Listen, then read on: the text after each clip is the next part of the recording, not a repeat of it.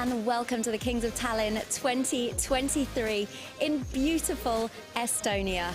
We are here and we've already seen 4 days of action and crowned some worthy winners. Sunday saw Oroni Albrigtsted and Onni Huttunen win titles. Albrigtsted took down the €250 PLO 4 and 5 PKO for €3,650 and bounties in what was the most lively event of the day. Huttunen won the €250 No Limit Hold'em 8 Max for €6,820 in a tournament absolutely dominated by the Finns. In other events, the €555 Championship brought the field to 212, crowning the king of this prestigious tournament on Tuesday. It was indeed a busy day and sure to get busier as the main event kicks off on Wednesday. So stay tuned here and on kingsoftallinn.com as the action unfolds. Hello, welcome back to our coverage of the Kings of Tallinn 2023. I'm joined by Ferrallo, and he is wanting me to hurry up with this interview so he can probably go and play some more flips. That's right, we got the GG sponsored Flip and Go tournaments here, $150, no skill involved, right up my alley. Are you a Flip and Go champ? I should be, God. I mean, I feel like I'm winning like 1 in every 3, but there's 10 people each one. So. How many have you actually done now? And I mean, yeah, you're making me out to be a liar now because I've done 2 and I haven't won one yet. Okay, but I'm thinking in advance. There's still time, right? Exactly. They're fun though, aren't they? Yeah, they're incredible. Much more fun than normal poker. No, we do also love normal poker. Talk us through the main event. You're on your second bullet? No, first. Oh, I thought I saw you buying it again. No, I just went to the bathroom. Oh, right. I'm not allowed anymore, Laura, no? No, not allowed to go to the toilet. No, I instantly doubled up to 60,000, then I slowly gave it away like a Scottish Bernie Sanders, and now I'm back to about starting stack. But we're all having a good time, which is the main thing. It's always fun to grind it out, isn't it? A bit painfully. Yeah, I didn't want to lord it over my teammates or my table mates either, you know, because there's a couple of Finnish guys having a few beers. I didn't want to be like, oh, I've got double your stack. It causes envy, makes the atmosphere a bit weird, you know what I mean? So I gave it away, so we're all even again, and we're all having a great time. Ah, that's always nice, isn't it? I was going to guess what beer you're on. I reckon number 8. Oh, 8? You've seen me after 8 beers, Laura. You know I'm not this vertical. 6. Yeah, I think it is a bit. That's maybe the 6, but they're quite big. Yeah, I was going to say they're smaller, but they are actually quite big. Yeah, that's true. Yeah. The same way, like they're this size, which if you ask my missus, that size is about 10 inches, so should be fine. Right, let's talk about Tallinn because you won the Summer Showdown. That's right. 3 years ago. Yes, it was during COVID.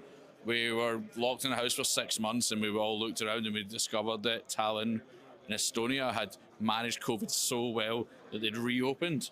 So we were like, well, we're going to bring our diseased bodies over. But we passed, we all done it. Everything was above board. We came across and everything was open. It was amazing.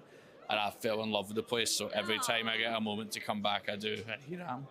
You're back, yeah. It's nice to see you here. Exactly. It's a bit colder this time though, right? Yeah, no, to be fair, Tallinn in my head's always sunny because I've only ever been in the summer. I didn't really click that winter would mean it's snowing, which is not one of the brighter things I've ever done, but it's all right. It's not snowing in the pub, is it? We're going to make up for it at the karaoke, right? Oh, yes. The famous last night karaoke is where I get to frighten the residents of Tallinn with many renditions of very popular songs.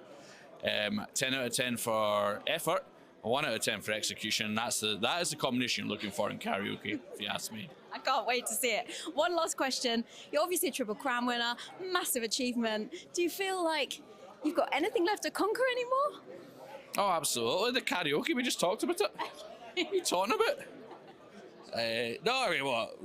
Like, poker, there's a lot of very short-term luck in poker. So I've got a lot more to do, which includes buying a lot of expensive stuff. So that's plan A. But plan B is definitely, I need to go EPT, WPT, WSOP, Tallinn karaoke champion. That's the Grand Slam. Okay, right, you've said it. We're going to do it. Let's make it happen. See you on Sunday for the evidence. You don't want to be my friend? Was it a bad beat? Was it a really bad beat? I don't think they like me. Hello, I'm Laura Cornelius and welcome to this snowy, beautiful capital city of Estonia for the Kings of Tallinn 2023, the largest poker venue in the Baltics. The action continued to be fast and furious as entries flooded into the main event and the record came closer to reaching.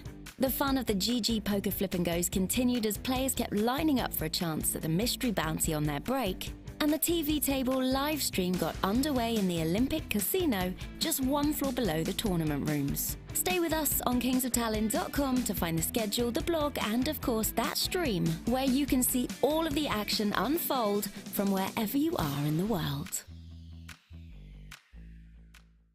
Hello, welcome back to the Kings of Tallinn 2023. I am with a winner! A brand new king has been crowned here. Marius Morel, Yes, I did.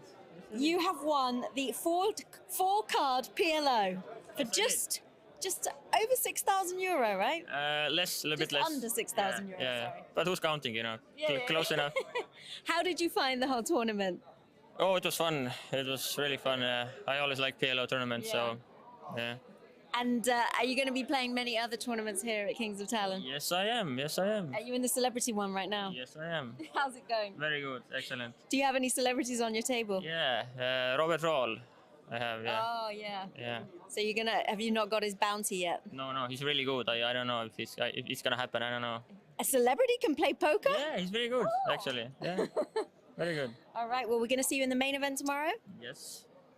No, maybe not tomorrow, but yeah, sometime. At some point. Yeah. Can we have a little look at your trophy? Do you have a trophy cabinet or something? Look a little something. Yeah, it's coming together already. Yeah. Oh, okay. Yeah. Nice, we can add it to the collection. Thank you for talking to us. We'll see you in the main event. Hello, welcome back to our coverage of the Kings of Tallinn 2023. I am with Benjamin Gros, who was our champion late last night, or this morning, should I say, A few hours ago, yeah. in the 555 championship, which was a payday of over 55,000 euro. Yeah, crazy performance. My best performance in life, so really happy with it. Yeah, I saw on your Hendon mob. Yeah, it's by far a crazy number, isn't it? So I bet you were so happy coming into today. And tell us about how the tournament went for you in general, because you came into the final table as a huge chip leader. Yeah, like at the bubble at first, I was really huge stack, so the bubble was nice for me. And after in semi-final, I was pretty short stack, and I made one bluff catch who make me just before the final table with a big stack. So when I arrived in the final table, we were two big stack, two chip leader. And after the other chip leaders kind of been a bit passive, so I became like the only chip leader on the table. So I never been less than 50 bigs, I think, during the final table. So it was pretty crazy, pretty straight and Très facile. très facile. You made it, yeah, not sure about that, but you made it look easy. And you're playing day 1A today. We have just bagged the chips. You seem to be bagging a lot of chips today as well. Yes, we started with 30K and I bagged 83K. So pretty good. I'm happy with it, yeah. Yeah, it seems this is the place. Now, you live in Estonia as well. Tallinn, how long have you lived here in Tallinn? I live here since 1 year and a few months now. Okay, did you move here for poker specifically? Yes, I'm an online professional poker player, so I came in Estonia for it. Okay, and how are you finding living here, like the difference from France to Estonia? I'm from Paris, so it's a different city, like it's a bit smaller, but I like it. I like small town like this, small city, so it's cool. Winter is a bit long and dark, of course, but it's okay. I survive, and now I'm used to it, and I like it. Really, it's a nice country. I like it to be here, really. Well, you've got a smile on your face. I think I know why. Are there any other tournaments that you're excited to enter after the main event? Even before my performance, I plan to play the 1K and the 3K, so I keep the same plan, like nothing changed. Well, best of luck going forward, and congratulations once again on your big win last night. Thank you. Hello, welcome back to our coverage of the Kings of Tallinn 2023. I'm joined by Henrik Kasper. Now, you are in with us here at the Kings of Tallinn. You've just literally got back from Paris. You had a really amazing run there. Talk us through it. Yes, it wasn't bad actually. I got the 5th place on the EPT main event just last Sunday. and it was over 300,000 euro, right? True that. Yeah, but the first prize would have been over 1 million, so there is still Still a little bittersweet. something to fight for next time. Yeah. How was the field there? Was it difficult? Of course, it was difficult, but I mean, like, I really felt well. It was a really nice week. I enjoyed it a lot, and I mean, like, everything worked out pretty well.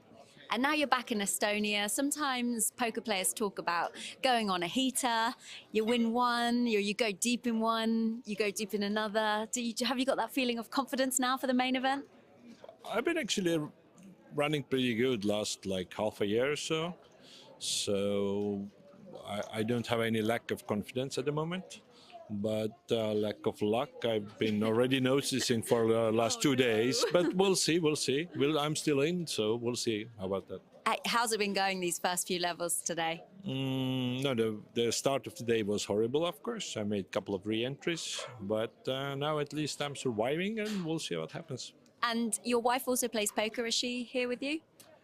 She's at the moment she's back at home, like not far from here though, but she's like gonna watch the TV table from the computer, I believe. So are you going on to the TV table? That's what I said. Yeah. Okay, Yeah. brilliant. Well, good luck. One more bone to pick with you because we went on your Hendon mob. That photo does not look like you. That's a pretty old one. That's true, but it's at least it's me on the picture. But that's true. Yes, I think it's like 15 years old or a bit more. Don't want to update it then. I probably should, but I don't know. I don't care. All right. Well, best of luck, and we hope to see you do well here in the main event. Thank you. Hello, welcome back to our coverage of the Kings of Tallinn.com. I am with Hannu Penttinen, who is a new winner. You won the €350 PLO high-low. Congratulations. Thank you very much. For €5,700. Nice payday. How was the tournament itself? It was a very interesting tournament and very tough as well because there were plenty of good players, especially in the final table. So it was a really tough battle until almost 6 a.m. So it took a while to finish it. We've heard that this is your specialty, though, mixed games, 8 games. Yeah, that's correct, yeah. So for even you to find it being a tough field, is it specifically tough here in Tallinn for this kind of game? I haven't played this high-low tournament in so many places, but I think part of the field was very, very good, very talented players. And you don't play any no-limit hold'em? You're not a fan? I played this no-limit hold'em here as well, but it's not my game, and I busted out tens against kings, so... What, is it just a bit boring for you? Yeah, it's kind of a boring, and I don't really know so well where I stand in the hand.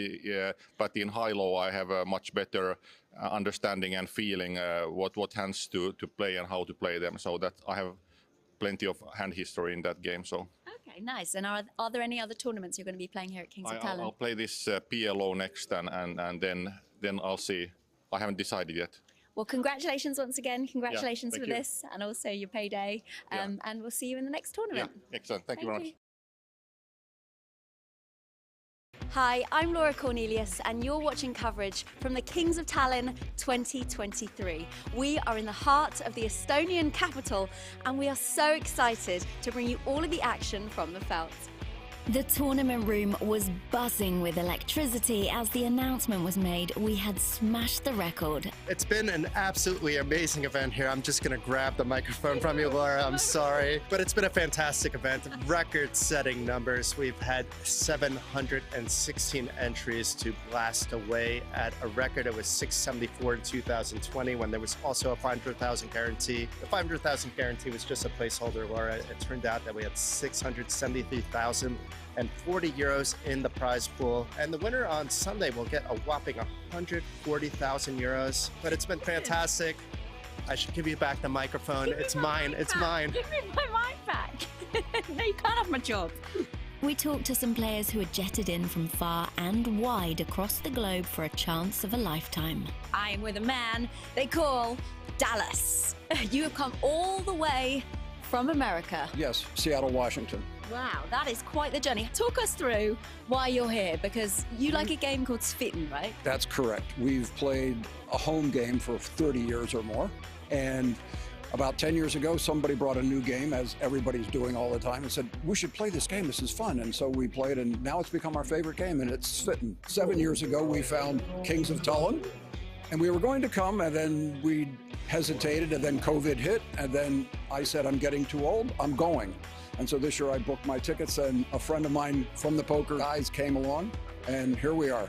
The GG Flips continued to their last round as a new bunch of hopefuls begged, prayed and cried to the poker gods for help to get them through. This is the ticket. How can I lose? I mean, Franke's flip-flops, flip and go with GG. In Tallinn, Kings of Tallinn. No, they didn't allow me. They said, you smell too bad, shower more. So unfair. I mean, look, it's a sign. Table 33, seat 6, that's 6. 6, and all my letters, if you spell out a name, is 33 letters. Bad, that's bad, that's bad. 3, so unfair! Flush! I thought that your strategy was going to work. I think so too. I flopped 2 pairs. It was a dry board, but I think the ruling was wrong because they didn't do the international rules of flips. So they should do the count of cards on the 3rd seat, and then they should have the extra deck. So no, unfair. Should we go and complain? Yeah, I was the best floor. Off the felt, much fun was also had as players hit the rail and soaked up all the entertainment on offer. You ever done it before? Have you tried? Just once, so I will beat him, probably. You're cheating. How can you cheat? Yeah, slow. Finished. Yeah. 28. Come on! You can already see left, the difference. bottom right, left, bottom. Middle, bottom right, left, right. Left, right. You're really not helping right. her, actually. Right. Bottom right. I told you! She did it! The lucky ones who made it through, ready to fight for another day and a dream of making it to the throne.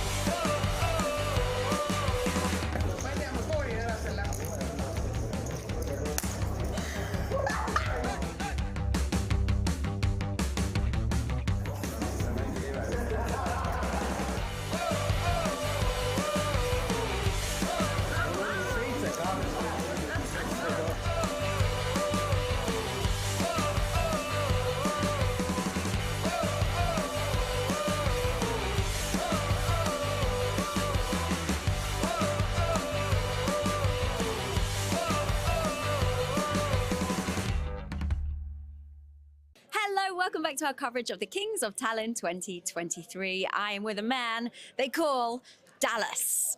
You have come all the way from America. Yes, Seattle, Washington. Wow, that is quite the journey. How long did that take you to get here? 12 hours. Is that all? Yeah, I thought longer. 10-hour flight from Seattle to Amsterdam. Well, then 2-hour layover, and then 2 hours here. Okay, so I was going to 14, say. really. I was going to say that definitely isn't a direct flight. No, definitely not. Definitely not. Talk us through why you're here, because you like a game called Svitten, right? That's correct. We've played a home game for 30 years or more. And about 10 years ago, somebody brought a new game, as everybody's doing all the time, and said, we should play this game. This is fun. And so we played, and now it's become our favorite game, and it's Svitten. Svitten special. So you've looked everywhere. Where can I play this game? Yes, as a tournament. As a tournament. And about, 7 years ago, we found Kings of Tallinn. And we were going to come, and then we hesitated, and then COVID hit, and then I said, I'm getting too old, I'm going. And so this year I booked my tickets, and a friend of mine from the poker guys came along, and here we are. Amazing. It's such a good story. And I play in only the fun things. He plays in the No Limit Hold'em, although we both played in the Svitten tournament. Yeah, so for anyone that doesn't know what Svitten is, how to play, give us a sort of brief rundown. It's, what is it? Oh, it's draw poker and Omaha at the same time. 5-card draw and Omaha at the same time. It sounds fun. It is fun. It is fun. And the bonus of the whole trip was I cashed. Amazing. Yes, How much? it is amazing. Which tournament? In Svitten, of course. But is there just one Svitten tournament this whole There's time only we're one here? Svitten tournament. Okay. Of course, there should be one every day, but there's only one Svitten tournament, and I placed third. I was very happy. It's great. And my buddy was blogging back home with all our poker. Well, our poker club we're very self-deprecating. We call our poker club the Idiots Poker Club. Hi, guys. And he was blogging with them, and everybody's going crazy. So it was great fun. So, I mean, does that mean you don't play in the No Limit Hold'em, or you're going to have a go? I'll have a go in those as maybe well? the last day in a turbo event, but Okay. yeah, I'm playing in all the fun games. Oh, well, it's so nice to see you come It's very all nice this to- way. It's a bucket list item. I've done it. Ticked off. Yeah, and have you got much chance to see much of Tallinn as We've well? been out, we've walked around, been to some museums and to Old Town. It's a great city. Great city. Well, Come. you can join us for karaoke on the last night, perhaps. I heard I got invited by Teresa. Oh, look at you. Yes, You're yes. right in there, aren't you? We'll be there. I can't sing, but I like music, so All right. there might be some.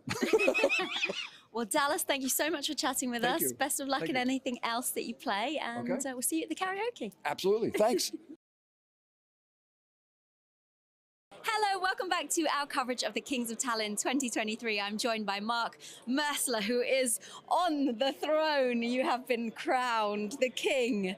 You are the winner of our celebrity tournament. I got lucky, yeah. Over €7,500 for a €150 buy-in. 2 buy-ins, so 300 went in. I think Still good. I think it's okay, right? Yeah, no, absolutely. Talk us through this. So, did you get any bounties from any celebrities? Yes, I did get 3 Who? on this. I first knocked out Oh, you didn't know that? Eveli Pihela. Yes. Then prior final table, I took out Indrek Talma, the actor, Estonian actor. And then I was heads up with Johannes, the Luxon Pay ambassador. Oh, okay. So I got him the last. This was a really fun tournament to win, I imagine. What was it like playing it? No, it's every year it's fun. Many familiar faces, many friends play that. Great crowd. People having drinks, having fun. Did you have some drinks? Yes, like 3 beers or 3. I don't. I'm staying in the boundaries. Yeah. You wanted to keep it Yeah, going on absolutely. out there. Yeah, and you've got a trophy here. Where's this going to go? You have a place at home? I used to have a place, but we're just rearranging our home, so my wife doesn't like those that much. She doesn't appreciate those that much. So they're in the cupboard right now. You need a man cave. I do. Yeah. I do actually. I do. All right, well, thank you so much for talking to us, and congratulations once again. Thank you very Good much. luck. All right. Hello, welcome back to our coverage of the Kings of Tallinn 2023. I'm joined now by Espen Sandvik. How is the main event going for you? Yeah, it's going good. I'm playing good, and I like 40k. I didn't have too many big hands, so hopefully the big hands will come and the stack will grow. And no setups, please. We'll try our best. But I will wait for the setups my way, day 2, day 3. All right, Yeah, that sounds good. You're moving to the TV table. Yeah. Is that right? Yeah. Does that I'm doing. affect how you play, or do you play the same? Yeah, kind of. I don't like the attention, but I like the pressure it brings on people, and I try to exploit that. And I'm pretty certain in my play, so I don't care. But yeah. I like the poker side of the attention, but not you understand. Yeah, I get it. You're from Norway. Are there many other Norwegians here? Is there rivalry between the Norwegians and the Estonians? It's not too many Norwegians here, unfortunately. They like the Kulbet thing. So, and it was there. Oh, many of them went to another festival just before this. So I think we are like 10, 15 people, but maybe 500 Finnish. But really nice people, especially the Finnish. And I really enjoy it. I hope there will be more next year. You did really well last year in Scoop, didn't you, online? Yeah, very good. The scoop and W. You don't remember? Yeah, and there's so many scoop and W cubes, so I lose a little bit track. But yeah, it was last year. Three titles and a WSOP bracelet, like kind of in the last couple of years too. Yeah, good. But W Coop was very bad, and but this yeah. So Scoop is coming up soon, and I hope. These were mostly in mixed games, though, right? Do you prefer to play these now over Hold'em? A lot of people prefer them once they start playing them, right? They're more exciting. I prefer both. Okay, well, I like the mixed. The Hold'em is more interesting game, but mixed games is also funny. Yeah. Well, we hope to see you. Are you going to be playing some other games here in Kings of Tallinn? I've been playing like basically every tournament almost, so probably yes. We are going for tighten the team competition. Okay, so you got to win one, we think. The odds surely are on you. I won one, but I lost. I won one tournament, but I lost the rest. So. Already, you've won one here? Yeah. Oh, we've missed it. Okay, which one did you win? Bounty. Oh. Bounty. I have a tradition in Tallinn to take one title every trip. Well, it's done. Yeah. Nothing left to do now. I want to become number 3 in the main event. Yeah. It's for the money. Well, we're going to watch your progress. We're going to hopefully see you take this one down as well. I'm sure you can do it. Yeah, it's only 450 people to beat and a lot of smart guys. But yeah, pretty easy. Thank you. Hello and welcome to the capital of Estonia for the largest poker tournament in the north, the Kings of Tallinn 2023. The Kings of Tallinn has not disappointed so far, with the action fast and furious. The main event got well underway, with GG Poker Flip and Goes taking center stage on every break, as players gathered to get involved in the fun, hoping for a chance to win a seat to the mystery bounty.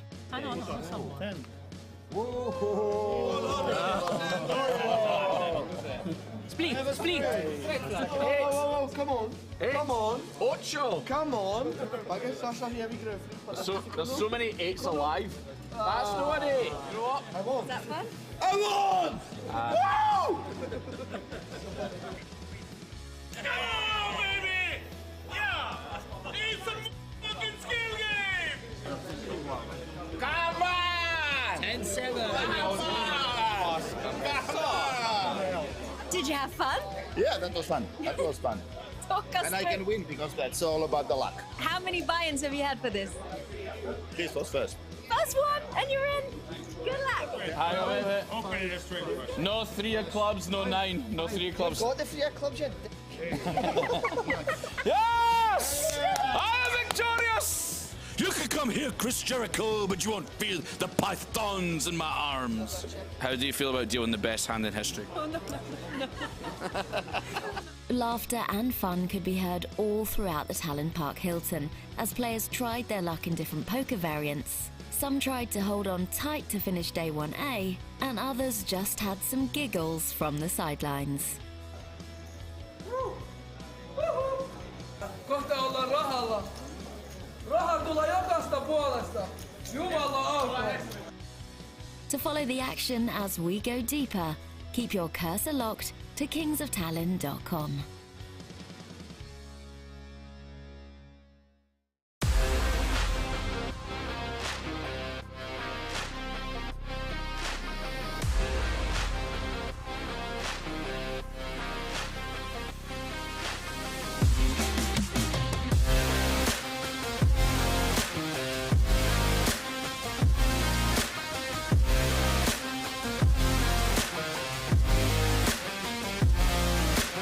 Hello and welcome to the Kings of Tallinn 2023 in beautiful Estonia.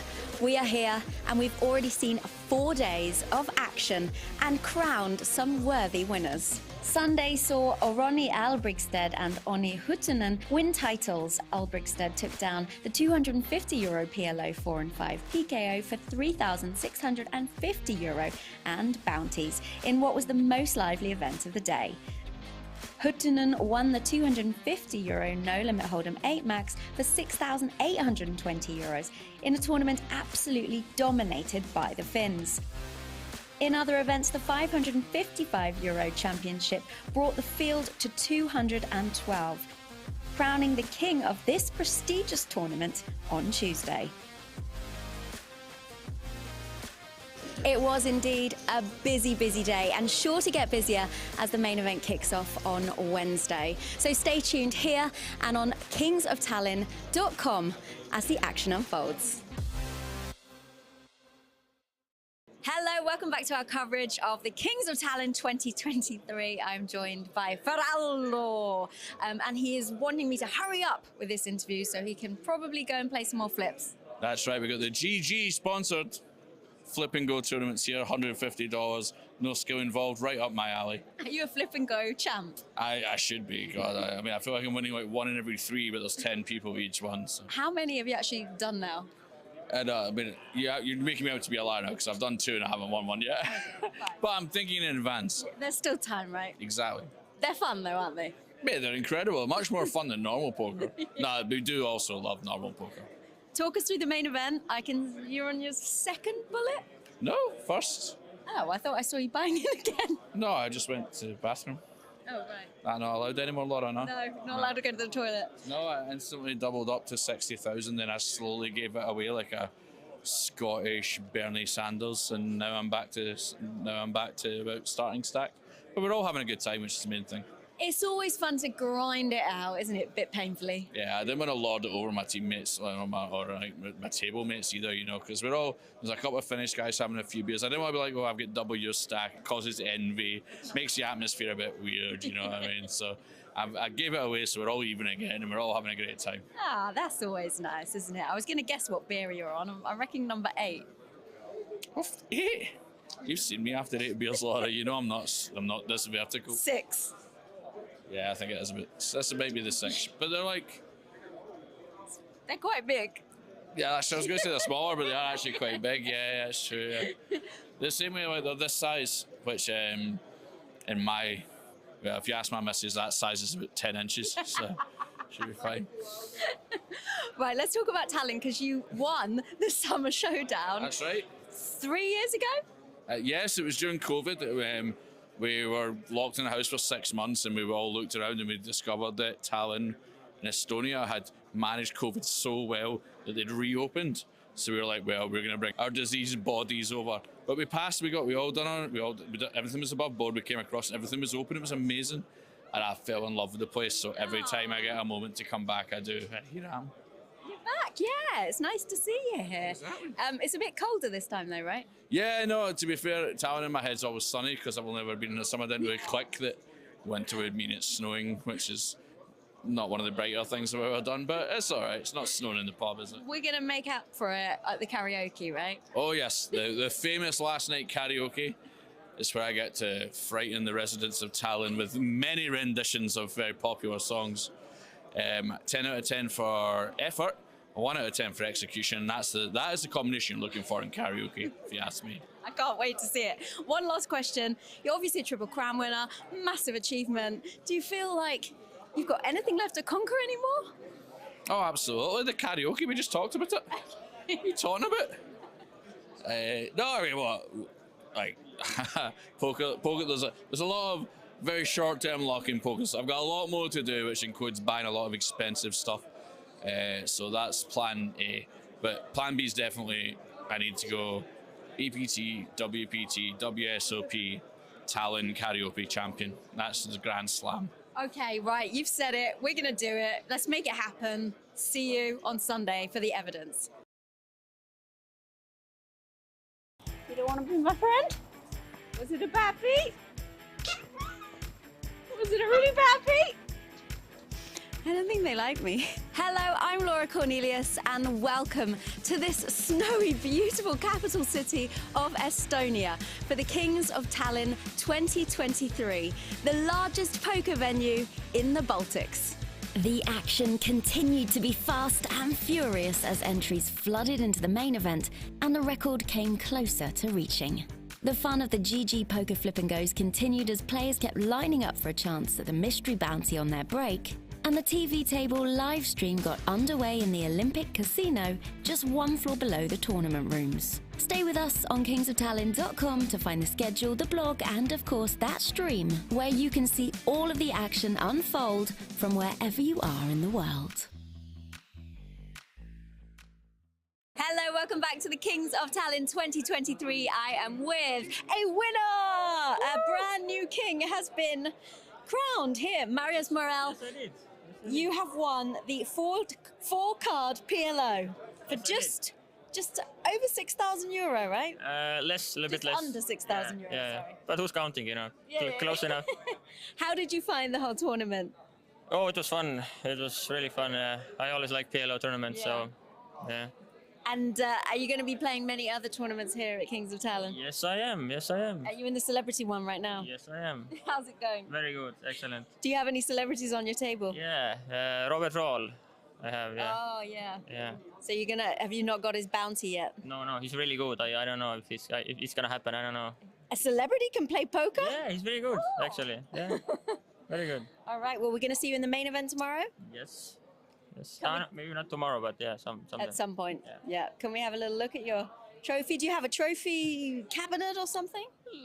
Look, a little something. Yeah, it's coming together already. Yeah. Oh, okay. Yeah. Nice. We can add it to the collection. Thank you for talking to us. We'll see you in the main event. Hello, welcome back to our coverage of the Kings of Tallinn 2023. I am with Benjamin Gros, who was our champion late last night, or this morning, should I say, A few hours ago, yeah.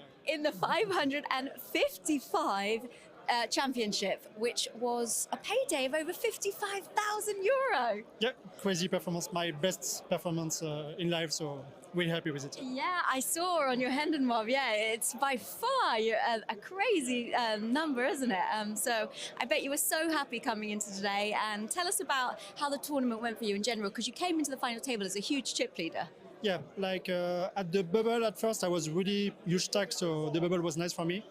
And after in semi-final, I was pretty short stack, and I made one bluff catch who make me just before the final table with a big stack. So when I arrived in the final table, we were two big stack, two chip leader.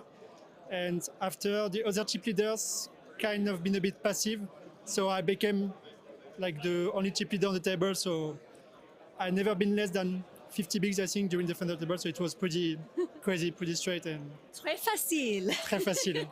You made it. Yeah, not sure about that, but you made it look easy. And you're playing day 1A today. We have just bagged the chips. You seem to be bagging a lot of chips today as well. Yes, we started with 30k and I bagged 83k. So pretty good. I'm happy with it. Yeah, it seems this is the place. Now you live in Estonia as well. Tallinn. How long have you lived here in Tallinn? I live here since 1 year and a few months now.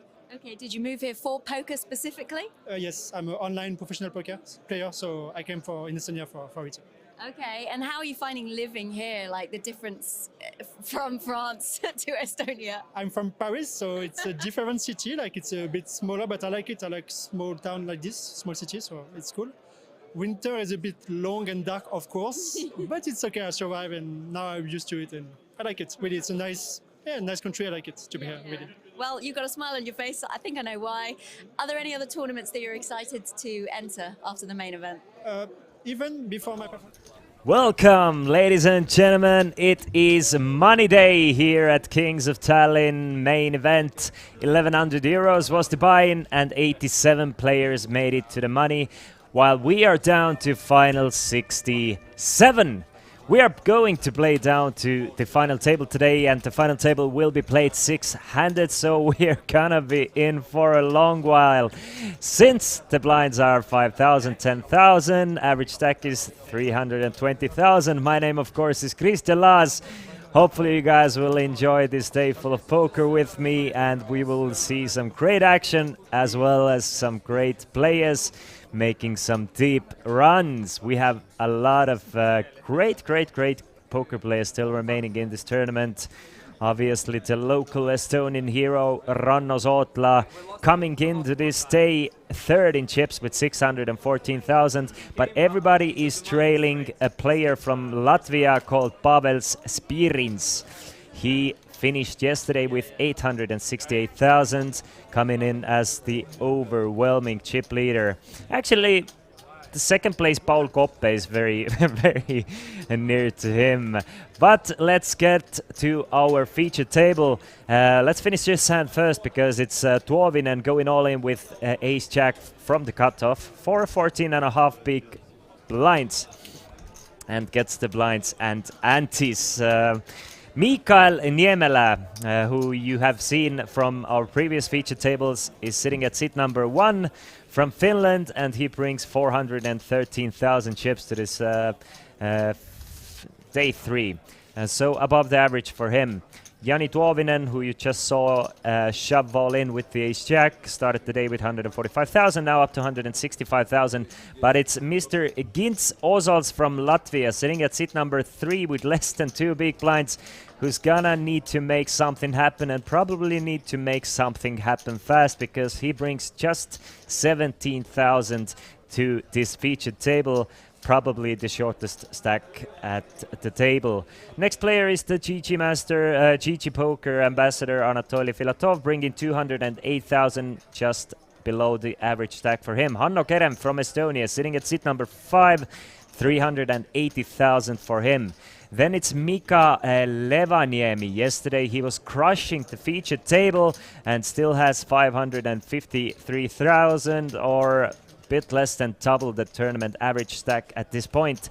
Sergei Skorobovs from Latvia is sitting at seat number 7 with 392,000. And finally, it's Algirdas Saveikis from Lithuania with 371,000. So we are now a little bit more familiar with the players coming to this feature table. Keep your eyes or keep your notices on seat number 3, who's going to have to go all in at least 3 or 4 times before he's gonna be back in the game and above average stack, so he's gonna need to make something happen. At least one thing going for him is the Emporio Armani sweatshirt, which kind of matches well with the Win TV hat that I'm wearing.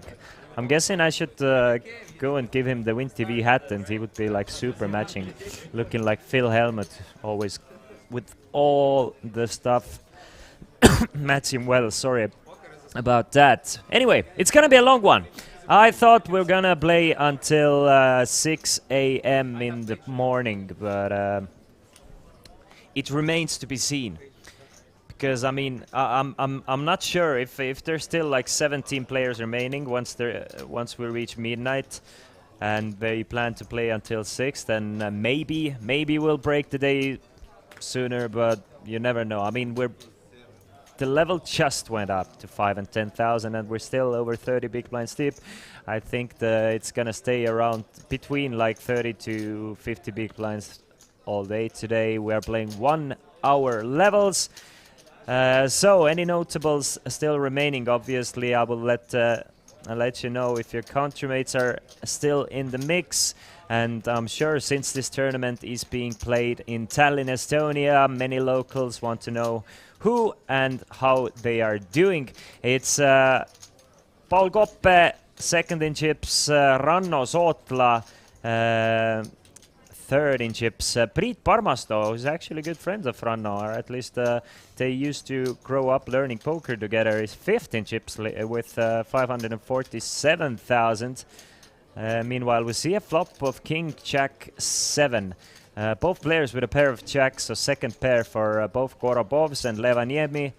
And Levaniemi bets out for 15,000. Korobovs makes the call, 60,000 in the middle, 6 of clubs.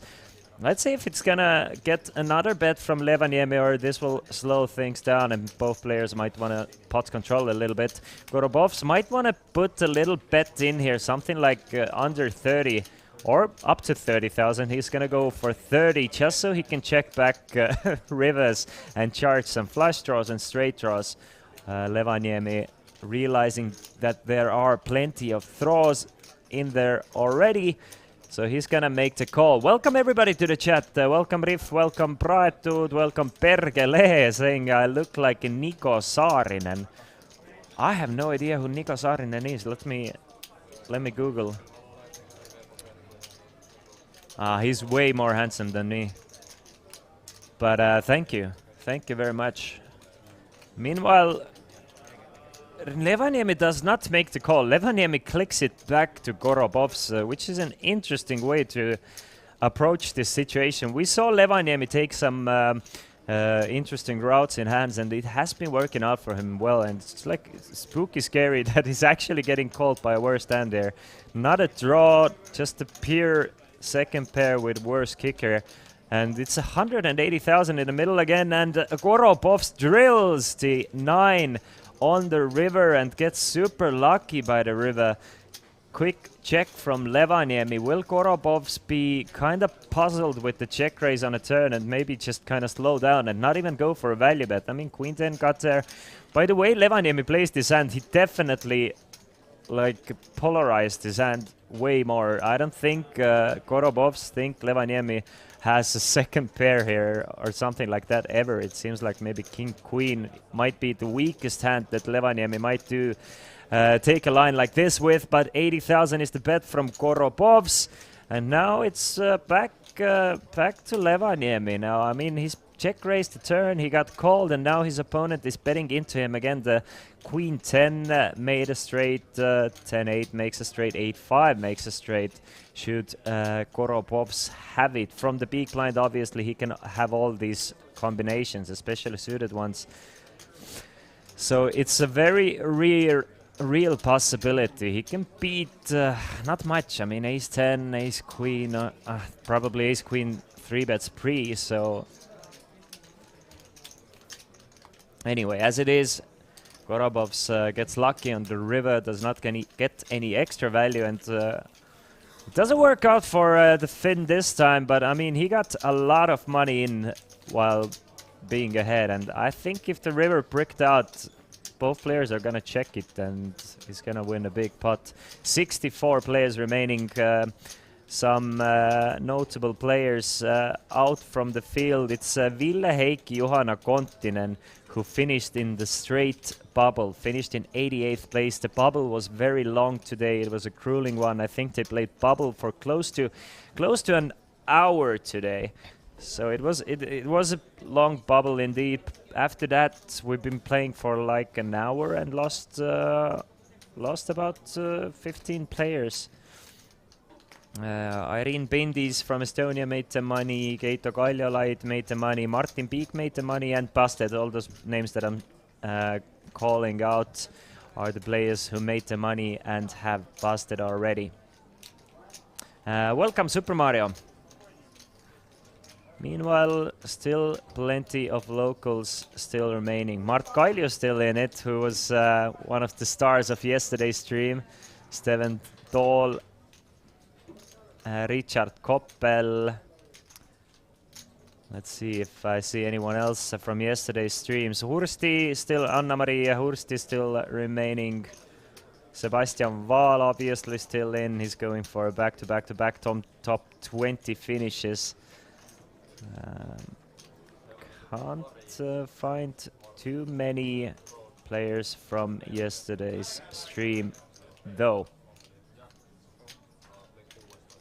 So our top 10 heading into day 3 today is Pavel Spirins first, Paul Koppe second, Ranno Sootla third, Mika Levaniemi fourth, Priit Parmasto fifth, Kaspar Sklesi sixth, Federico Luciano Cirillo seventh, Oskar Kailums eighth, Jari-Pekka Juhola ninth, and Janis Medisali finishing the top 10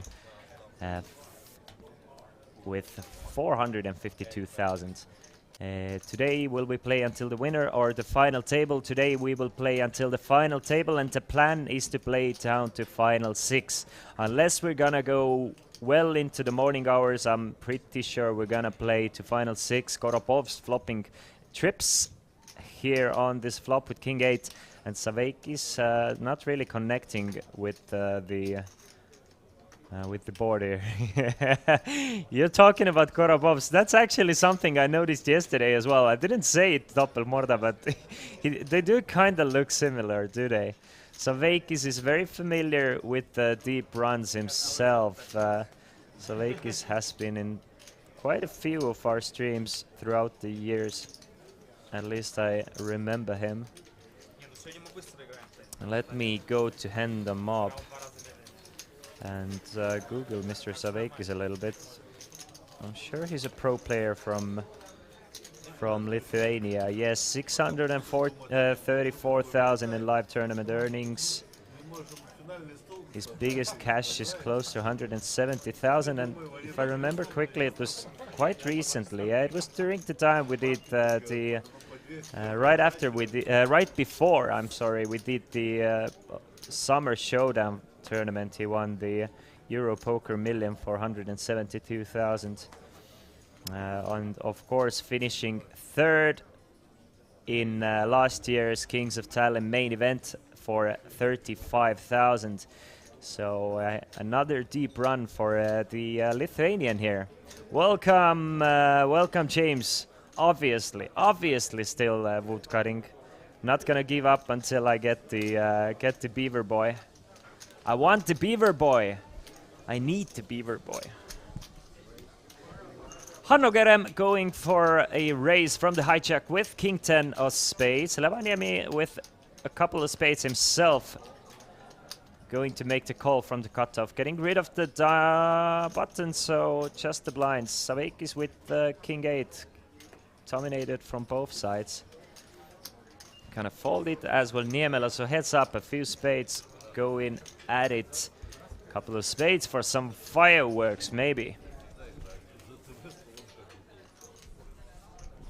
Not getting any spades, but we are seeing a pair of kings for Kerem. Let's see how Kerem is gonna approach this second pair here. Obviously, a bit of a range advantage here for Kerem, having the ace-king on the board. Assuming Levaniemi is going to 3-bet most of his ace-kings, aces and kings, he has the nutted part of the range and probably a good board to c-bet Kerem's range in general. But we've seen Levaniemi just call with pocket kings before. We saw it yesterday. We saw him just call with ace-king, I think, couple times today. So against Levaniemi in particular, I don't think there's too much of a range advantage for Kerem. He's still gonna bet that Levaniemi with just 9 high, no backdoor, 0 backdoor draws. He's not going anywhere. At least he's looking like he's wanting to float this one off or maybe even put in a raise. And for any other player who is usually raising the aces, kings and ace kings, I would say this raise would not make a lot of sense here. But Levaniemi has been mixing it up, and he in particular is very much capable of having the nuts here. So, I mean, for him personally, I do not mind the raise. I'm sure he knows that he played in the feature table yesterday, and maybe the players he's playing against today have seen the VODs and kind of studied Levaniemi a little bit, as he did come in 15 chips. So, I mean, you need to know your opponents who have a large stack. So maybe Kerem watched the stream and knows how capable Levaniemi is to have a strong hand in this situation.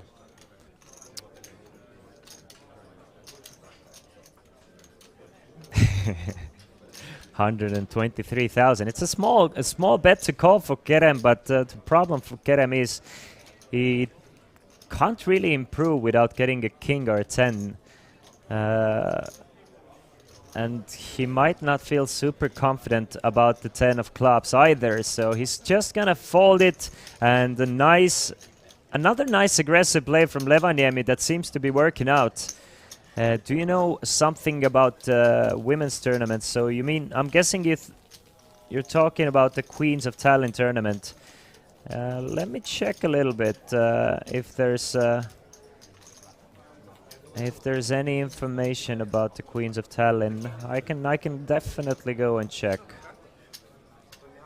It is running today.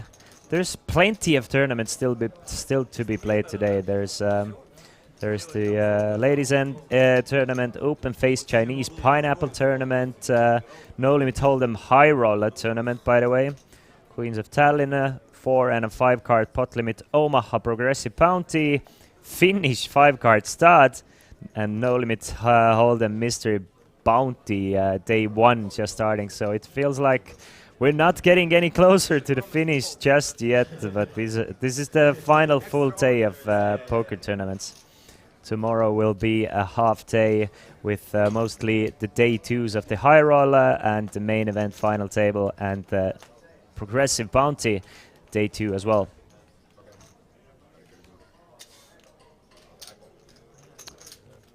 And if 1100 euros is a bit too rich for you guys, it's all in from Oswald. He needed to make a move with 17 big blind. 17,000, 1.7 big blinds. Went all in from under the gun. Tuominen found the ace 10, and Oswald is in a bit of a trouble here. Needs a deuce and or something to chop this pot up. It's a very bad flop for Oswald. No extra outs, just a deuce will do it.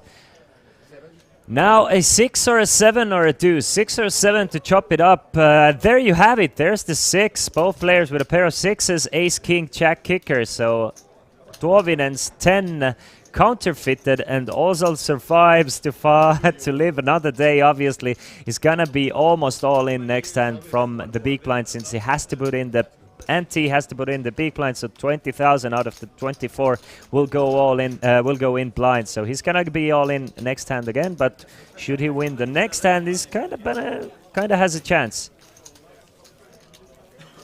So the Queens of Tallinn, no information just yet about the Queens of Tallinn tournament. I'm sure since it's gonna be a very long broadcast, I'm gonna be able to give you some information throughout the day. And I will keep you updated with whoever is busting from the outer tables as well. As we can see how many players will lose or bust out from the screen behind the featured table. Filatov, he was one of the huge stacks yesterday, but lost a couple of key pots, especially the one with queens against aces during the bubble. Just before the end of the stream yesterday, Filatov lost a huge pot with queens against aces pre-flop. And now down to 20 big blinds. Levaniemi with the ace deuce and 50 or more big blinds. He's gonna be able to open up quite loosely from early position. But Gorobovs with a very similar stack finds pocket queens and instantly 3-bets him to 60. Both players with 50 big blinds effective approximately, so let's see if Levaniemi wants to peel a flop here with the suited ace. We can see the suited ace, should it go to showdown with the queens, it has 35%. It's just so much more. It always feels like you're gonna get a huge bad beat with queens against the ace-x, but I mean it's it's like you're gonna lose more often than every third time. And Levaniemi does make the call. Oswald's all in, basically blind as well, so Oswald needs a lot of help to stay alive. But it's more important pot even for at least in the bigger picture between Levaniemi and Gorobovs. 149,000 in the middle, 72 of which belongs to Oswald's. There's a 7 for Oswald's, but no help for Oswald's because it's a top set for Gorobovs. Levaniemi misses absolutely, so I think Levaniemi is done with this board, and Oswald's is gonna need running clubs or running straight cards to stay alive. Really probably hoping that one of those guys has an ace-king here and maybe bluffs the other one out, so his 7 might be alive, but we can see that he's in better shape than Levaniemi is, but he's still just 7% against the upset of Gorobovs.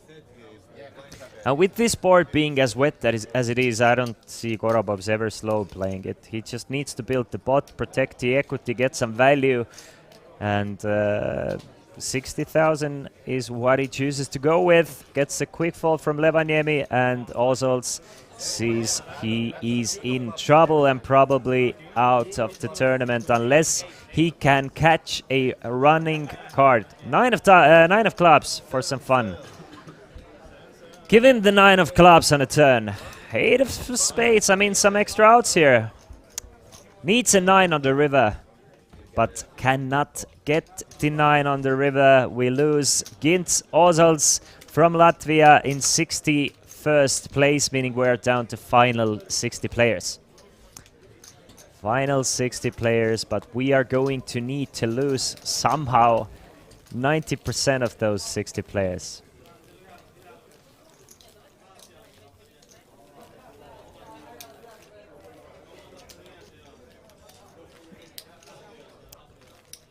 So the most obvious thing that was supposed to happen at this featured table obviously happened. We lost the player who came in with 1.7 big blinds, and now here's the stacks in front of you. Gorobov's our chip leader now after winning this pot with 60 bigs. Tuovinen and Filatov with potential 3-bet shoving stacks with 18 and 20 big blinds respectively.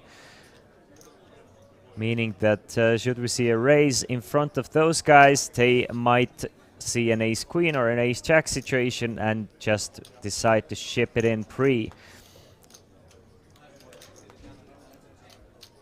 Saveixis opens it up with the ace-king, I'm sure, at least once he figures out the sizing he wants to go for.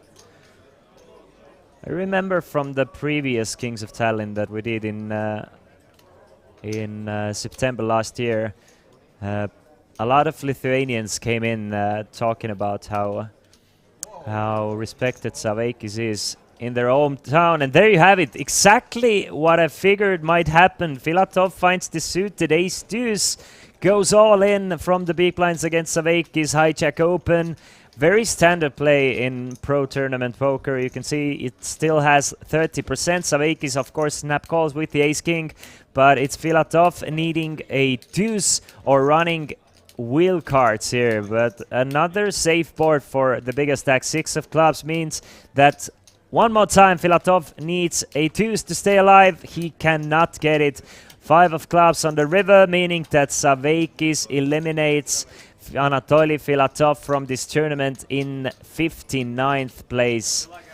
Could not make a super deep run in this one, and the dangerous Lithuanian gets even more dangerous. We have lost back-to-back players from our feature table, so the action has started very hot and heavy. Yeah, sorry, Anatoly Filatov finishing in 60th place, so down to 59 now. We are streaming with a 30-minute delay. Queens of Tallinn tournament currently has 60 women already. Kelly Limonova is already out when she ran with King against 5-5-5, 5 left on the table with ugly words. Sounds like Kelly Limonova.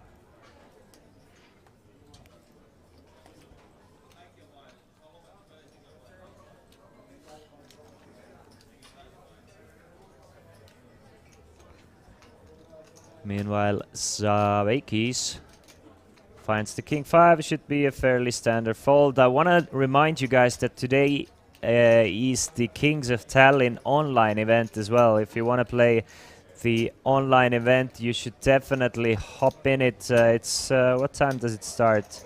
It's 150 euro buy-ins, 5,000 euros guaranteed. The winner will get a trophy as well. The Kings of Tallinn trophy, and of course the money. Unlimited re-entries, no rebuys, no add-ons. Unlimited re-entries for the first 90 minutes. Let's see the structure of the Kings of Tallinn online event as well. We will start with 200 peak lines, and it's 8-minute level, so quite a decent structure in there as well. Plenty of playing room. So come on, hop in to the 150 Euro Kings of Tallinn 2023 online progressive bounty tournament. If you, of course, if you want a chance to win the trophy from 2023 Kings of Tallinn and could not make it to the arena yourself.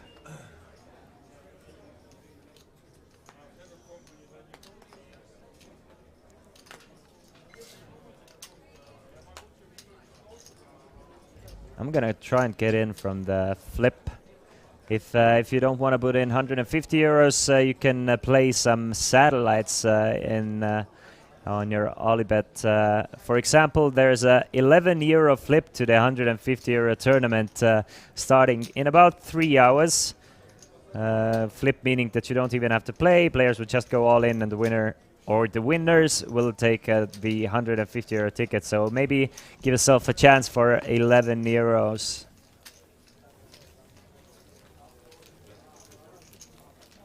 That's just one of the examples. There's plenty more, obviously, plenty more satellites going on all the time. 22 euro flip starting at 18:15 or in about 2 hours and 15 minutes. As well as we have a free buy for you guys. You can get in for free. And that is definitely something I will recommend you guys to do. The password is Big Payday. Winner will get the 150 euro ticket for free. So come on in, and you get 55 euro tickets, 22 euro tickets, all the way down to 5.5 euro tickets from the free buy. So join in and play while you're watching the stream and enjoying your wonderful, hopefully fantastic Saturday day and evening. 6-4 for Hanno Kerem. Gonna let it go, and I expect Hanno Kerem to be a fairly solid, tight ABC-ish player, waiting for his spots, just playing decent, good hands and staying away from too much trouble and trying to get value where value is given.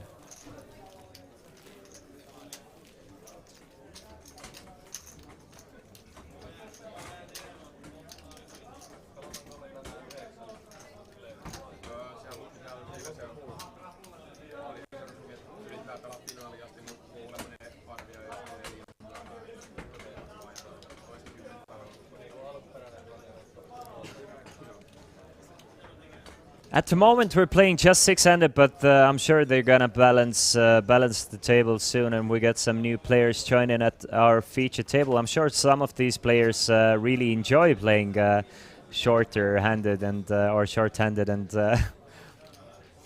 it's you always usually like 50-50 if you want to play full ring or you want to play short-handed. How many left are there? Asks Mario Carmen. We have 60 players remaining, 87 made the money.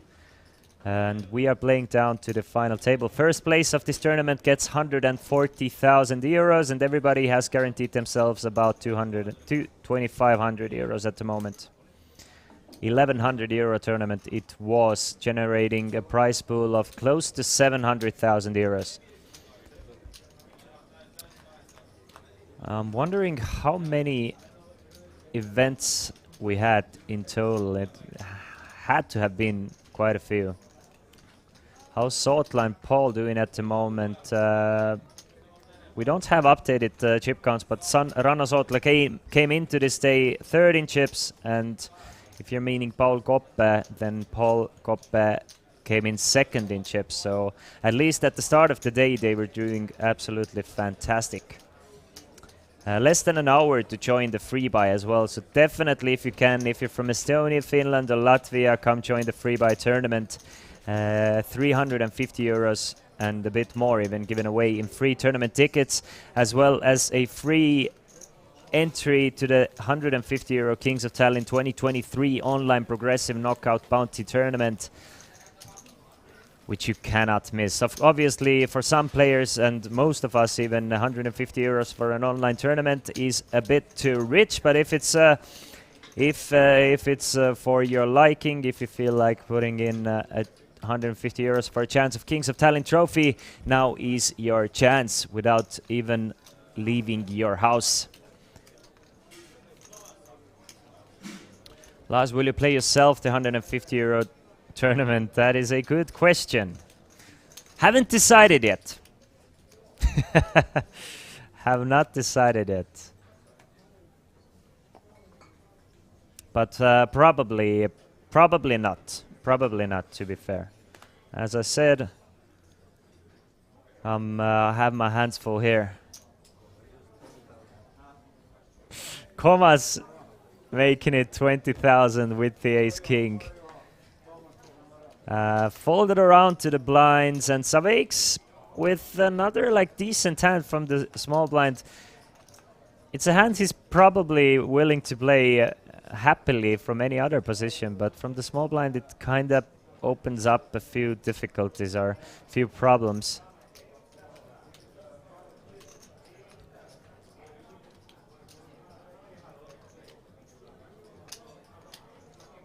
I was just looking around, and I just realized there was a total, or there will be a total of 53 events in Kings of Tallinn 2023. 53 events throughout 11 days, which is kind of awesome. And I'm just looking around.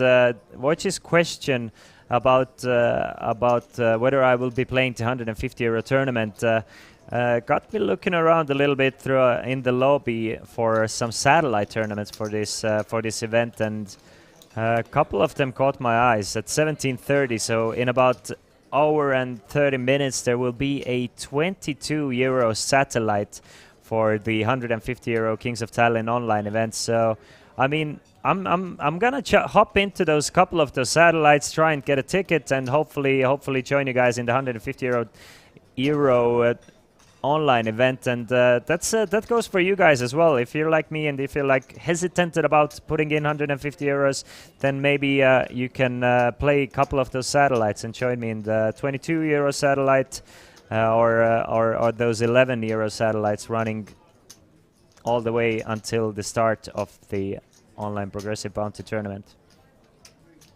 In total, it seems like you have 7 different opportunities ranging from 11 euros to 55 euros to get in for cheaper. There's 3 seats guaranteed in the 22 euro satellite at the moment, but look at that for a flop for Savakis. It's an incredible flop.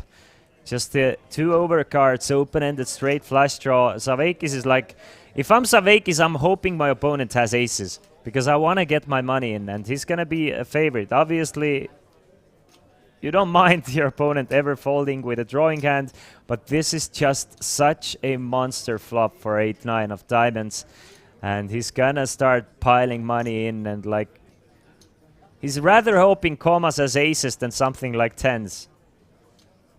Even if your opponent has a flopped set here, you still have about 40%. We can see that he has 9 high and he has 69%. This is how monster of a draw it is.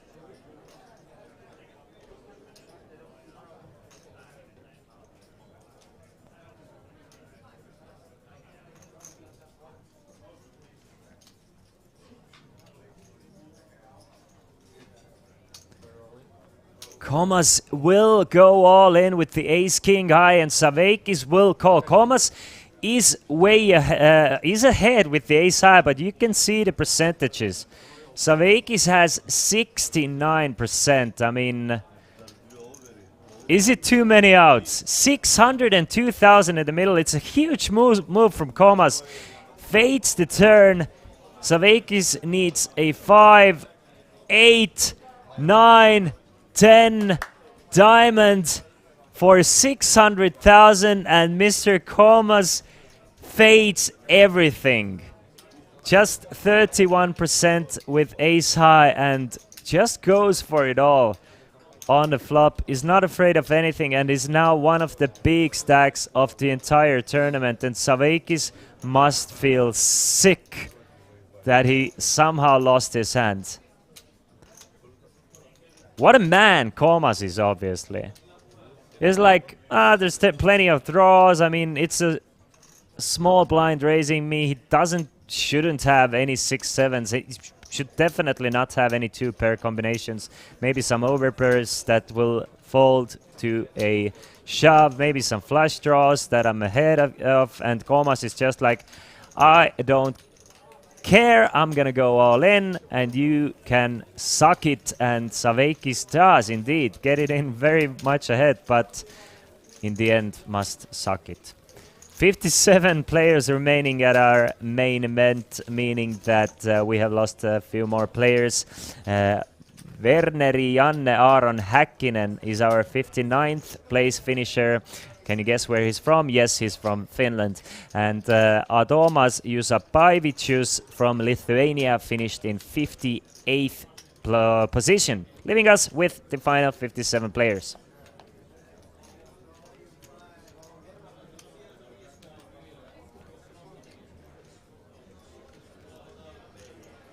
What a hand! What a start to our featured table. I mean, it's been great. Couple of bust outs, couple of like crazy plays, players just standing their ground. Especially the ace king hand.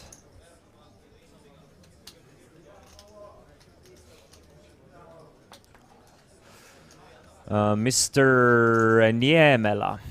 With the jack 3, I expect to see a call most of the time here from the suited jack. Sometimes you see a raise, almost never you see a fold unless it's an old school pro or something. Makes the call. Tuovinen takes the free flop with the king 7 and another action flop here. King 3-6, a pair and a flush draw for Niemela. Tuovinen flops top pair and checks behind. And Queen of Diamonds on a turn doesn't change anything. Interesting check behind from Tuovinen here. Trying to maybe reel Niemela in here a little bit. I wouldn't have been surprised if chips went in on a flop, but instead it's another check. Tuovinen bets 10k, and now I don't think we're gonna see Niemela raise because there's just one more card to come. He kinda has a little bit of showdown value as well, and getting proper pot odds, so pot remaining very tiny besides the flop being quite a setup-y flop here.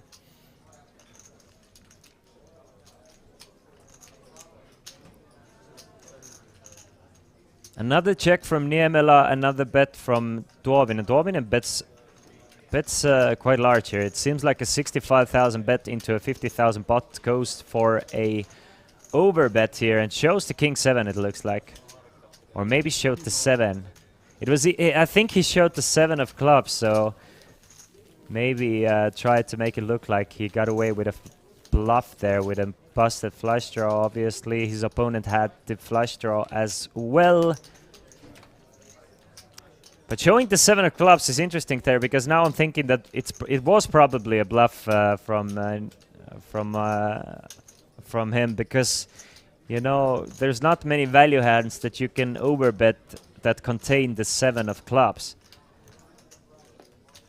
and I'm sure that most people wouldn't even overbet the river with the king 7, so it kinda, I think it looks like he got away with a bluff.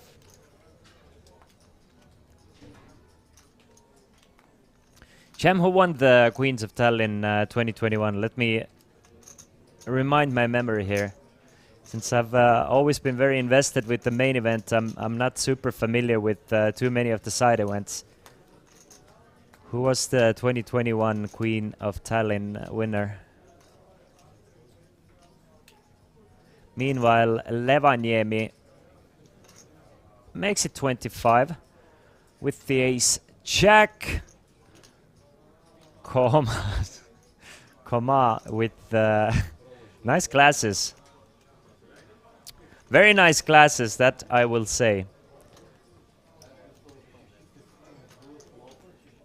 Going to defend his big blind with the 9-5 of hearts, suited decently connected hand, or like, let's say barely connected hand, but it's suited, so it's definitely good enough for a call. Makes the call and flops the second pair with the pair of 9s on a 10-9-7. Backdoor flush draw for Koma as well, but Levaniemi with 2 overcards and a gut shot straight draw.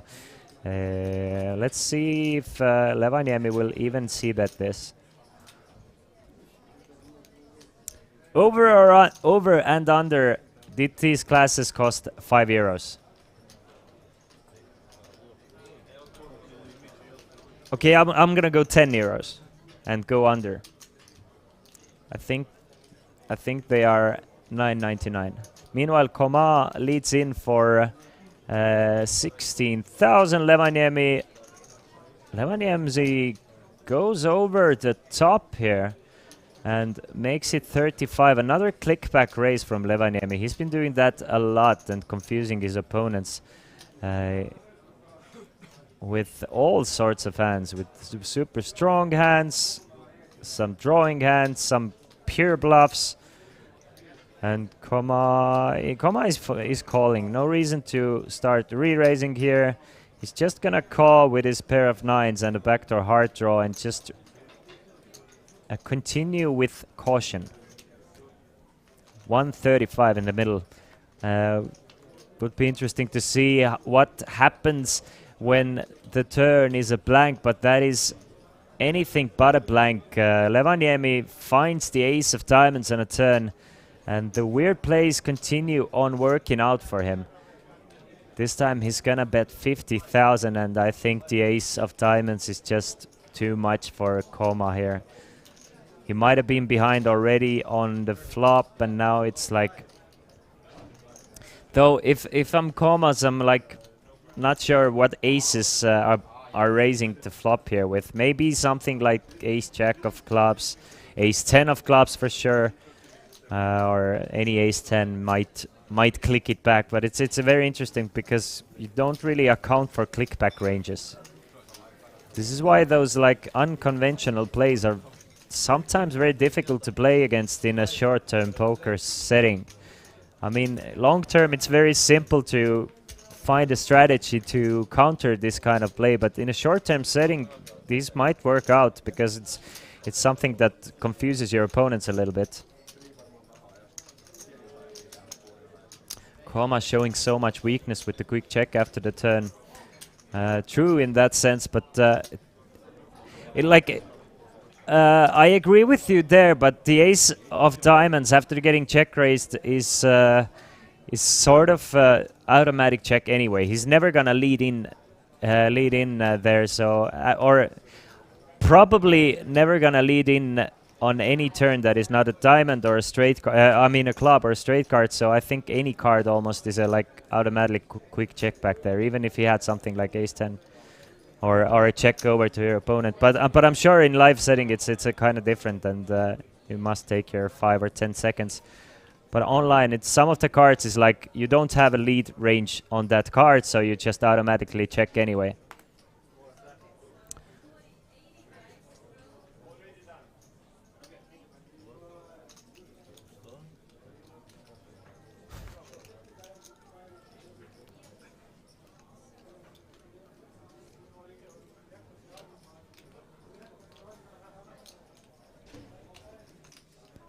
Meanwhile, it's a raise from Saveikis to 20,000 from the hijack. So since we can't see his card, we can start playing the guessing game here. Queen 6 for Kerem, very standard, and the ace 5-5 board is just a very small bet place for Saveikis. I mean, it's always gonna be check from Kerem here on the ace 5-5, and Saveikis should bet something like maximum 15,000. He can go from a mid bet to 15,000. Sometimes players go crazy and bet 20,000. Old school players will bet 35 here. But Saveikis, being an accomplished pro, I'm thinking he's gonna go either 15, 10 to between 10 and 20. But 15 is what I'm guessing. And he's going for 11,000, which I love even more because I would personally go for one big blind on an ace 5-5. It's the driest board. It will generate folds for almost everything that don't contain an ace 5 or clubs. So Hanno Kerem with queen 6 of diamonds might peel one off with the backdoor diamonds and queen high, but I mean it's exactly, you get almost everything to fold even with a min bet. So this is why it's a perfect board. The ace with the pair board is just perfect board to just min bet. And Saveikis, I've seen him a little bit. He knows it, and he knows what works. And this hand is not super surprising that it went like this to me.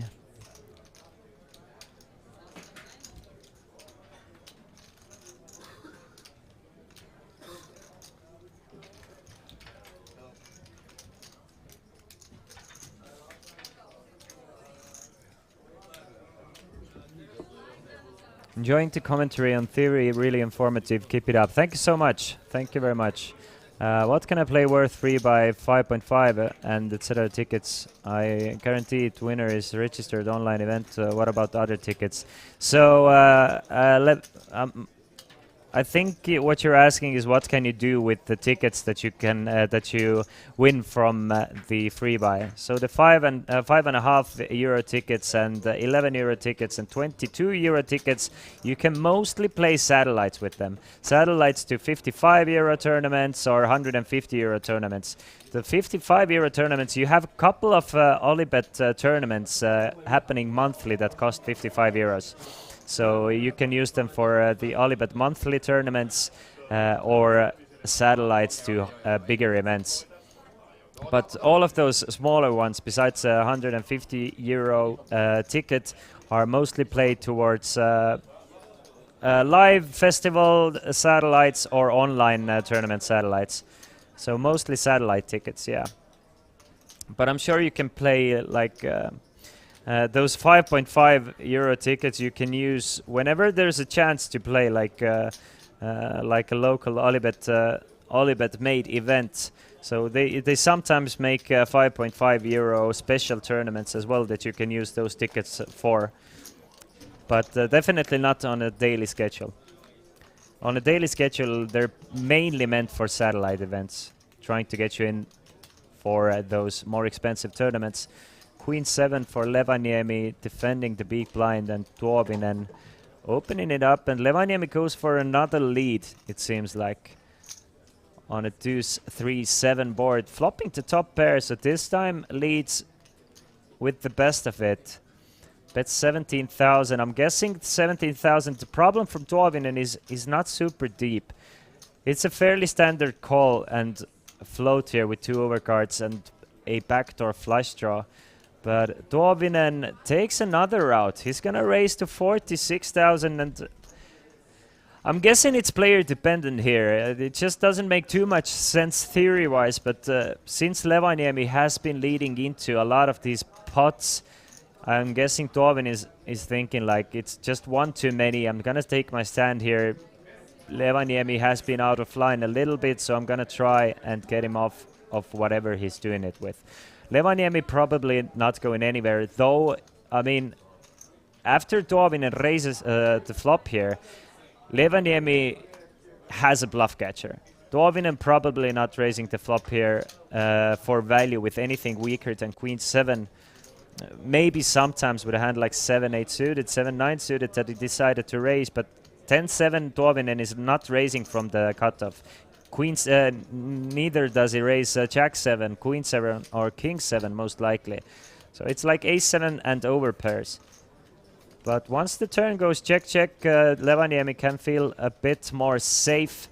6 of spades on the river, so kind of a safe run out for Levaniemi here. I mean, the off chance Tuovinen did the move that he did with Queen Jack with something like 10-9 of spades or 10-9 of diamonds. He now has a straight, but probably that hand continues on a turn, so Levaniemi can feel quite safe on this river. He's gonna bet out, Tuovinen is going to fold, and Levaniemi wins another one with an interesting way of playing poker. I'm starting to like the way, I mean, it's his Levaniemi's style. What I'm going to say is it's not gonna be super competitive in the long term, but it's definitely going to mix things up at this table, and it might carry him all the way to a very deep run in this tournament, because he's definitely playing unconventionally, and it's gonna take some time for players to figure him out. And if he's gonna mix it up as well, the unconventional play, it's gonna be close to impossible for players to figure him out in a 4-day tournament setting. Maybe just at the final table. Jack 10 of spades for Niemela, and now he's gonna open it up for 21. A pretty looking hand today, Jack 10 of spades.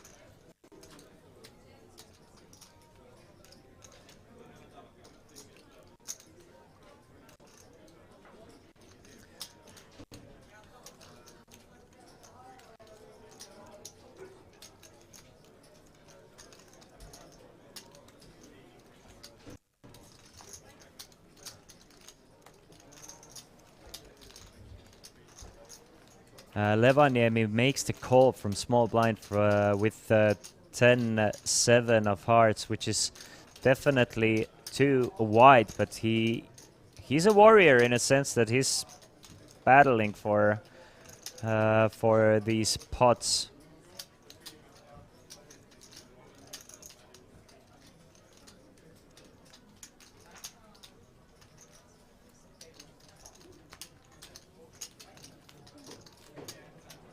Not this time. Niemela wins this pot, and Levaniemi, I mean, he lost one $200,000 pot getting super unlucky. So I mean, even though losing that big pot, he's still up chips, I'm sure. How many chips did he join this feature table with?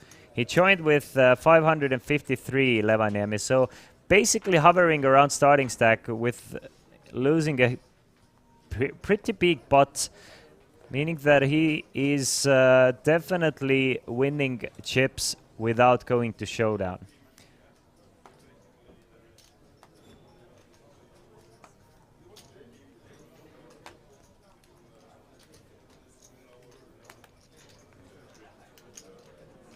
Ace-4 for the man with the 6th hand of today, going all in with the ace-king high and somehow holding against an open-ended straight flush draw,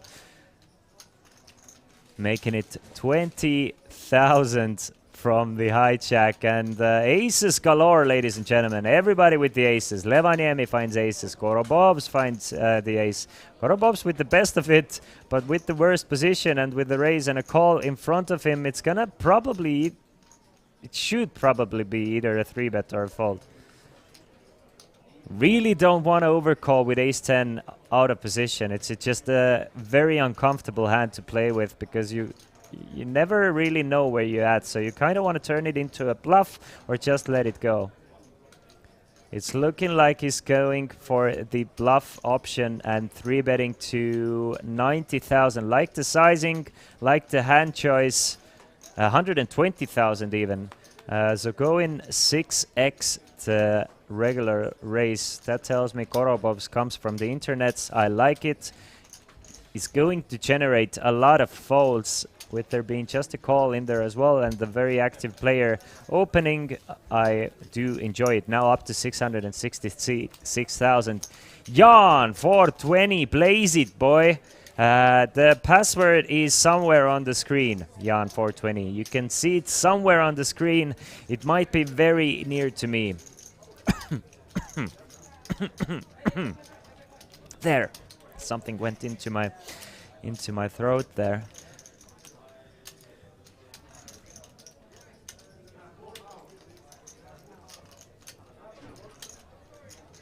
Big payday coming up for few of those guys, since we're playing down to final 6 players. 5 more minutes of this level, though. Who have we lost? Who have we lost? The last player I told you about was Werneri Janne Aaron Häkkinen, leaving us in 59th place. After that, we have lost Adomas Josopavicius in 58th place from Lithuania, and Mikhailas Miserkejevas in 57th place from Lithuania as well.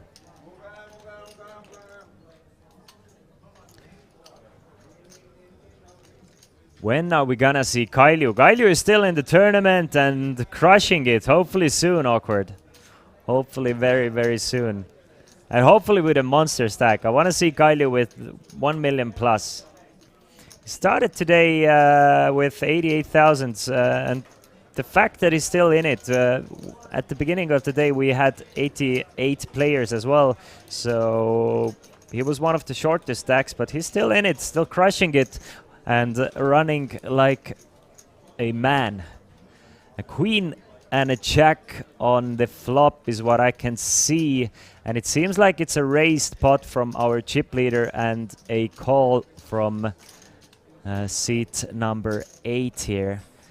So what it looks like to me, it's Levaniemi opened this pot up, and Sergei Skorobov's made the call. We see a queen jack 7 with 2 spades on a flop, and Levaniemi goes for a large sizing bet here. Goes for 80,000, and Korobovs goes all in. So I guess it was a 3-bet pot before. Levaniemi is betting on a queen jack 7 board, and Korobovs going all in. 2 of our biggest stacks clashing together here, and we are not sure what they have. I'm saying Korobovs has minimum ace king of spades here. I think Korobovs has either ace queen, ace king of spades, aces or kings. And from what I know from Korobovs, I think he's thinking with either king queen or ace queen. I'm thinking Levaniemi is thinking with king queen here. I have no idea what these players have. I'm thinking Levaniemi is thinking with king queen, and Korobovs is going all in with aces, kings, ace queen, or ace king suited or spades. If I would have to guess, but we might never know. It is an all-in pot, and I think it's for all of Levaniemi's chips. It's a 1 million chip pot, ladies and gentlemen. 1 million plus in the middle, and let's see the hands. Is it 4 high for Levaniemi? I was very much overestimating Levaniemi. I was right about Korobov's hand. Korobovs has pocket kings, and Levaniemi makes the call with the 5 high flush draw for more than 1 million chips. Can the fairy tale of Levaniemi's unconventional play continue? He's going to need a spade. And Korobovs fades the spade. A huge pot between 2 of the chip leaders here at our feature table, and probably the chip leading pot for the Latvian Sergei Skorobovs. The chip leader pot for the whole tournament. This might have been pocket kings for Korobovs. Fades the flush draw of Levaniemi, and Levaniemi's crazy style of poker finally beat him from the bottom. Was that a reasonable call, Echo Goodman? No. I mean, it's a 5 high flush draw. It's not the best. I mean, you could be super drawing dead already against another flush draws, but if Levaniemi, probably he just felt like gambling. This style has been working for him until this point, and he could have been one of the chip leaders in the tournament, but it is something I do not advise you to do. As it is, we have a new chip leader on this table and possibly in the tournament. At least the top 5 stack in the tournament after winning this pot. A massive pot for him. It seems like he has a stack close to 1.2 million now. And that would be more than 3 times the tournament average with 55 players remaining. Looking good to make a huge run here, Korobovs is. And that is a perfect hand for Korobovs in a sense that he got a huge monster hand against the one player who was most likely to give him action with kings and to put it in with a hand like ace 5 of spades. And it all like... And what escalated to that point is the fact that Levaniemi really liked to lead into pots. And had he just checked, he could have just called the flop, you know, and just get off cheaper. But having bet in for 80,000, he opened the door for Korobovs to just ship it in.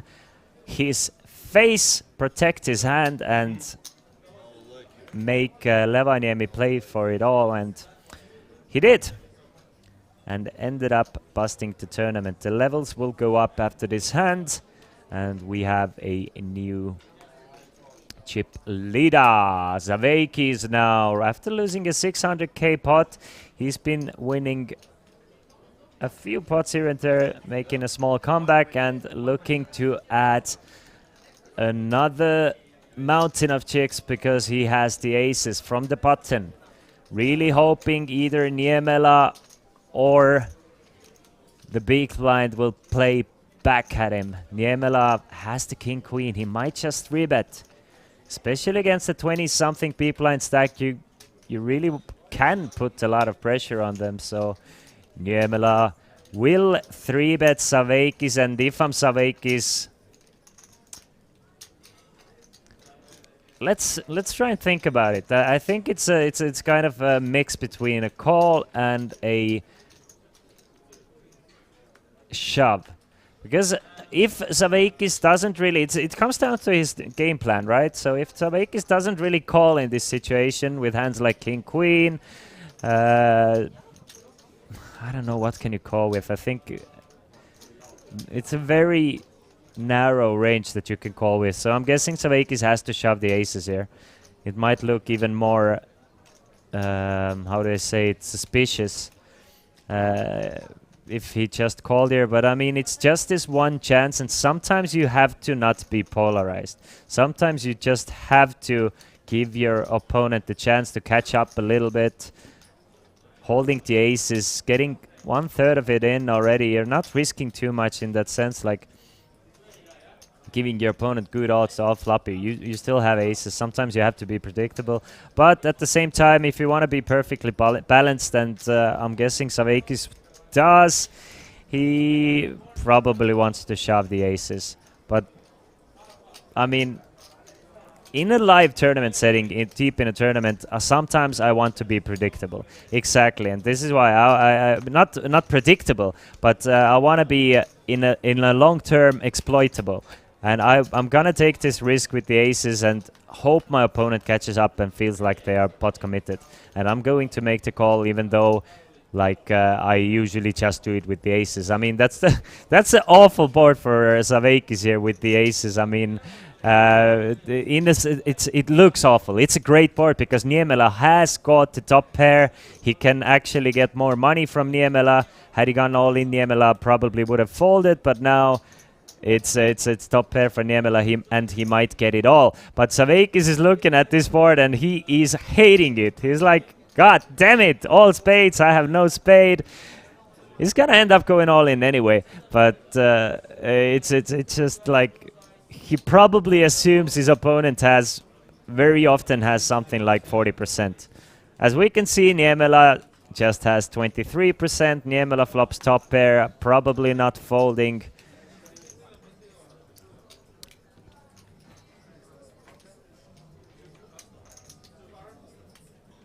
After tanking for so long with such a weak posture, shoving could bait out a call. I think it would be like 50-50 if Niemela called pre-flop with king queen.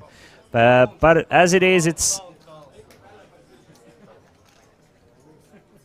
there's a little bit of confusion. It seems like Niemela says call, but now he says something else, and Savveikis was about to turn over his hand quite comfortably.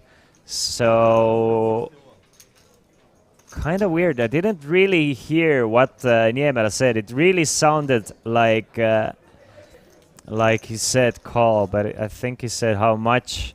But being a player from Finland and with a strong count, he said. That's even count. It does sound like call, and especially when you have that deep Finnish accent, count. Then I do understand why Savveikis was a bit confused there. Maybe Niemela picked up a live read here and there. That's a good question. Hea küsimus. And ciao Liisu. Ciao. I hope everything is well with you guys. Hope all is good. And Niemela not calling with the top pair, meaning that he has his suspicions at least. Savveikis definitely doesn't have an ace-high flush here. He's not going all in. He's just calling the Niemela bet. He's going over the chance of Savveikis maybe... What can Savveikis do it with? Call pre-flop, ship the flop. King-queen suited. King-queen suited is one of those hands. Aces is second one, kings. It's basically something like king-queen, queen-jack, maybe queen-jack suited, maybe... aces, kings. Your king-queen looks awful against that range. You're kind of chopping against there might be some. Okay, let's say 10 jack, queen jack, king queen, aces, kings. Nothing else is really calling 3-bets in this situation. So I mean, your king queen does not look great against that rage, but at the same time you are getting decent enough pot odds.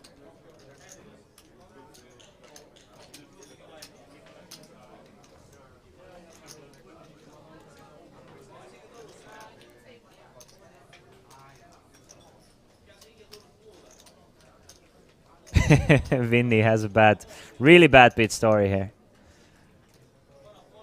It really, I think, and by the way, Saveikis was super happy to turn over his hand after he thought that Niemela said call. I'm really sure Saveikis doesn't really mind the fold here. He doesn't really mind to take down this pot here. With there being spades there, there's still a chance Niemela has something like, I don't know, queen 10 with the no, not with the 10 of spades. Something like what could he have? That Saveikis really doesn't want to play against here. There's a chance that let's say Niemela has something with ace 5 with ace of spades. So I mean, Saveikis would rather not risk his tournament life being 77% ahead, and then go for a double up here. For an extra 145, I'm sure. Anyway, as it is, Niemela gets away from the queen. Saveikis, by calling pre-flop, gets an extra 22,000 chips, so everybody's happy. Sohver 5000 ask Kristjan, miks mul Vinte bänn on, tehti meemidele nalja, tegin ka väikese pulli ja burn bänn. I have no idea, Sohver 5000. I have to look at your history. I will do it next time I go over to that channel. But I have to remember, because I honestly do not remember whatsoever. Would having a king of spades justify calling here, even if you think he has aces? Yes. Yes, definitely. Then the bot odds play. Like, even if you think he has aces, there's always a chance your opponent doesn't have aces. Even if you're like, there's, at least for me, there's been so many opportunities where like he must have aces here, and most of the time they do, but there's always a chance that your opponent is bluffing or does not have the hand. And if your opponent has aces without the spade, you are actually getting more than good enough pot odds to call here. Obviously, if your opponent has aces with ace of spades, then I think your opponent is just calling the c-bet as well. There's like no scare cards. There are exactly 6 scare cards in the deck that you like, scare cards. 10 and a jack, 10 and a 9, right? That bring in straight to the board. That is not the spade, so that's 6 cards. Your opponent having a 10 or a 9 in this situation by 3-betting pre-flop is fairly slim anyway. And so 6 cards that might kill your action, and like 40 plus cards that might give you more action. So I think you're calling with the aces, with the ace of spades there on the flop, at least mostly. So there's like that is one of the mistakes a lot of players do as well, and I used to do a lot, and I still do sometimes. Is like protect your hand against draws way too much. Like, I need to raise here because what if he has a draw, and then I will give them good enough odds with that draw. But the thing is, like, most often you have to play against your whole opponent range, not just like what if he has that, so I need to raise and play my hand super strong. Players do it with sets and 2 pairs way too often. Like, let's say there's a board of 6, 7, 3 with 2 hearts, and you flopped a set of 7s, and your opponent bet into you. You feel like, oh, I need to raise here because what if he has a straight draw or a flush draw, and I let him get there cheap. The whole range is not filled with that. That's my opinion. That's not my opinion. That's the poker coach's opinion given to me, and me taking those opinions to heart and agreeing with them. To be fair, I have very few personal opinions. Most of the opinions I have in life are other people opinions that I have accumulated in my own worldview. To be fair. All the words that I've learned are other people teaching me words. now I just use them. But that is going way too deep into deepness. By the way, we have a new player, Kozlorik. Mr. Kozlorik from what it seems like United States of America, calling from the small blind with the King 10 and still ahead of Niemela's Jack 10. 74,000 in the middle. Blinds have gone up to 6 and 12,000.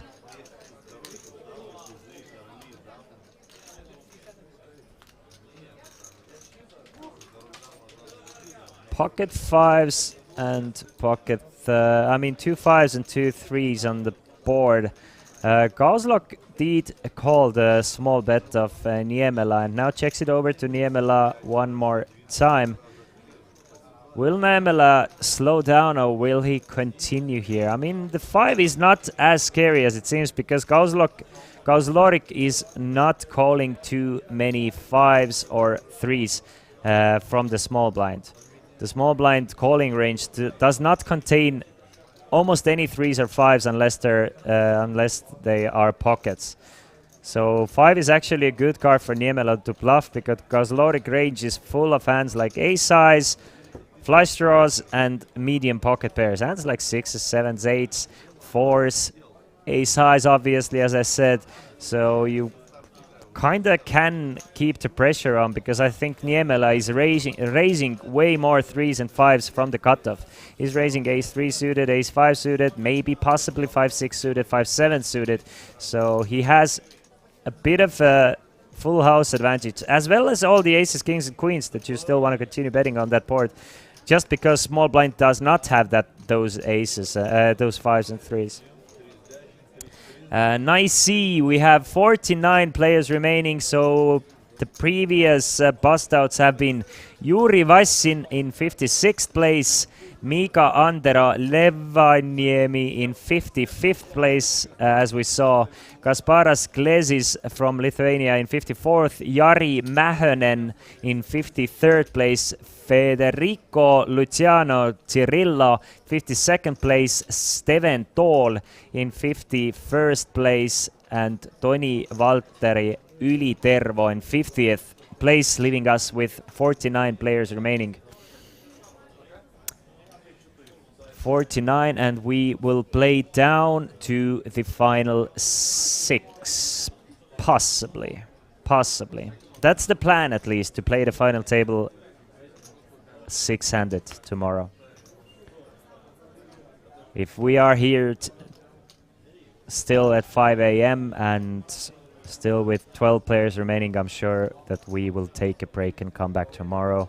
As it is, the pace of game is decent. I mean, it's going down nicely. I mean, we were down to 88 players. No, we started the stream with 67, right?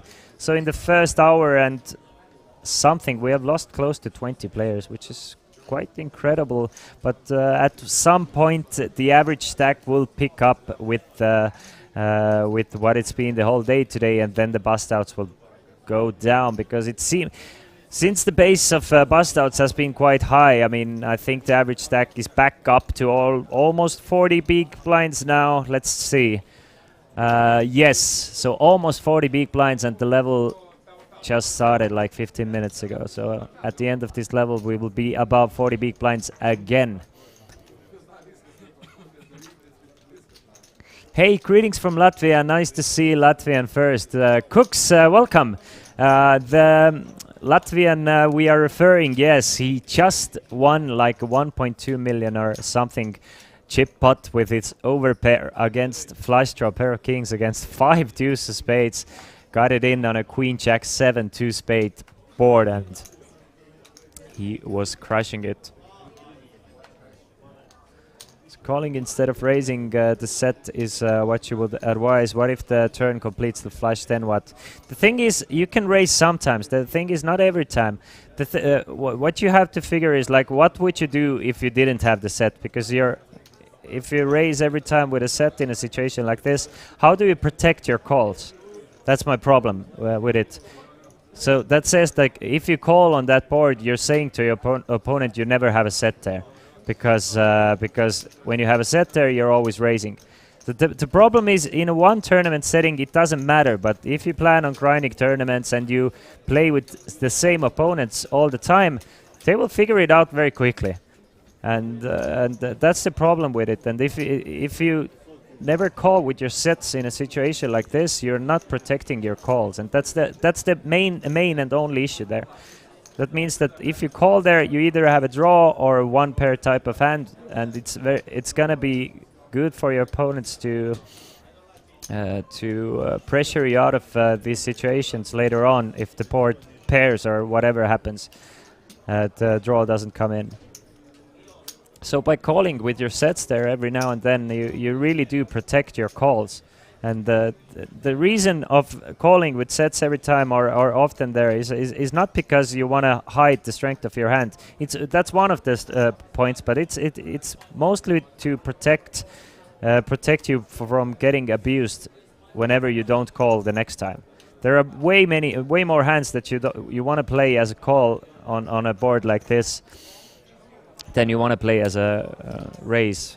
Let's say you have a queen high flush draw. You want to play it as a call because you don't want to play it as a raise. You want to play your ace high flush draws as a raise maybe, but not your queen or jack high or 10 high flush draws. So you want to protect those hands as well, and want to be kind of unpredictable. Obviously, if you're playing very how do I say it, like small stakes tournaments with like mediocre skilled players, you just want to go for value. The thing is, the theory is about capable players. If you're playing against strong players, you need to mix it up a bit. But if you're playing small stakes poker, it doesn't matter. You just play ABC, you play for value. You don't need to be balanced whatsoever. The balance thing is just a myth in most of poker tournaments. The balance thing is important for you if you want to get better, and if your plan is to play higher stakes, and if you want to climb. Small stakes, it really does not matter. You can make profit playing small stakes, but the ceiling will be there, and the ceiling happens quite fast. I think like mid stakes regs online today are like the regs are quite capable. The problem with them is I think their ceiling is high, but they have other issues. Anyway, it's a bet of 20,000 from Gauslorik, and Saveikis with the open-ended straight draw makes the call. Now the king of clubs definitely advantage Gauslorik here. Has plenty of kings still in his betting range, but Saveikis Saveikis from big blind. It's not a huge range advantage for Gauslorik. It comes as a nut advantage. Let's go. If I'm saying advantage, what I mean is Gauslorik has queens and kings, which Saveikis is 3-betting. That's the only advantage he has. But Saveikis has actually 2-pair advantage, so middle of the board Saveikis has, because Gauslorik is not raising king 4, queen 4, queen 3, king 3, or 3-4. All these hands Saveikis is calling from the big blind. Saveikis is calling queen 3 suited, he's calling king 3 suited, he's calling king 4 suited, and 3-4 suited. So, like, if we're talking about overall advantage, it's actually Saveikis who has it, but Gauslorik has the nut advantage, which is why Saveikis is probably not the best idea to raise here.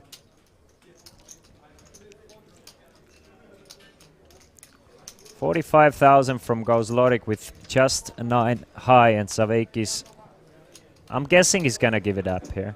He's gonna have to, if he wants to raise, he's going to have to invest a bit too many chips here. And he's gonna give up too much equity by raising, because he cannot call a shove should he get shoved on.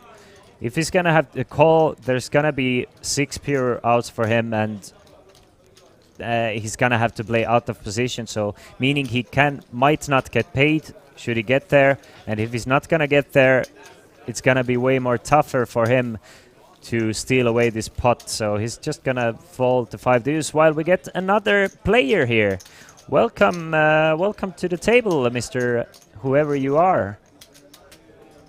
Welcome, welcome, welcome, Mr. Whoever you are. Meanwhile, we have lost Xian Fang in 49th place. We saw her yesterday at our feature table, and I was super impressed with her play, and I was really rooting for her to make a deep run at it. Unfortunately, Xian has finished in 49th place. 49th place. Let's see the payouts one more time. How much money are the players guaranteed at the moment? So everybody now has guaranteed themselves 2,800 euros. 2,800 euros guaranteed. The next money jump will be in the top 40. Quite small money jumps at the moment. We are talking about bigger money jumps once we get down to final 10, obviously. Final 10 will be way bigger money jumps, but we're gonna go to like 1,000 euro money jumps once we reach final 2 tables. 17th place gets 4,200 and 16th gets 5,100 euros. There's still a bit of time to go there and time to make some moves and get yourself a deep stack heading into that big money territory. Obviously, you don't want to do something stupid as well and eliminate yourself from a chance to make that deep stack. Muccini came to the table instantly and raised it up with pocket sevens. Gorobovs, our chip leader, makes the call with another pair of sevens for him. So let's see who wins it. I mean, it's an awful board for both of these guys. Neither of them are in love with it. Muccini checks his sevens.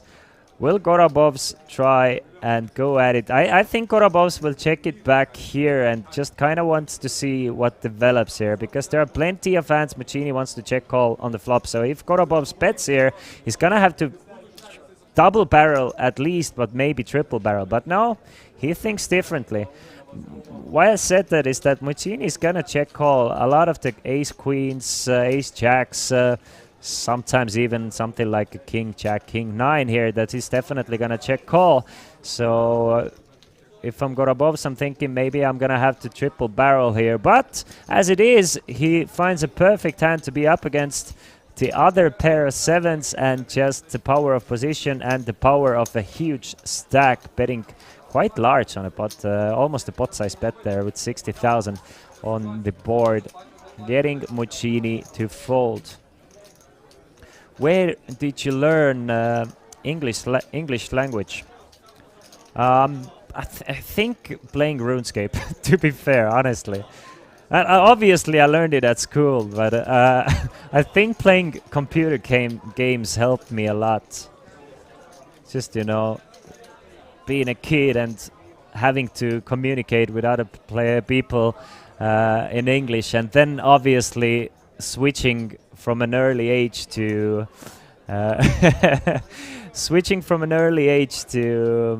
to English mediums, like watching per se poker videos from YouTube that are all in English, RuneScape videos, making RuneScape videos in English and stuff like that. I mean, it's all the medium I used was in English, so it's just kind of happened with time. Selling lobsters, let's go. Yes, ZV. I do play OSRS, and I'm maxed out there, almost maxed out. Couple of skills that I don't have 99. Tuovinen finds ace king off. He's going all in for 184,000 against Komas raise with the ace 9. And Komas, it's 15 big blinds. He can't call with the ace 9. Probably he's calling with ace jack suited plus. Seems like Xian Fang has been Team PokerStars Pro in the past. I mean, if I owned any poker company, I would want to have her on my team. To be fair, I mean, she looks good, she plays good, she's the full package. Who doesn't want her on her team? Well, apparently PokerStars anymore, but Alibet, grab her up. Give her an offer. Give her an offer she can't refuse.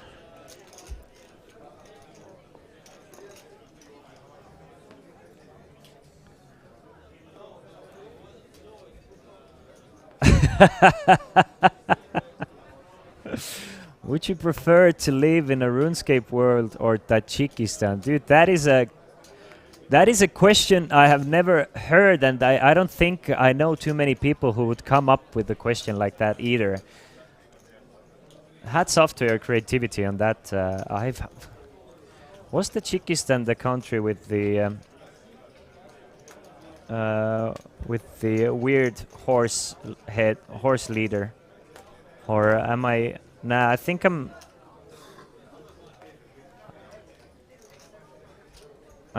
mistaken. I don't think it was Tajikistan. But it was close to Tajikistan, where they had a leader who had a thing for horses.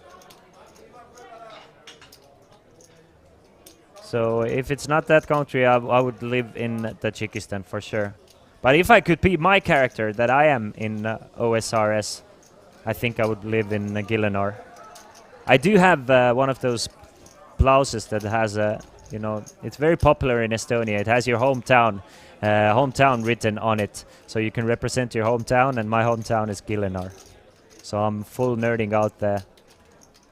I'm gonna put it on tomorrow actually, so you guys can see. So I can represent Gillenor. Meanwhile, Comas finds himself a pair of sevens, and this time he manages to win the Jack 4 from the player sitting at seat number 3.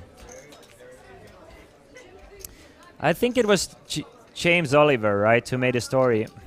God damn, it's really bothering me now. What was the country that had a leader for horses? James Oliver. No, not James Oliver. Who's the Oliver? Jamie Oliver. Jamie Oliver.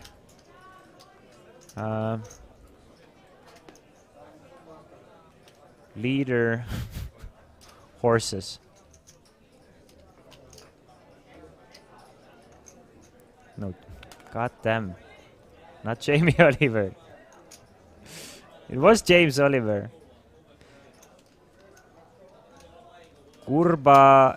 Gurbanguly Berdimuhadelov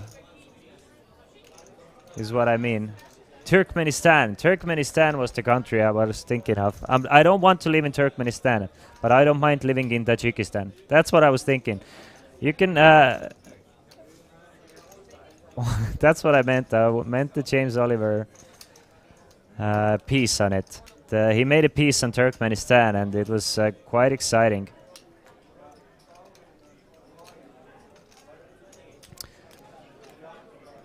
You can watch Last Week Tonight. It was 3 years ago. Weirdly, I remembered it. Meanwhile, it's race to 25,000 from Muccini and Zaveikis with the Ace King of Hearts. Another Ace King for the Lithuanian. Now the question is how much to 3-bet. He's contemplating to either going all in or 3-betting and trying to figure out the size. If he's gonna 3-bet, it's gonna be something around 80. Pop table, what I mean is like Turkmenistan leader has a weird thing for horses while being a dictator.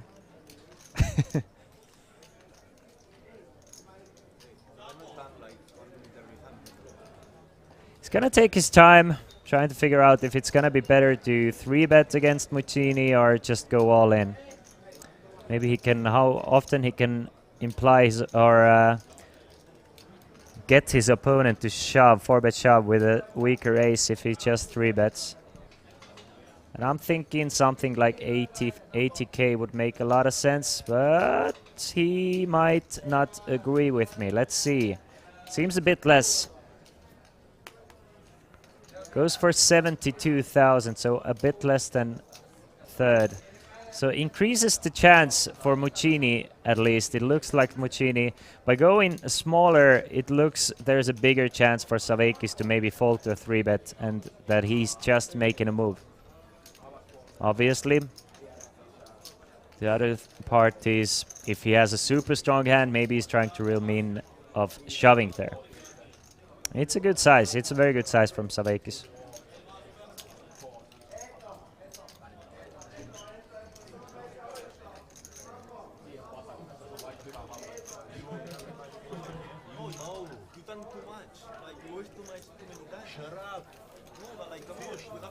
But it's a fold from Muccini, so nothing too crazy.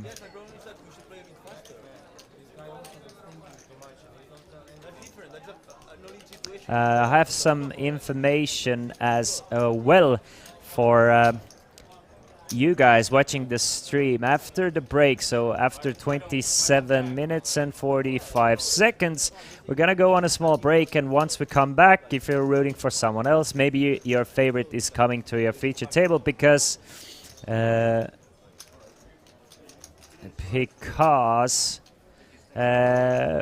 we have a new table for you guys. Completely new set of players coming to our feature table, and yeah, Mini Cooler, I agree with you. 100%. I wanted to play a game on over and under 10 euros. What do you guys think if they were 10 euros or less? But I love them. They look like something you find from a gift shop that is made for kids. Like super small baby glasses. Did Savekis just tell "shut up, fish" to someone at the table? That's ironic. I did not hear it. Though I don't think Savekis is anything close to a fish in that sense. Savekis is a great player, but he seems to be having fun there. What the fuck is going on? Folding to 7-3. We were just talking about like gift shop for kids, and it seems like Savekis is gonna be one of those kids going there as well. But what I'm thinking is those two guys are just being friendly with each other and just joking around a little bit.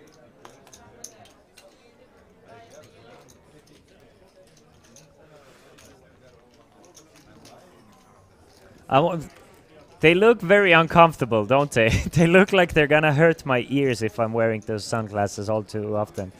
Komas is going to call, and Kerem is just... this is gonna... yeah, this hand is over. It's a great hand for Kerem, but unfortunately for him, he's not going to get paid.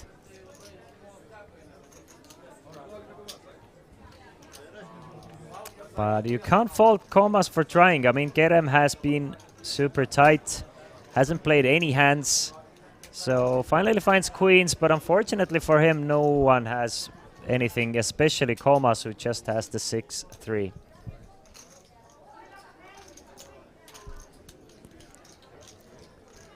Meanwhile, Kerem will still try. Makes a small raise, makes it 33,000. But, I mean, even a small raise, anything. I mean, even if he puts sneezes on the table, Komas cannot call. Even if he gives him his number and the phone card fully charged with money, Komas will not call. And like a boy, a little nerd boy trying to ask Komas out on prom, Komas did not call. I'm not sure where I'm going with it. Stop it, stop it. It's gonna be a long day. I need to get in the mood. That's what she said.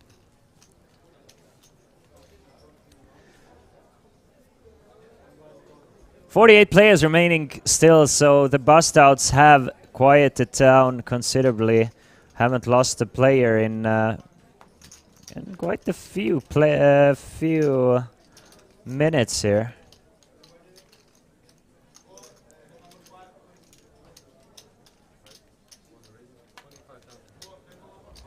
Ace King from Niemela. Niemela is really looking, I mean, he's getting not short, definitely not short, but obviously he could use a boost in chips. So he's gonna start things off with the Ace King. Goes Lorik, will make the call with the King 10 suited. Couple of decent hands. Hanno Kerem, knowing him, he's not gonna probably play the 7-8, but you never know. I mean, 7-8 is tempting even for the tightest of guys. It's 7-8 of spade of clubs. I don't care what suit it is. It's a hand that people want to play, but not people named Hanno Kerem. Hanno Kerem is like, I've been around long enough to not play 7-8. Boy, I remember one time I played 7-8 and I got shot 7 and 8 times. After that, I play Ace King. I play aces. Occasionally I play kings. And if they limp against me, blind versus blind, I do play queens. But 7-8, that's for you young ones. I'm not gonna get burned anymore. Muccini, he's young enough. Hasn't learned. He hasn't learned the lessons Hanno Kerem has learned. And he's gonna be in there with the ace-2s and bang, bang! He's gonna get here from Niemela. Because Hanno Kerem would not have raised with ace-2s to 80,000. And Hanno Kerem would be 80,000 richer because Niemela is gonna ship it in Muccini's face. He's gonna ship it all. There you have it. And if Hanno Kerem could say anything to Muccini, he would say, Muccini, you stupid, stupid boy.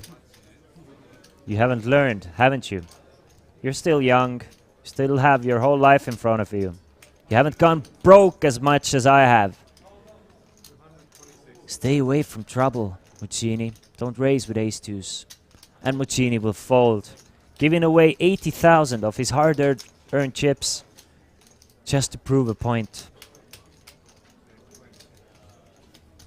What happened? I zoned out for a while there. I was off for like 5 minutes. Has anything crazy happened? Anyone won any big pots or something? Nah, I think it's been fairly fine.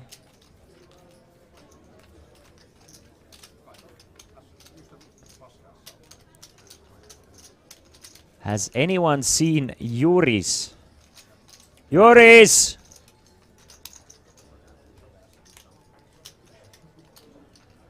Juris! Where is you? I don't think he made it to day 3.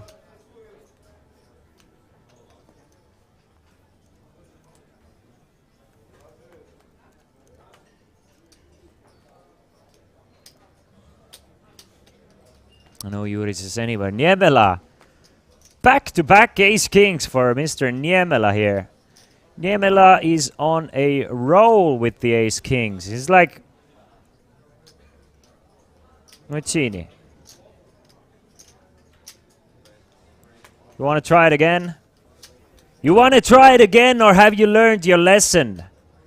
He's raising it up to 25,000. Will Kozlorik try and see a flop with the ace-9 of clubs? Or has Kozlorik also learned the lesson that whenever he calls, somebody will 3-bet?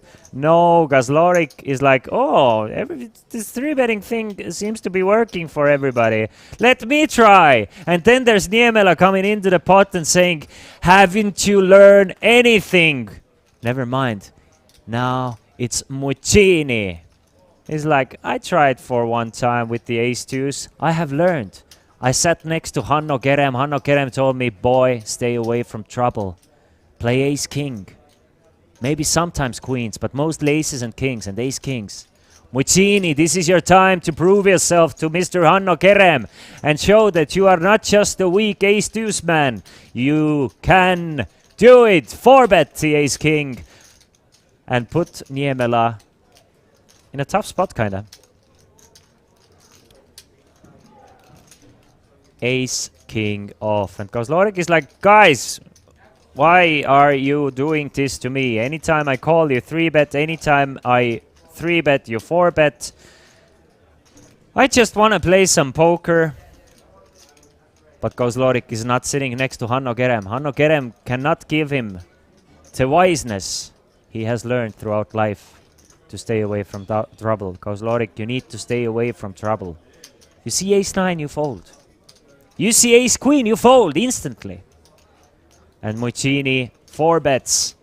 Makes it something like 140-ish thousand, it looks like.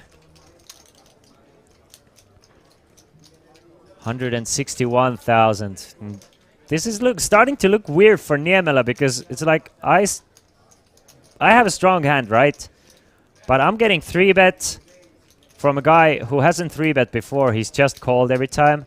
Now I'm getting 4-bet from a guy who just 3-bet folded, so he might not be that strong, but he hasn't 4-bet yet, so 4-bet range is completely different than 3-bet range, and he might not even have any bluffs in his 4-bet range because I do not know. But I have ace-king and I have 35 big blinds. What the hell am I supposed to do?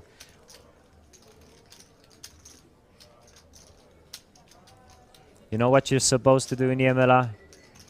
You're supposed to be like, I come from Finland. I come from a land up from Estonia. I don't care. I have ace-king and 35 big blinds effective, and I'm gonna go all in. Can you hear the thunder of me going all in? Niemela. I can't blame him though. I cannot blame him. It does look very strong. I mean, it's kind of looking like in the best case scenario you are flipping.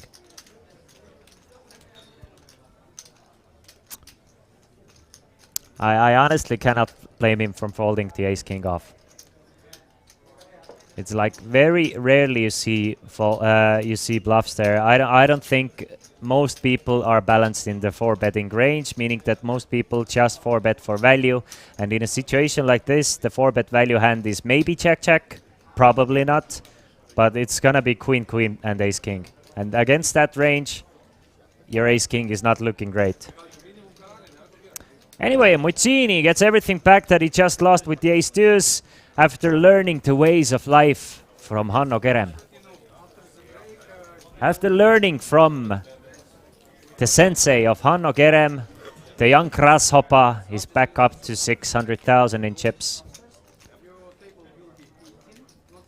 The players at our feature table are just now getting the information that we will switch the feature tables throughout the break, so they will move back to the main tournament area and we will get a brand new table. Hopefully we get a table with, I don't know, Ranno Sootla would be great. Priit Parmasto would be great to see.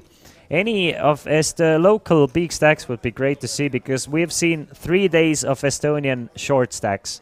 Would be great to see a couple of Estonian big stacks as well, because until now it's been like Estonians just getting their claps or cheeks clapped. And I'm sure there are plenty of talent out there that can force the action themselves.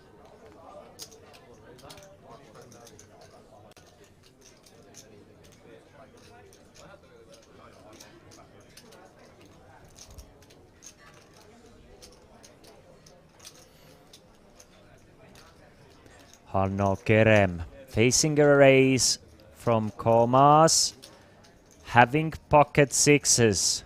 Come on, Sensei Hanno. The whole Estonia is rooting for you. Teach these little punks how you can 3-bet them after Jack 10. Beautiful 3-bet from Hanno Kerem. 67,000 goes for approximately 20% of his stack. Saveix folds the 5s and Komas against Kerem. Obviously, he's going to stay away from the big bad sheriff of Tallinn. If we don't have Igor Vihela, we have Hanno Kerem. Hanno Kerem showing these young guys what it's like to make some moves. This time with pocket sixes. Still 48 players remaining, so the pace of game has really slowed down. Not the pace of game maybe, but the pace of bust outs. Devour says that Komaz is gonna take home this one. Is it because of the glasses? Is it because of the glasses? Because if we're gonna go by the glasses, Devour, then I agree with you.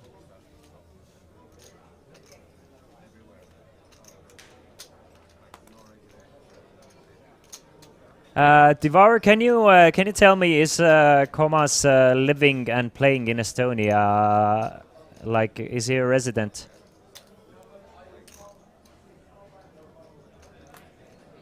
Because I'm not 100% sure. Yeah, he lives in Tallinn, is a resident there. Yeah, all right, cool.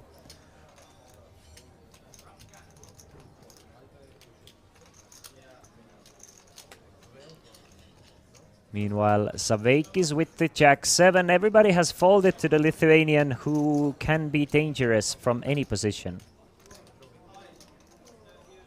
We're talking about poker sense.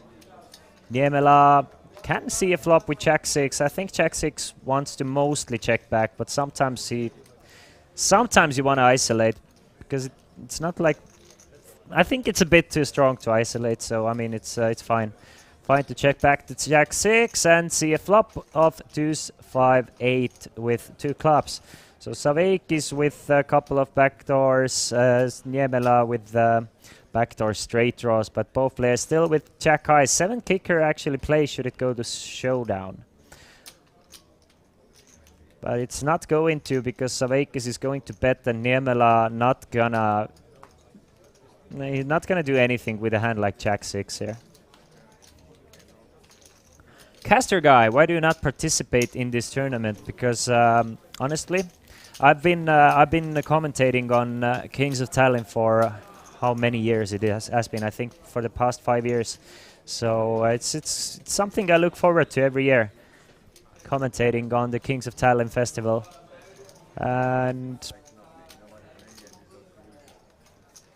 And that's basically it. I make more money commentating than playing. You see, I'm one of those guys who cannot... If you cannot do, you teach. I stream occasionally, so my streams are very, very like structured in a sense. I start with 1,000. I play through the 1,000, and whatever I finish with, I finish with, right? So every time I put 1,000 in play and see whatever comes back. And throughout a few years of doing that, I'm freaking break even, so I don't know anything.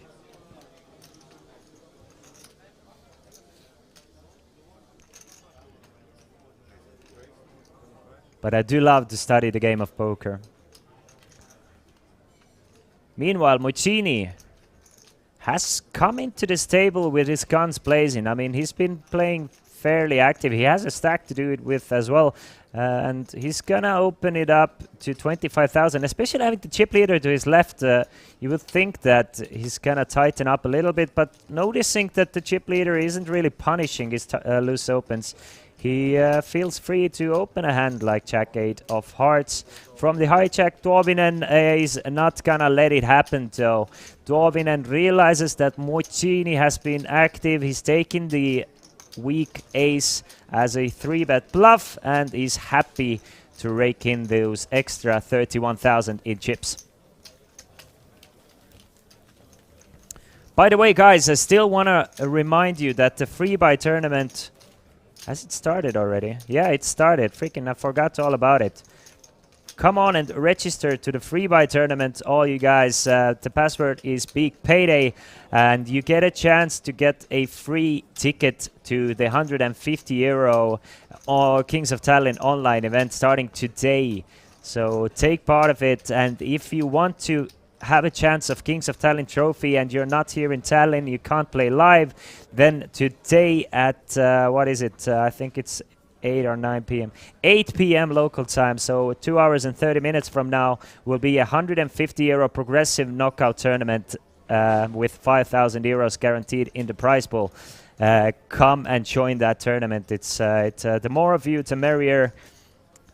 And there are plenty of satellites as well. If you don't want to pay the whole 150 euros, you can play the 22 euro satellite starting in 6 minutes with 350 euro tickets guaranteed. Just 22 euros to enter.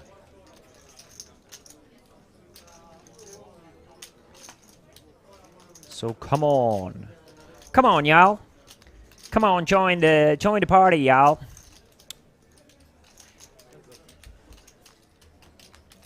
But yeah, if you want a chance to get in for free, then here's the password, Big Payday. Still 36 minutes of late reg time in that free buy tournament. Meanwhile, Niemela flopping top pair with the 9-6 and should be easy bet and take here. Should. It's the min bet of 12,000, so I was thinking maybe Gausloric wants to try and peel one off with the backdoor diamonds, but Gausloric doesn't. He doesn't. So Niemela takes a free one here.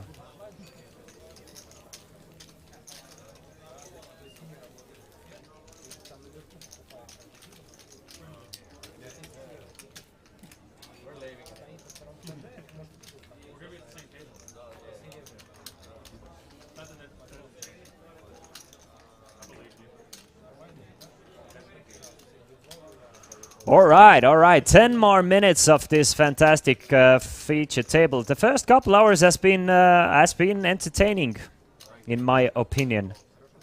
We've seen a couple of bust outs. We've seen some huge bluffs. We've seen even an ace-king being folded pre-flop. We've seen Hanno Kerem just crushing these young punks. And that's all I need from a poker tournament.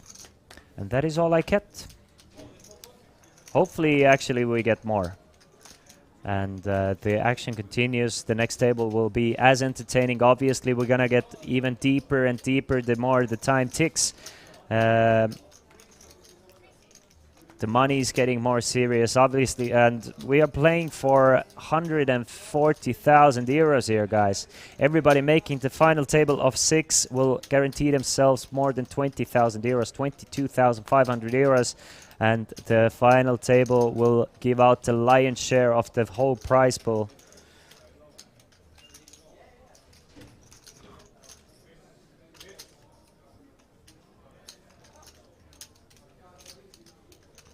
Meanwhile, Tuovinen making it 24,000, and Komas is now thinking about it, a 3-bet probably, and not just a 3-bet, a 3-bet shove all in, and he does. Goes all in and gets Jack 10 to fold.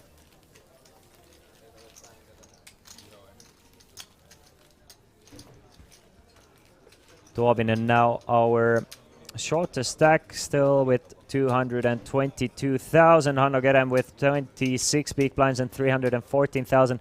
A lot of players hovering around that 300,000 mark. Gausloric being 4th in chips. But there is one name that stands out. It's Korobovs with 1.2 million. What a sick chip lead at this stage of the tournament. Meanwhile, we have lost one player from the outer tables, meaning we have 47 players remaining. It's the local player Richard Koppel, who finished in 48th place, taking home 2,500 euros, 2,800 euros even. Not too bad. Obviously, he was looking for more, as is everybody still in the tournament. But you know, some dreams will remain memes. And some memes will become dreams. But sometimes dreams do come true, and it's Tuovinen trying to make those dreams come true. Starts things off with pocket 10s.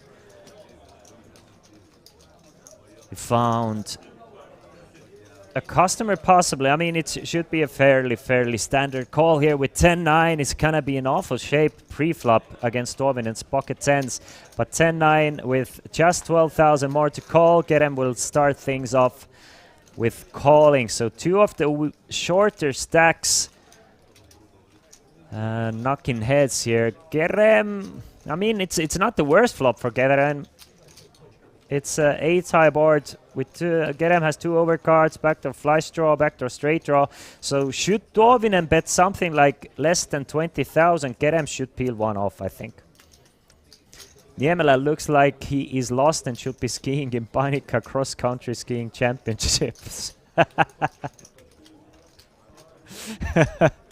Tuominen bets 22, so goes over that 20k mark that I said that Kerem should probably peel a card with. But let's see if Kerem will still call one off or maybe even try a sneaky little check raise. But I think Kerem is a kind of a player who wants to stay away from too much trouble.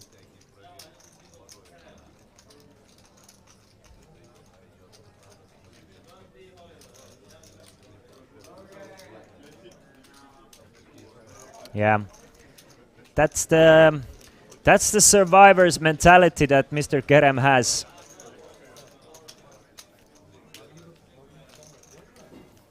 I'm wondering if it was a native English speaker, how would they pronounce the last name Kerem? Like, I'm sure I am absolutely murdering some of the Italian, Spanish, Lithuanian, Latvian last names.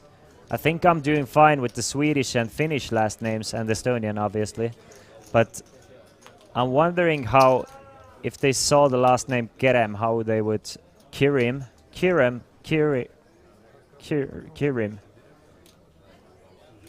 I have no idea.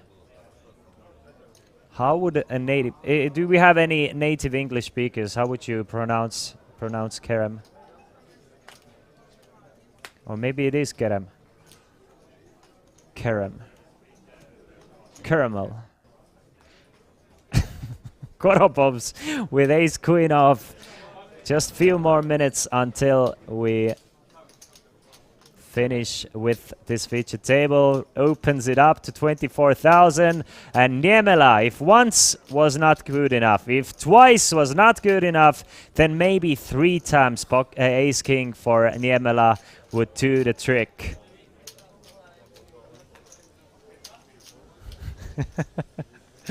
And this time he's not planning on folding to ace king, so he's just gonna go all in with it.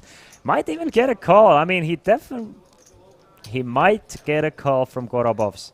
If there's a player at this table who's not like super worried about ICM at the moment, he's like thinking if ace queen is a call, and in theory then he's going to make the call because, I mean, should he lose, he's not like crippled or anything. Korobovs, we might see a big all-in right before going to break, because Korobovs has the type of hand that might call a 28 big blind shove. And now that's the issue with me in a live tournament setting. If ace queen off is not calling you, then I don't think shoving ace king is a great idea. If you're just getting called by better hands or flips, then I think you have to start 3-betting your ace kings. Yes, you eliminate your risk of busting, but at the same time you really minimize your chance to make any chips. And in the end, you need to make all the chips to be able to win a tournament. So if ace queen is like kind of easily folding against your shoves, then I'm not sure you have to 3-betting ace king, or I mean shoving ace king is the best play. I think you want to 3-bet and keep your opponent's weaker hands in. That's my 3 cents at least. Final hand before going to the break. Niemela finds a playable one. King, queen offsuit from under the gun +1. Is good enough to raise it up. Makes it 25, couple of fast folds. Will anyone want to see a flop with Niemela? Kerem, I can bet my front tooth that he's not going to play the ace-7. 9 deuce from the small blind. Mocini as another easy fold. Korobovs might want to call though, yeah. I mean, it's 13,000 into a pot of 55. Yeah, he's going to defend with the queen 7 and 68,000 in the middle. So heads up, final hand before going to the break. 5-8-8. Expect to see a lot of very small bets from Niemela. Quite a few checkbacks as well. I think those are the two options. Either a checkback or a very small bet on a pair board here. King of Hearts giving Niemela 2 pair now. He must start. Gorobovs knows that his queen high is never good here once Niemela is checking the flop. Niemela is not checking back with jack high. Niemela is always checking back with something like king high or ace high, mostly ace high. So king might be a good card for Gorobovs to try and bluff. So Gorobovs is going for a bluff. Goes for 30k. Niemela has a simple just call. Again, no reason to start raising just yet. Niemela, Gorobovs can still have an 8. Gorobovs can have plenty of bluffs, keep all those bluffs in. So he's going to just call here. And all the way to the river, 128,000 in the middle now. That's might be trouble for Gorobovs, but probably not. I mean, what is Niemela calling? Wow, just a check back from Niemela. Checks it back, does not go for some value, and Niemela wins another one up to 471,000 in chips. And we're gonna go on a small break. Soffer 5,000, all my love to you. Thank you so much for kind words. And don't go anywhere far. 17.5 minutes, and we're gonna be back with a brand new feature table for you guys. So see you then. I plan to play the 1K and the 3K, so I keep the same plan, nothing changed. Well, best of luck going forward, and congratulations once again on your big win last night. Thank you. Hello, welcome back to our coverage of the Kings of Tallinn 2023. I'm joined by Henrik Kasper. Now, you are in with us here at the Kings of Tallinn. You've just literally got back from Paris. You had a really amazing run there. Talk us through it. Yes, it wasn't bad actually. I got the 5th place on the EPT main event just last Sunday. And it was over 300,000 euro, right? True that. Yeah, but the first prize would have been over 1 million, so there is still a little bittersweet. Still something to fight for next time. Yeah. How was the field there? Was it difficult? Of course, it was difficult, but I really felt well. It was a really nice week. I enjoyed it a lot, and everything worked out pretty well. And now you're back in Estonia. Sometimes poker players talk about going on a heater. You win one, you go deep in one, you go deep in another. Have you got that feeling of confidence now for the main event? I've been actually running pretty good last half a year or so. So I don't have any lack of confidence at the moment. But lack of luck, I've been already noticing for the last 2 days. But we'll see. I'm still in, so we'll see about that. How's it been going these first few levels today? No, the start of the day was horrible, of course. I made a couple of re-entries, but now at least I'm surviving, and we'll see what happens. And your wife also plays poker. Is she here with you? She's at the moment she's back at home, not far from here at all, but she's gonna watch the TV table from the computer, I believe. So are you going on to the TV table? That's what I said. Yeah. Okay, yeah. Brilliant. Well, good luck. One more bone to pick with you, because we went on your Hendon mob. That photo does not look like you. That's a pretty old one. That's true, but it's at least it's me on the picture. But that's true. Yes, I think it's 15 years old or a bit more. Don't want to update it then. I probably should, but I don't know. I don't care. All right. Well, best of luck, and we hope to see you do well here in the main event. Thank you. Hello, welcome back to our coverage of the kingsoftalinn.com. I am with Hannu Penttinen, who is a new winner. You won the €350 PLO high-low. Congratulations. Thank you very much. For €5,700. Nice payday. How was the tournament itself? It was a very interesting tournament and very tough as well, because there were plenty of good players, especially in the final table. So it was a really tough battle until almost 6 a.m. So it took a while to finish it. We've heard that this is your specialty, though, mixed games, 8 games. Yeah, that's correct. Yeah. So for even you to find it being a tough field, is it specifically tough here in Tallinn for this kind of game? I haven't played this high-low tournament in so many places, but I think part of the field was very, very good, very talented players. And you don't play any no-limit hold'em? You're not a fan? I played this no-limit hold'em here as well, but it's not my game, and I busted out tens against kings, so. What, is it just a bit boring for you? Yeah, it's kind of boring, and I don't really know so well where I stand in the hand, but in high-low I have a much better understanding and feeling what hands to play and how to play them, so that I have plenty of hand history in that game. So. Okay, nice. And are there any other tournaments you're going to be playing here at Kings of Tallinn? I'll play this PLO next, and then I'll see. I haven't decided yet. Well, congratulations once again. Congratulations thank for you. this, and also your payday. And we'll see you in the next tournament. Yeah, excellent. Thank you very much. Hi, I'm Laura Cornelius, and you're watching coverage from the Kings of Tallinn 2023. We are in the heart of the Estonian capital, and we are so excited to bring you all of the action from the felt. The tournament room was buzzing with electricity as the announcement was made. We had smashed the record. It's been an absolutely amazing event here. I'm just going to grab the microphone from you, Laura. I'm sorry. But it's been a fantastic event. Record-setting numbers. We've had 716 entries to blast away at a record. It was 674 in 2020 when there was also a 500,000 guarantee. The 500,000 guarantee was just a placeholder, Laura. It turned out that we had 673,000 and 40 euros in the prize pool. And the winner on Sunday will get a whopping 140,000 euros. But it's been fantastic. I should give you back the microphone. It's mine. It's mine. Give me my mic back. No, you can't have my job. We talked to some players who had jetted in from far and wide across the globe for a chance of a lifetime. I'm with a man they call Dallas.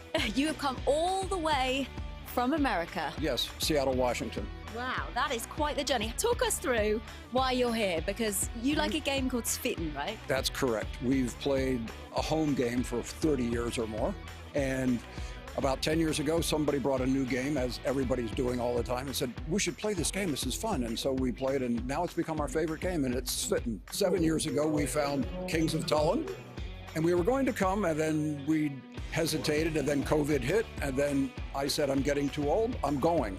And so this year I booked my tickets, and a friend of mine from the poker guys came along, and here we are. The GG Flips continued to their last round as a new bunch of hopefuls begged, prayed and cried to the poker gods for help to get them through. This is the ticket. How can I lose? I mean, Frank's flip-flops, flip and go with GG.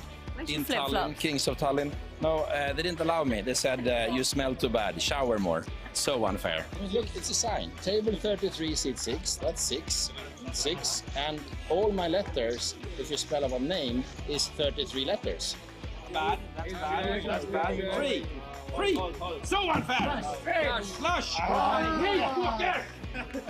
I thought that your strategy was going to work. I think so too. I flopped 2 pairs. It was a dry board, but I think the ruling was wrong because they didn't do the international rules of flips. So they should do the count of cards on the 3rd seat, and then they should have the extra deck. So no, unfair. Should we go and complain? Yeah, I was the best floor.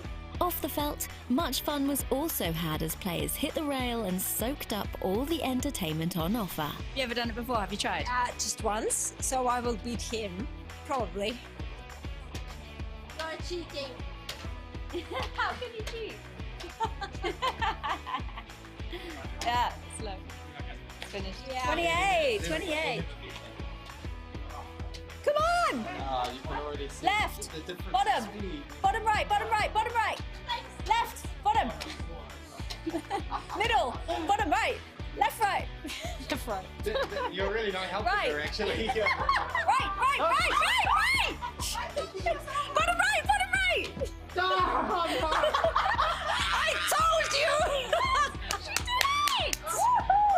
The lucky ones who made it through, ready to fight for another day and a dream of making it to the throne.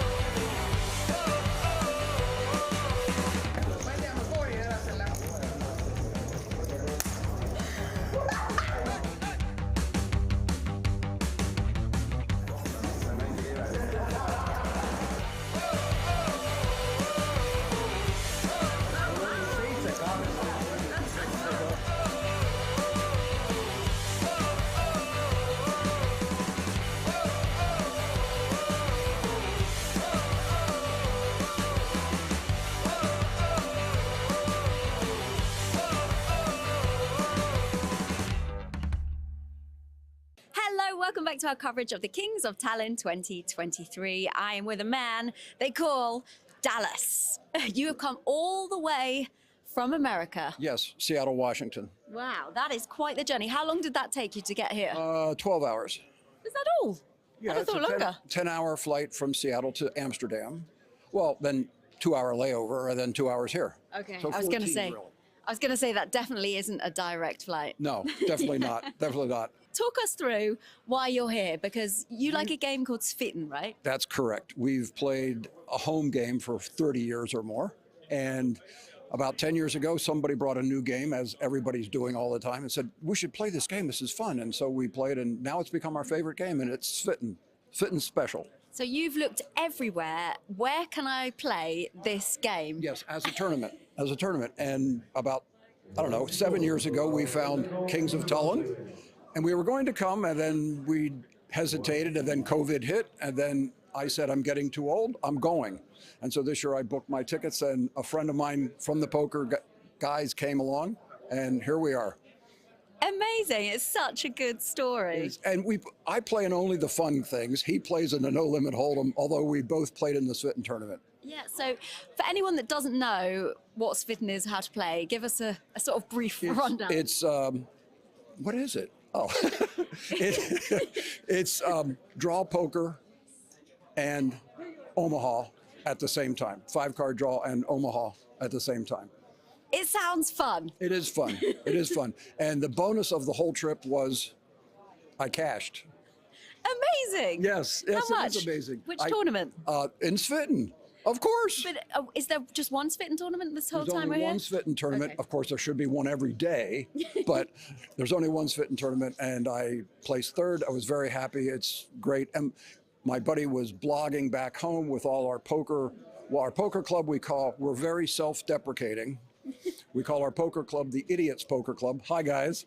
And he was blogging with them, and everybody's going crazy. So it was great fun. So, I mean, does that mean you don't play in the No Limit Hold'em, or you're going to have a go? I'll have a go in those as maybe well? the last day in a turbo event. Okay. But yeah, I'm playing in all the fun games. Oh, well, it's so nice to see you come very all nice this way. It's a bucket list item. I've done it. Ticked off, yeah. And have you got much chance to see much of Tallinn as We've well? been out, we've walked around, been to some museums and to Old Town. It's a great city. Great city. Well, Come. you can join us for karaoke on the last night, perhaps. I heard I got invited by Teresa. Oh, look at you. Yes, You're yes. right in there, aren't you? We'll be there. I can't sing, but I like music, so All right. there might be some. Well, Dallas, thank you so much for chatting with Thank us. you. Best of luck Thank in you. anything else that you play, and Okay. we'll see you at the karaoke. Absolutely. Thanks. Hello, welcome back to our coverage of the Kings of Tallinn 2023. I'm joined by Mark Mercer, who is on the throne. You have been crowned the king. You are the winner of our celebrity tournament. I got lucky, yeah. Over €7,500 for a €150 buy-in. 2 buy-ins, so 300 went in. I think it's okay, right? Yeah, no, absolutely. Talk us through this. So, did you get any bounties from any celebrities? Yes, I did get 3. Who? I first knocked out You didn't know that? Eveli Pihela. Yes. Then prior final table, I took out Indrek Talma, the actor, Estonian actor, and then I was heads up with Johannes, the Luxon Bay ambassador. Oh, okay. So I got him the last. This was a really fun tournament to win, I imagine. What was it like playing it? No, it's every year it's fun. Many familiar faces, many friends play that. Great crowd. People having drinks, having fun. Did you have some drinks? Yes, like 3 beers or 3, yeah. I don't. I'm staying in the boundaries. Yeah. You wanted to keep it Yeah, going absolutely. on out there. Yeah, and you've got a trophy here. Where's this going to go? You have a place at home? I used to have a place, but we're just rearranging our home, so my wife doesn't like those that much. She doesn't appreciate those that much. So they're in the cupboard right now. You need a man cave. I do. Yeah. I do actually.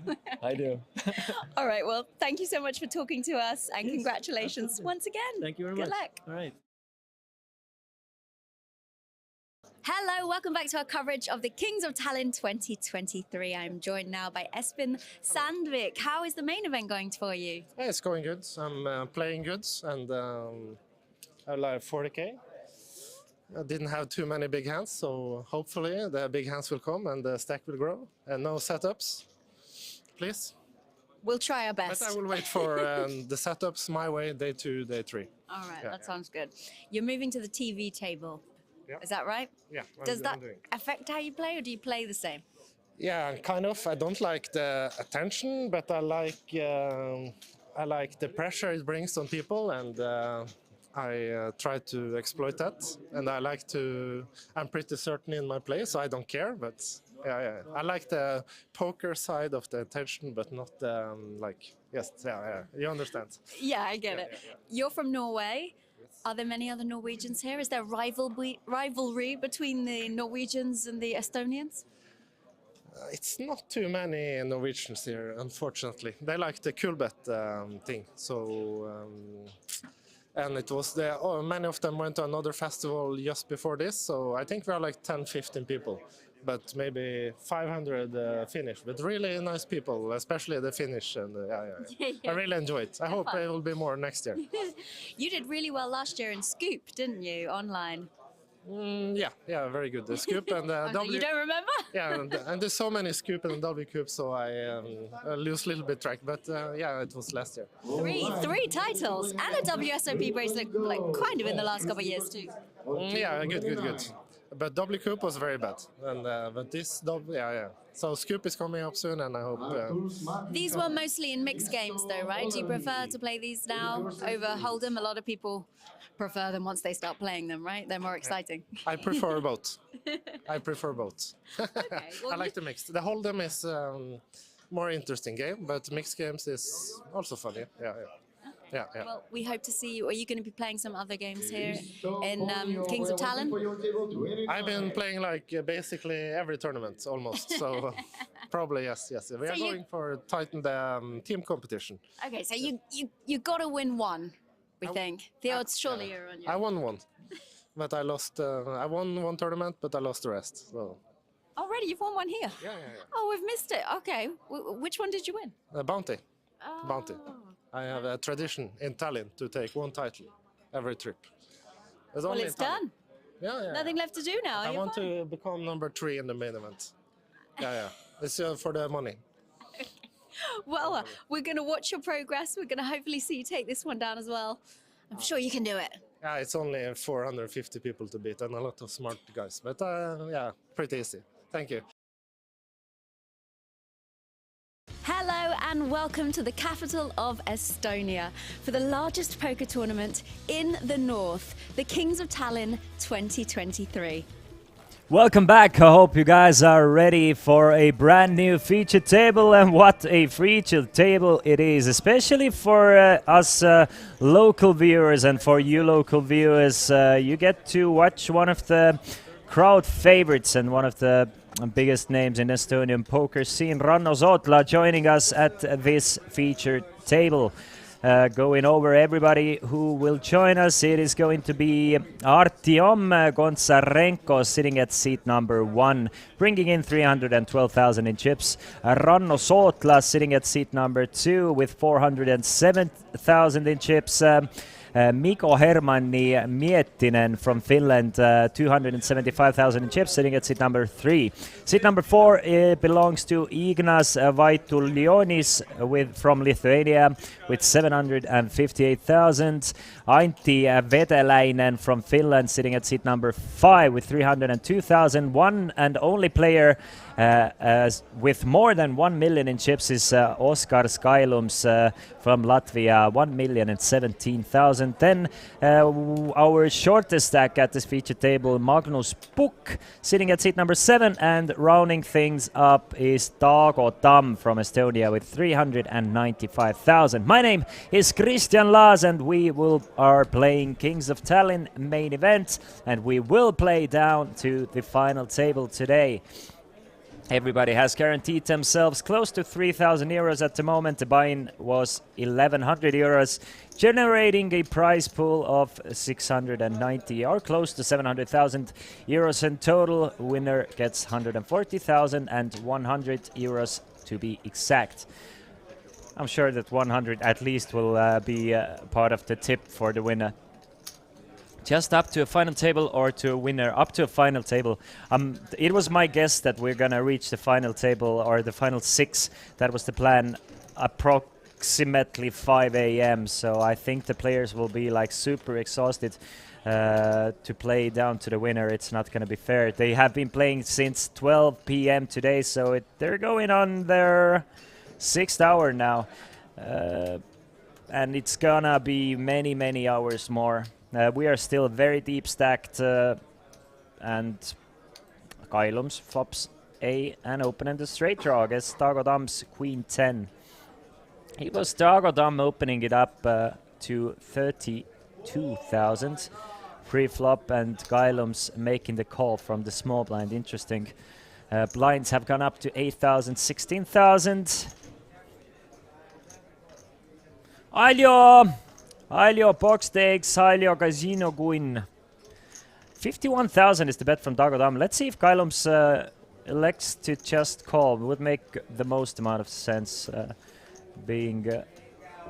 Nah, he's going to raise. That tells me he's not planning on folding at any point. Dagodam cannot continue. Just with queen high, with backdoor hearts. Yeah, Kailums decides to steal it away right here, right now. I expected Kailums to just call because 5, 6, 7 really shouldn't connect with small blind calling range all that much. Obviously, 5, 6, and 7s are a thing, as are 8s and 9s, but you don't really have any 2-pair equity on that board or any straight equity because you're not calling hands like 6, 7 too much from the small blind.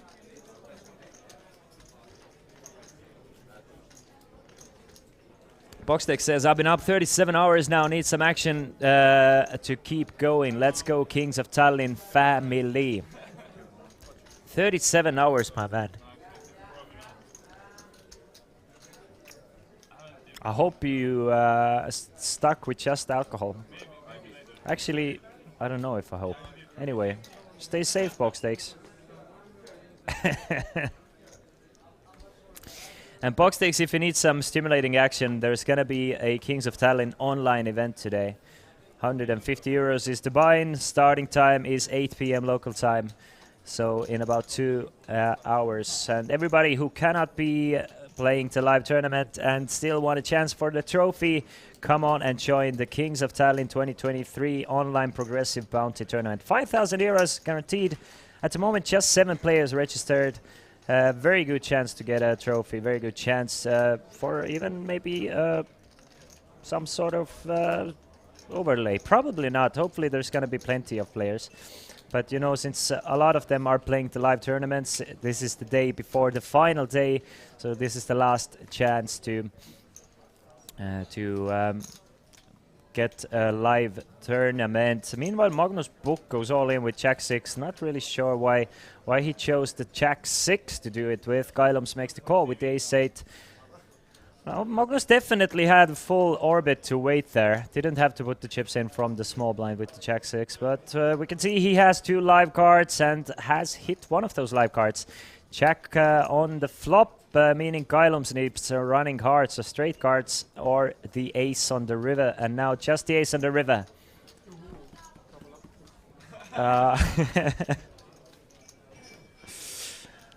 I think it's gonna be a real one. Like, I've been saying that trophy thing for a while, but I'm pretty sure. I'm pretty sure winner gets a trophy. And if they're not gonna get the trophy, they're gonna get a virtual trophy at least. So some sort of a trophy will be a thing. I can see Lobosir is playing that, Isa Rusikas is playing that, Michael P has registered. I'm still trying to get in from the satellite myself. Hopefully I can also play that.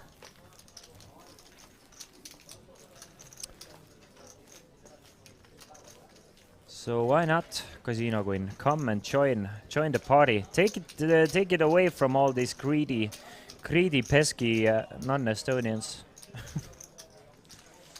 Obviously, we see it's no players from Finland at the moment. Pavel Tarasov from Latvia, Rokush, and Twin Rob also registered. So 4 Estonians, 3 Latvians registered at the moment. But there will be at least 3 more entries from the 22 euro satellite coming, going at the moment. Still 45 minutes to register to the satellite yourself. Already 4 packages in the prize pool. I think it's gonna be closer to 6 by the end of it. Chem is one of the chip leaders.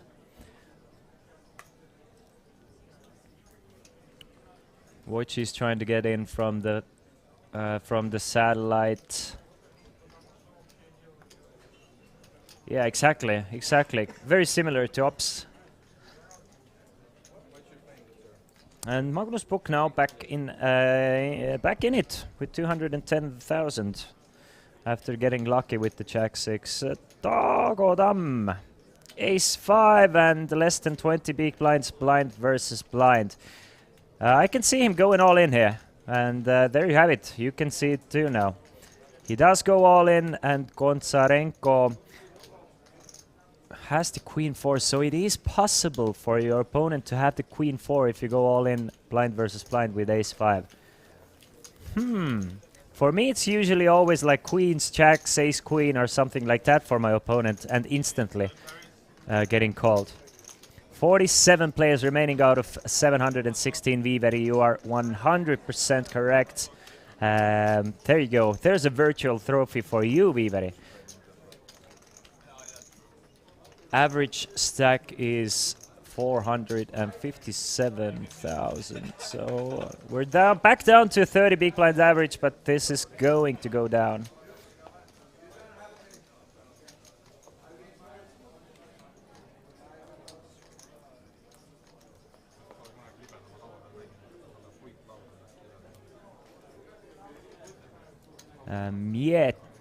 Miettinen with the Ace-8 of diamonds.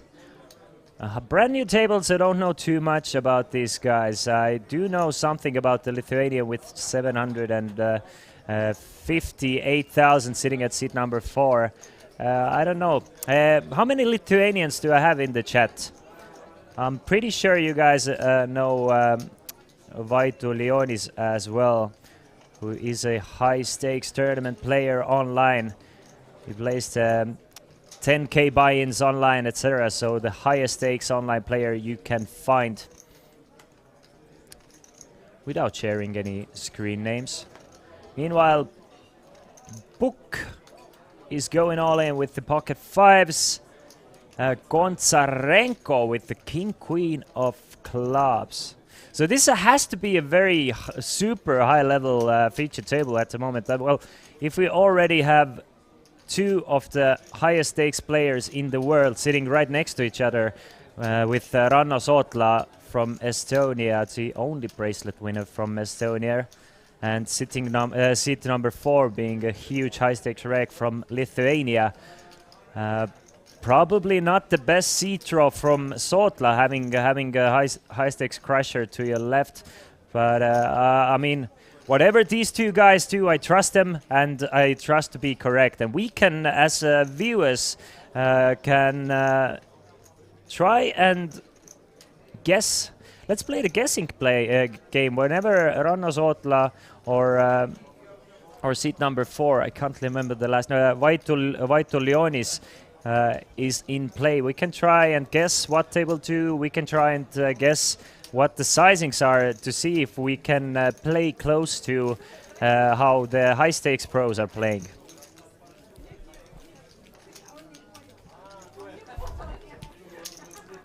That's something I like to do.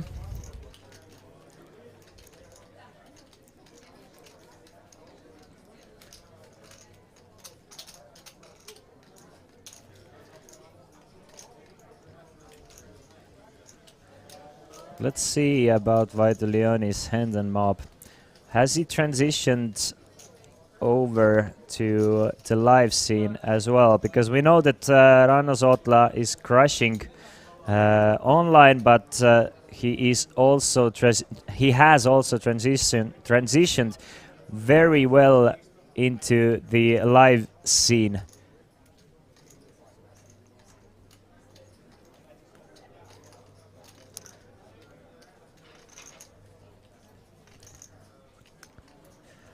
But it's folded around all the way to Gonzarenko.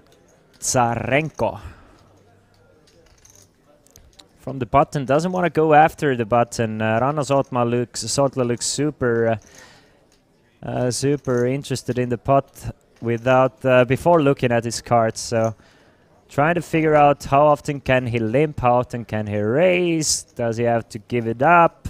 So wants to know exactly the chip count. I'm guessing we're gonna see a limp almost always here with 6-7. And there you go, Ranno Sotla is going to call from the small blind. Miettinen with a decent hand to just ship it all in with. 15.5 big blinds. Again, there are different schools of players. I would say it's like 50-50 from today's field. If you're gonna see a shove or you're gonna see even a 3-bet. We saw a 3-bet to 42,000, which is interesting to me. I mean, if Ranno Sotla is doing a limp shoving strategy with something or limp calling strategy with something like ace-8, then you really don't like raise calling it off with king jack, right? It doesn't play super well against the limp shove. So not sure if he's planning to raise fold there, or why not go all in himself. Well, as it is what it is.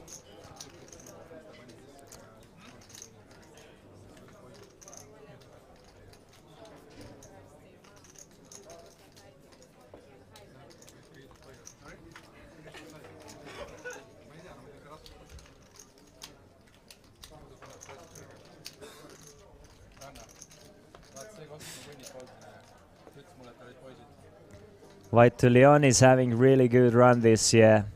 Yeah, I've heard many good things about him recently. Here's very recently, I must say, I've heard good things about him. Meanwhile, Gailums, the only millionaire at the table, at least the chip millionaire. I'm pretty sure we have quite a few like proper millionaires as well, but he's the only one whose chips have 1.0 M. He's going to open things up with the ace-10 with up to 35,000 in chips. Sotla will not and doesn't do anything. Miettinen, this is exactly the hand. It's kind of a trap hand, right? Where a lot of smaller stakes players will call from small blind to queen jack off, but it will get you in a lot of trouble. Miettinen will fold to queen jack, especially against an early position raise. Against a late position raise, you can start thinking about calling and defending the queen jack from the small blind, but against an early position raise, it really crushes the queen jack range. And it's like proper crushes in a sense that both of your cards are very likely to be dominated.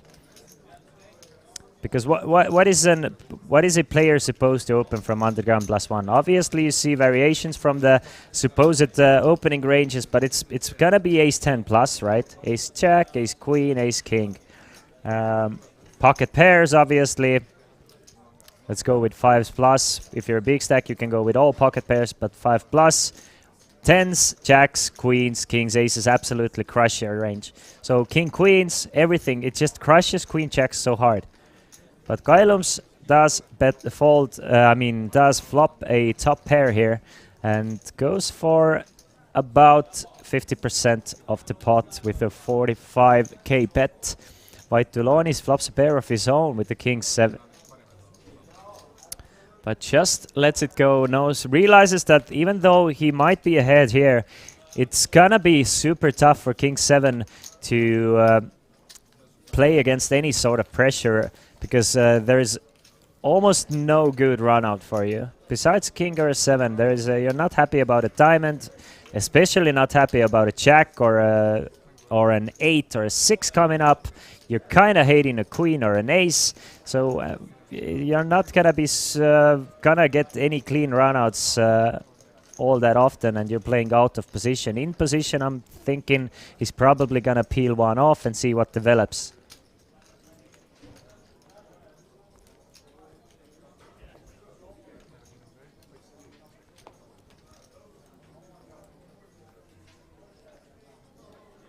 Pocket fours for Kylums.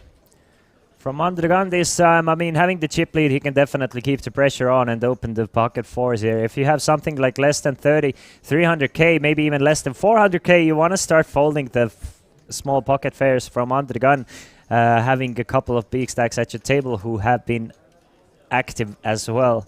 If you're playing at a very passive table, you can open the fours, but Kylums, knowing that he has all the power with the chips he has accumulated, he will elect to call instead.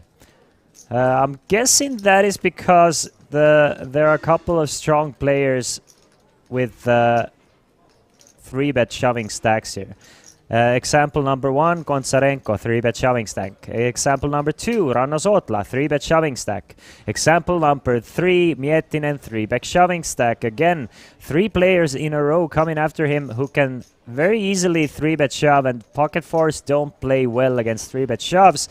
So Kylums, I'm impressed to see him adjust and just call here.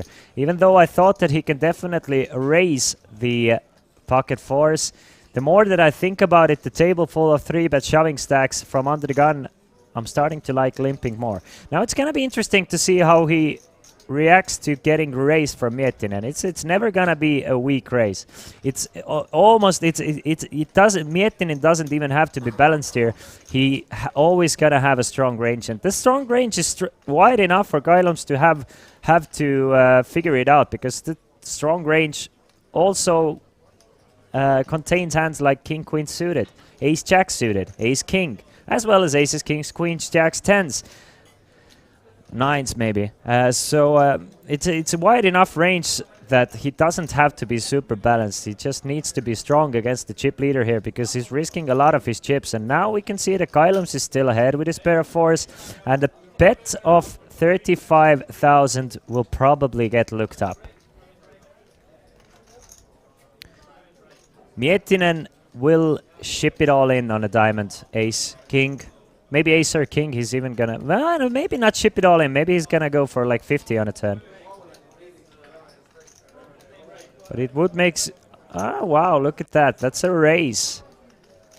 That's a check raise from Kylums on a Queen 5 deuce board. Makes it 110,000, and really like pot commits himself against Miettinen. Miettinen just with 122,000 behind, so interesting choice to go for a raise there. If Miettinen is gonna go with his hands,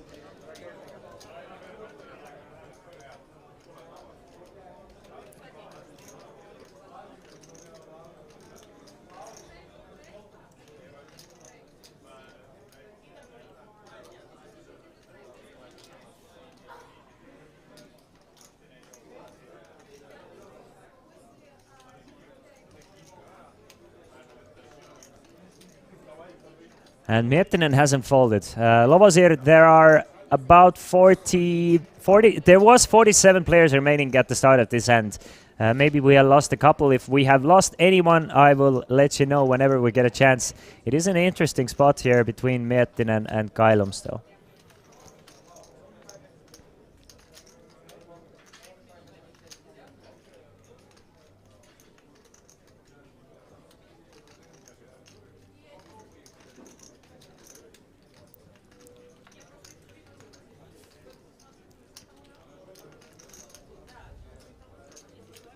And it's a tough spot for Miettinen. I mean, Kylums is definitely over-representing his hand at the moment. I don't think Miettinen is too worried about facing 4s or 3s. He's thinking like, maybe I'm against the flush draw here. Maybe I'm against the queen. Maybe I'm against slow played aces. It's unlikely, but it's possible.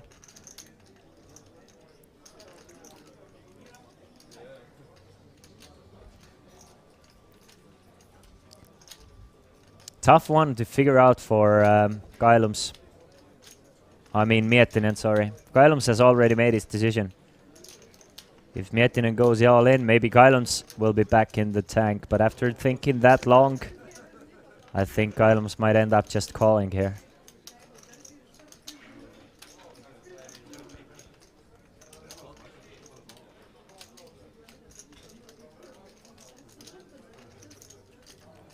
Miettinen really trying to put Kailums on a hand here. There's a chance he's up against ace-4 suited, something like ace-4. Miettinen does not have the ace of diamonds, so it's very real possibility he's up against the ace-side diamond draw, which he is ahead against. Something like ace-3 of diamonds, ace-4 of diamonds. Pocket 4s, even you're getting the right pot odds against pocket 4s, like at least close to it. Wish Dago had more stack. Would really like to see his aggressive play. I mean, it's like one double up away to be one of the bigger stacks. So quite possible we get to see it.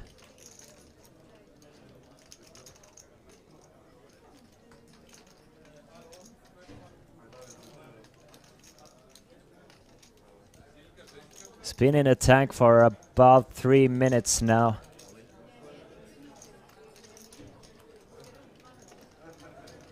All in from Miettinen. He does ship it all in, and Kailums makes the call. Kailums does make the call. I was wondering if Miettinen goes all in instantly. Will Kailums feel like he has a chance to get away from his 4s any more? But as we can see, Miettinen with 2 overcards and a backdoor flush draw ships it all in with the ace king. Needs an ace or king or running flush or straight card. 6 of clubs is a perfect turn card for the 4s, needs the fade the ace or king, and he does. Meaning that the rich get even richer. Kailums now up to 1.4 million in chips, and that is the biggest stack we've seen at our feature table thus far. Miettinen is finished in 40-something place. So Miettinen officially finished in, let me check. Miettinen finished in 45th place. Before that, we lost Kai Lehto in 47th place, Mohammad Kazrai in 46th place, and now 45th place belongs to Mikko Hermanni. Miettinen, after going all in with the aces and getting called by the 4s. Look at that, 5 players with 22 big blinds or less.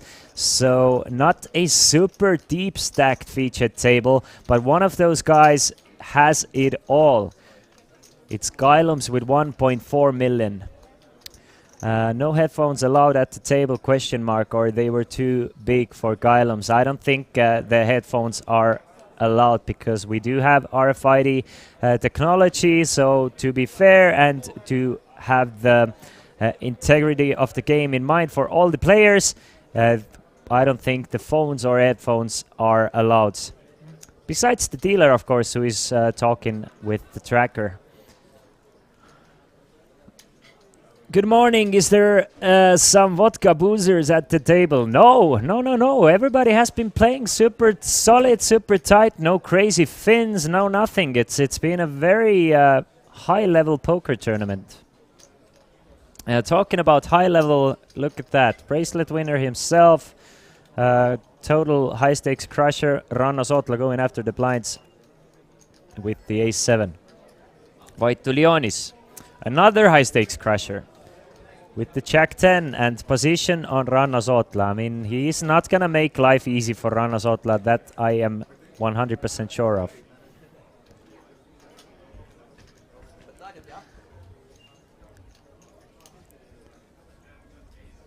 But he's gonna let go of the 10 jack, at least. Vetelainen, new player joining us. He's going to fold, and Kailums with the 6-2s. Can Sotla actually pick up the blinds and antes? It's looking very likely because even 6-2s, even for Kailums, 6-2s off is just maybe a bit too wide.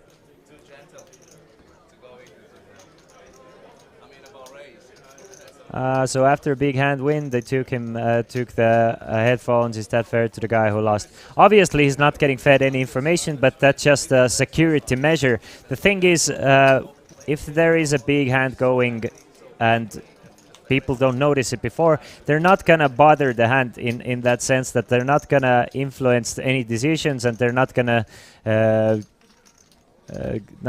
bother the players during the hand. They're gonna wait until the finish, and then they tell the players whatever they need to do, because it might really throw some players off if they're in the middle of a huge decision and then the tournament stuff comes and interrupts their thought or something. Meanwhile, we have lost another player from our outer tables. We are down to 43, and we have lost Roberts Rumba from Latvia.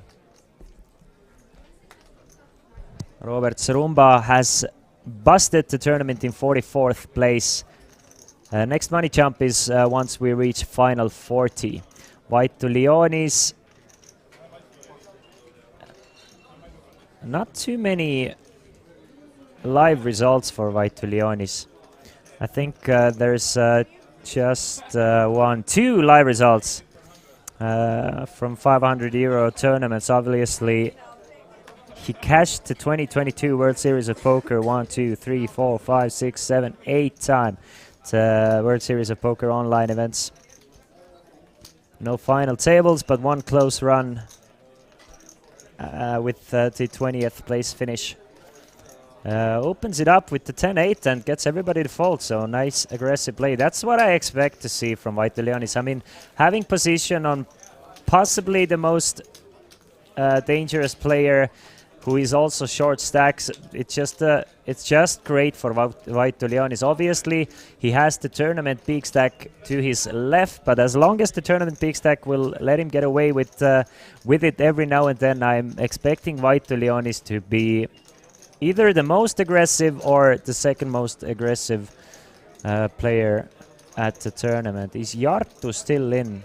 Haven't seen Jarttu in any of our featured tables, and he did not make day 3, so Jarttu is not in the tournament.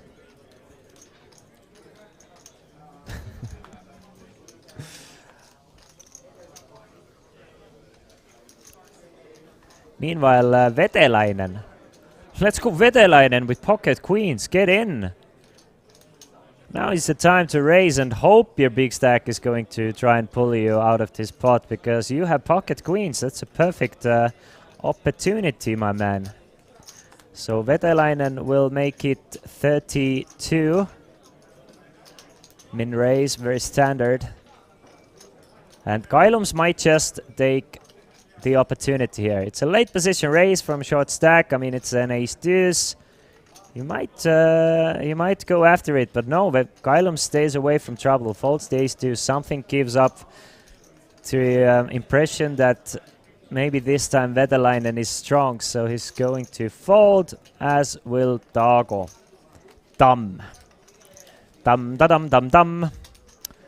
But one thing Dom is not is dumb.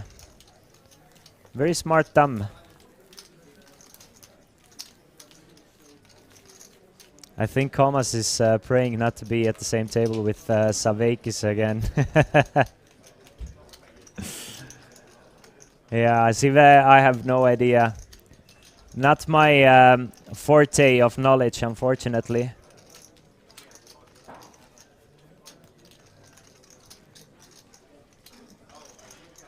But I'm sure many the chat can help you, or the players here, some of them. 42 players remaining now. So we have lost another player from outer tables, have we? If there's 42 remaining. Yes, it's Jani Aleksanderi Tuovinen, who we've seen plenty of times at our feature tables as well. Jani Tuovinen finished in 43rd place and took home close to 300 euros for his troubles, but is not going to final table this tournament. We are playing down to final table. Guys, this is Kings of Tallinn main event, hand 11 of this featured table, but hour 5 for our players today. Vetelainen goes for another raise, this time with a smaller pocket pair of sixes. Book and shove here. I mean, we saw Book go all in where he really didn't need to go all in with Jack 6 of clubs. So I'm guessing pocket fours should be a good enough 3-bet shove hand for Puck here. I mean, it definitely is. In game theory wise, I think it's a fist bump snap all in with the pocket fours. That is surprising to me because I thought that Puck is here to gamble his big stack up. I mean, he really didn't have to go all in with the Jack 6, and now he's folding fours. Obviously, we can see that it's a great fold. Vetalainen has sixes and probably is going to call him. Yeah, yes sir, the demo. 42 players remaining, but Gonzarenko is at least playing. Again, another hand he can definitely 3-bet shove with against the high Jack open. And I think, in my opinion, game theory-wise, is another quite easy shove. Of course, I have not played with Vetalainen. We have just seen 11 hands. Maybe he has been tied as a rock for the whole day.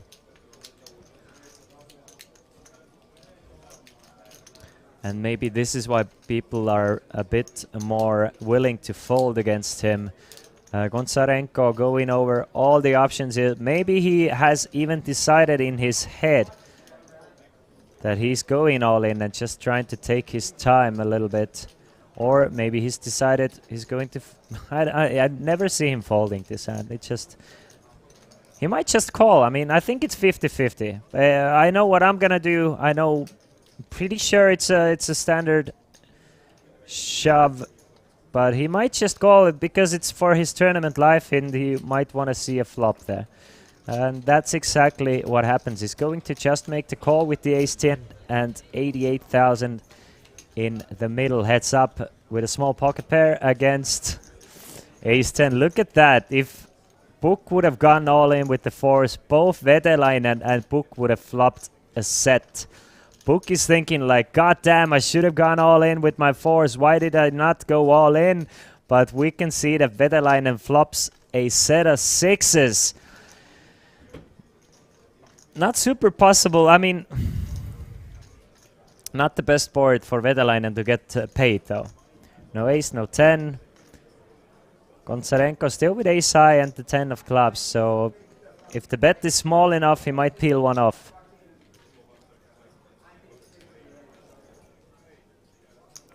I don't think that's small enough. It's 30,000 into 88, and I think Gonzarenko is done with the hand now.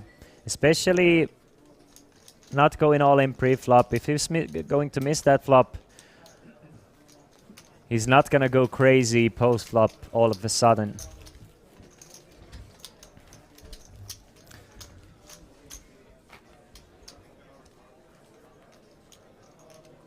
So 41 players remaining now. We have lost another player from the outer tables, and that player is none other than Roope Holma.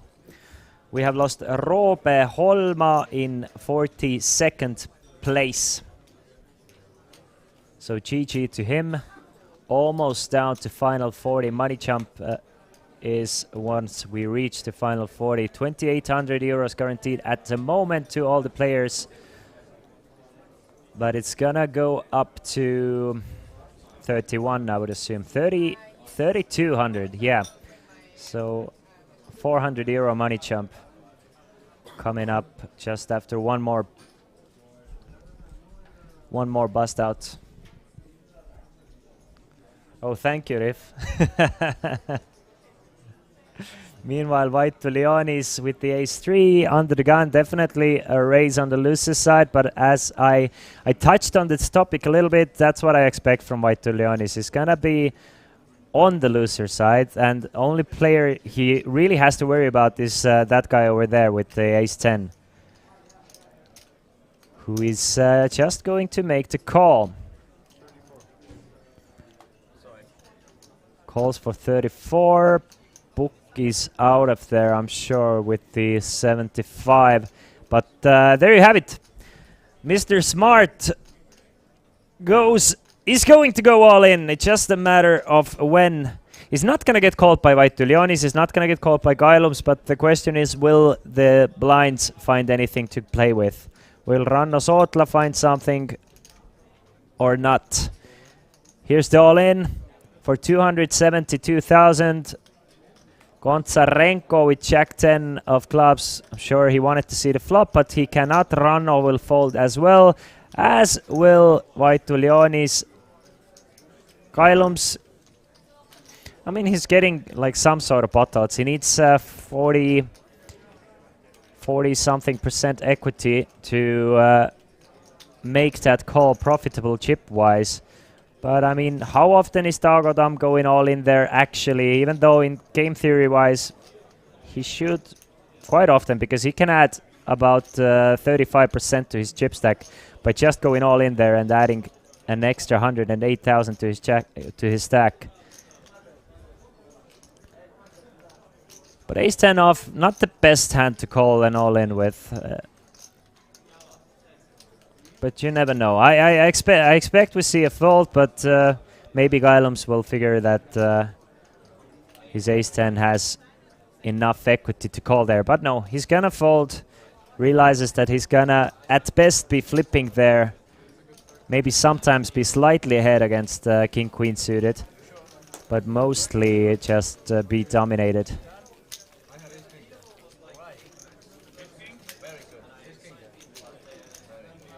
And Tom lets everybody know that he had the ace-king. And as you noticed, Sootla was very interested in what Tom had to say. Like, what did you have? Ace-king? Okay, okay, okay. And he will memorize everything Tom did while he went all in. So Tom, by being very friendly, just gave away everything. Nah. I'm sure Tom is good enough to hide all the live reads.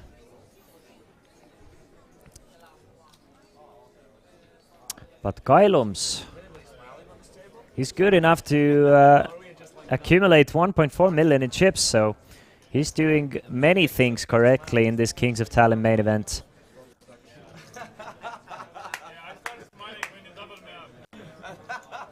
Trying to listen on to the table talk here. Let you guys in what these guys are talking about. Sootla from the small blind. So both players with quite... we've lost one player, so he's up against the big stack of Vaitulionis. Tries to call one more time with the Jack 4, but Vaitulionis, I'm guessing we're just going to see a shove. I don't think Vaitulionis really wants to induce any shoves with pocket sixes by raising pre-flop. So I think the best answer against the limp with a hand exactly like sixes probably is a shove. There are plenty of hands he wants to raise fold with and raise call with. And there are plenty of hands he wants to generate quite a few folds with. I think sixes are one of those hands, but let's see if Vaitulionis is correct. Is thinking the same thing. Yes, 1 for 1. The game of trying to figure out what Vaitulionis and Ranno Sootla will do begins.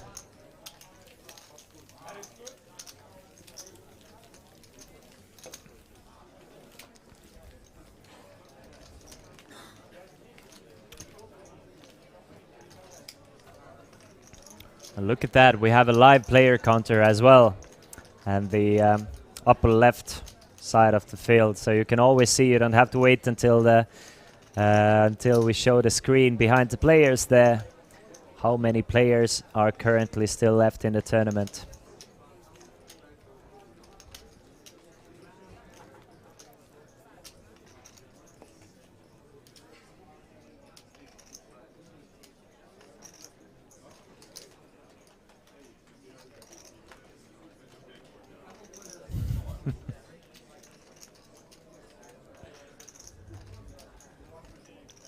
Queen 6, easy fold.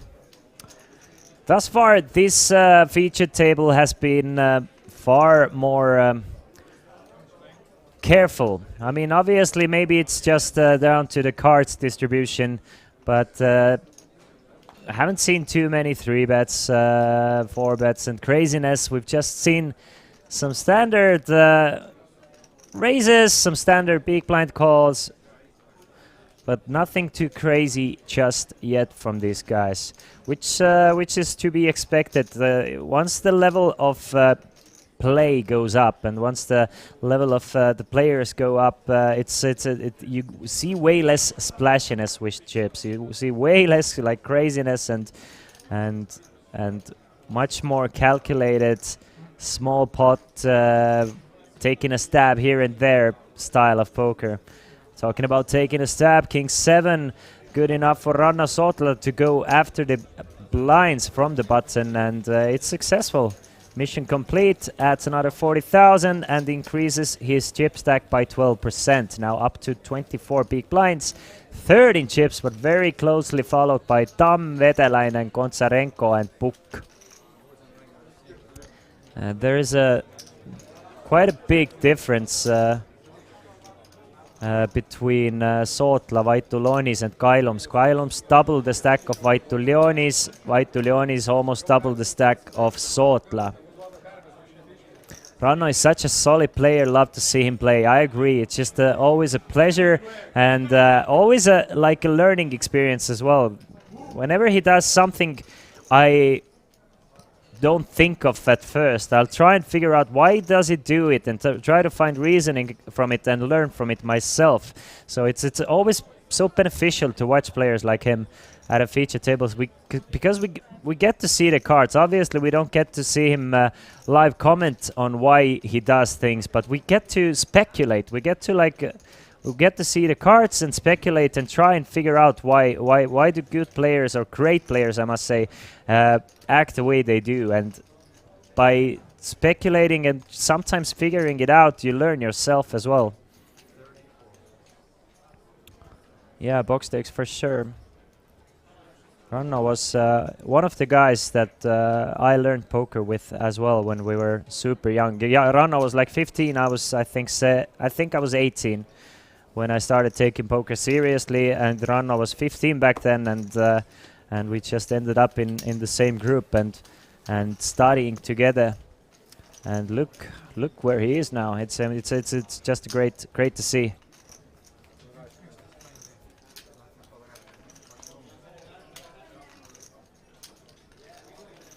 "40 players remaining. We have lost Victor Fernandez Garcia in 41st place. So we are down to final 40 or final 5 tables, I must say. Yeah, we are playing 8-handed, so final 5 tables, but we are playing down to final table, or at least that's the plan, to play down to final 6 today. Not really sure where the decision to play final table 6-handed came from, but it's not a bad one. As long as it's not gonna take like super long and it's not gonna be like excruciating for these players and they won't get enough sleep. I'm thinking there has to be like 9 hours of sleep between 2 playing days, so if they plan on starting 12 p.m. tomorrow, then I'm thinking the cap is 3 a.m. today. If they want to start 2 p.m. tomorrow, then I think we can play until 5 a.m. today.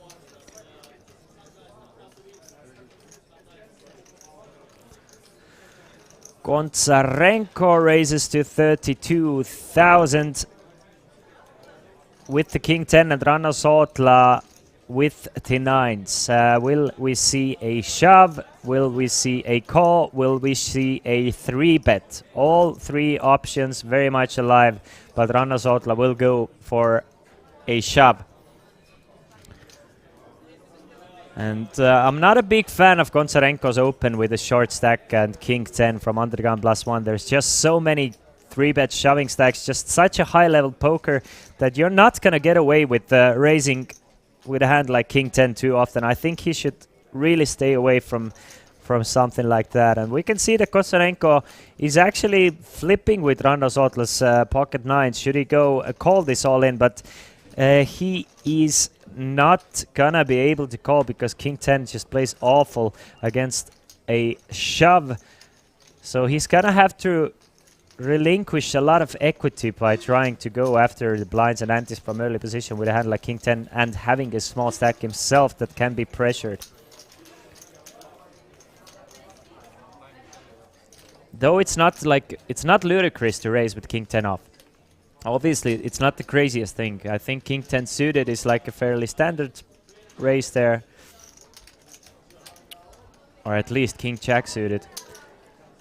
But I think it's just a bit too tight. But you can't blame a man for trying, and so I will not. 10-9 of clubs for Gonzarenko now with approximately 12 big blinds, maybe. Yeah, too loose, not too tight. Sorry. Just misspoke there. But I'm sure you got the general idea. 12 big blinds, 10-9 suited. I'm way more of a fan of a shove with the 10-9 here than the raise with the King 10. So I don't mind the shove here whatsoever. I think it's a good one. Going after the blinds and antes with the 10-9 of clubs. Let's see if anybody can find anything to call Gonzarenko here with. Kailums might. Kailums might make the call with the 7s.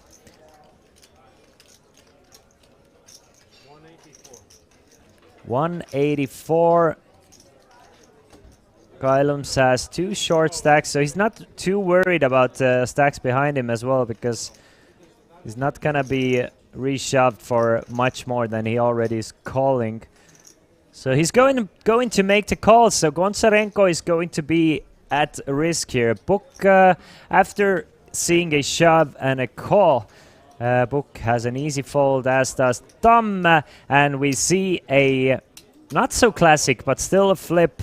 In No Limit Hold'em, 2 overcards against the pocket pairs. This time it's 10-9 of clubs against pocket 7s.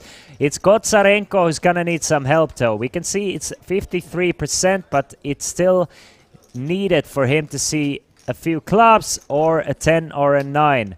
Ace 3-7 is super safe for Kailums now. It's just no help for Gonzarenko whatsoever. No backdoors, no nothing. Needs a 10 or a 9 or else he will be eliminated from this tournament. 8 of clubs on a turn.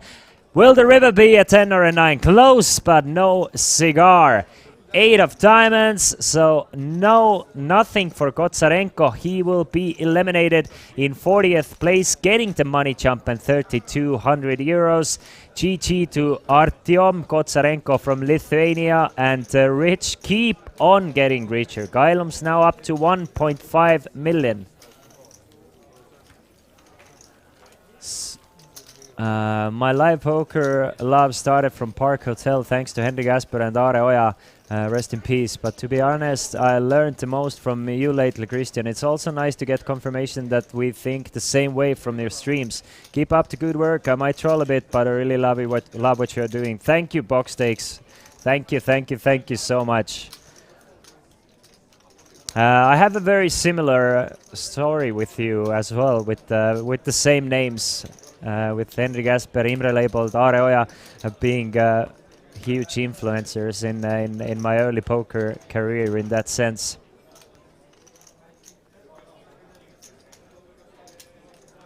But it's great to hear.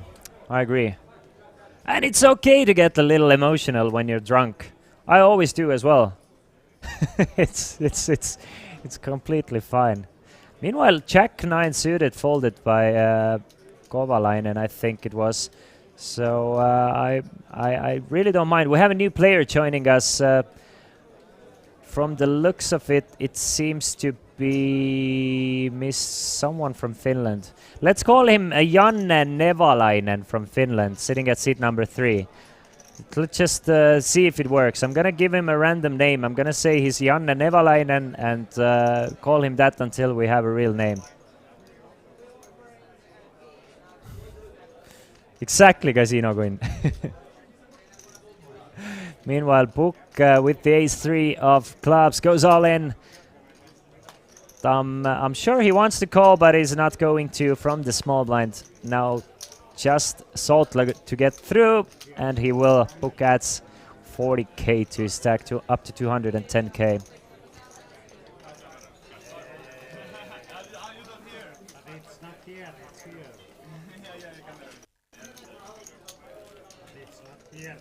This is where I think, well, not yet completely, but I think the bust outs will really slow down. Like, I think once we get to final 20, of course, then it's gonna get like super slow.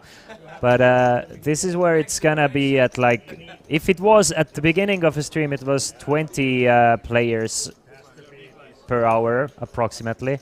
Then it went to 10. Now it's gonna stay at like 5 and 4 per hour until we reach final 20, and then I think it's gonna be like 2 or 3 players per hour, and this is where I think the stream will go until the morning hours. But you never know, we've seen crazier things.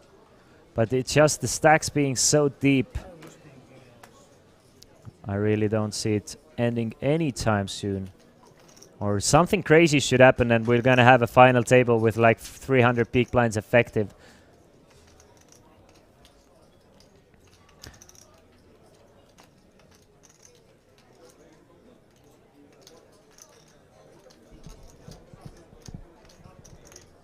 Seven-4 suited for Dam from the button. And he's gonna at least try. He might get through Sotla. Sotla doesn't have anything to play back at him unless Sotla really like picks something up from Dam. I mean, he's a smart guy. He can definitely find some live tails, but I'm not sure if he has any.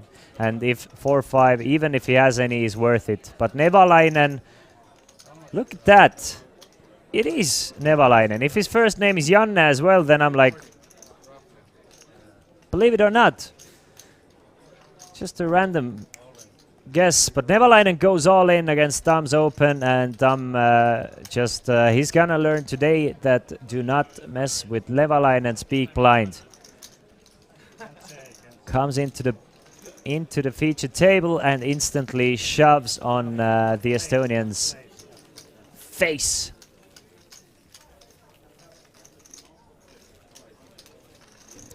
"38 players remaining," meaning we have lost another 2 players. Another 1 player, sorry. And that player was none other than the Estonian hero. The player who absolutely entertained us all yesterday and is the reason why we're all so energized today and hopeful to see someone like him make a comeback. But it's not gonna be him. Mart Kailio is busted from this tournament in 39th place. God, it would be awesome to see him at the final table, but he made quite a deep run. I mean, he joined today. We had, once we came today, it was 93 players remaining, right? I think.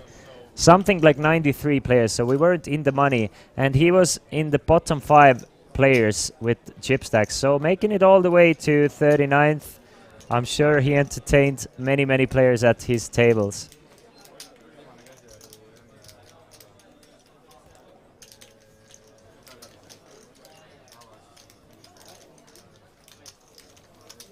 Have some information for you guys as well after the next level. So we're gonna play for 1 hour and 5 more minutes. So after the next level, not this level, there will be a dinner break for the players here. So we're gonna go on a 60-minute dinner break.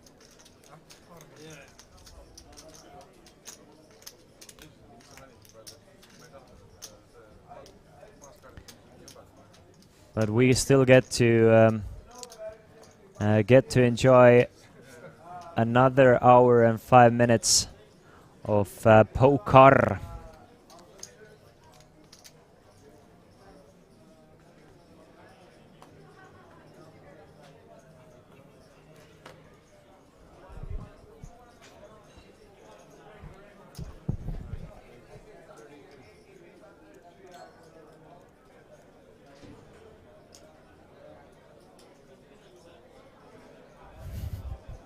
Meanwhile, Dam, just getting a confirmation about the dinner break. Yes, it is 100% true. We are getting a dinner break after the next level. Meanwhile, Dam is going after the blinds one more time with the raise to 32,000 with the ace-5 of clubs. And Sotla is going to stay away from trouble with king-9 of spades. He doesn't seem like super happy about it. Wojci, I think it's Laur. I can't say for sure, but I'm pretty sure it's Laur. Vetelainen. We might see a shove, we might see a call, we might see nothing else. It's either going to be a shove or a call. It's very player dependent. In my opinion, it's always better to shove a hand like this against open for an active player. It's just there's 72,000 to win. It's a kind of a live hand, but I 100% truly understand why players elect to go for a call as well and just kind of keep the variance lower a little bit. Especially making a deep run in a tournament, but at the same time, do you make your variance lower? Because you might find situations like this where Dam would have folded pre-flop, but now he has a pair of aces. You have the nut flush draw or second nut flush draw. Well, you never know. It's just a very player dependent. If you're an aggro monkey like me, then you always prefer to shove. If I prefer a call actually when I'm playing more than 20 big blinds, but with like between 12 and 20, I want to shove a hand like this. Anyway. Checked over from Vetelainen, a bet of 25,000 from Dam. Vetelainen, well, he's not folding. I don't think he's raising either. I think he might be raising if the flop is not ace-high, but ace-high board raising there just really doesn't represent anything but a flush draw. So I'm thinking he's just going to call the 25,000 and we're going to get to play some turns. Yep.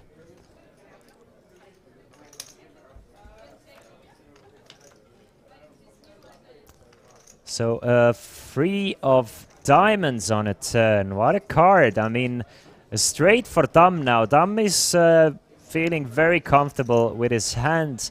But now he's trying to figure out what did Vetelainen call the flop with. Could it be something like, I don't know, King 4 suited? Obviously, 4-5 suited. 4-3 suited. All those hands are definite possibilities. Any hearts, of course. So how do you proceed against a range like this? The thing is, Vetelainen is thinking, I have quite a few 5s here that just like to check call. Maybe I can lead into this board because Dam really isn't raising any 5s besides ace-5 suited and pocket 5s. So I mean, like Vetelainen realizing that he has a very strong advantage in terms of a 5, he can lead into here, and Dam is now in a pickle. Dam also realizes he's just raising with ace-5 and pocket 5, so if he's gonna call, maybe he can get another bluff out of Vetelainen on the river. 7 of diamonds on the river. Will Vetelainen empty the clip and go for a big bet here?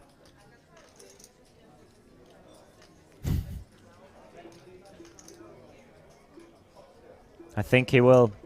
I don't think he even has to go for it all. He can go for like 100 something, 112, 120 maybe, and leave himself in with 80 behind in case he does run into something that's not able to fold.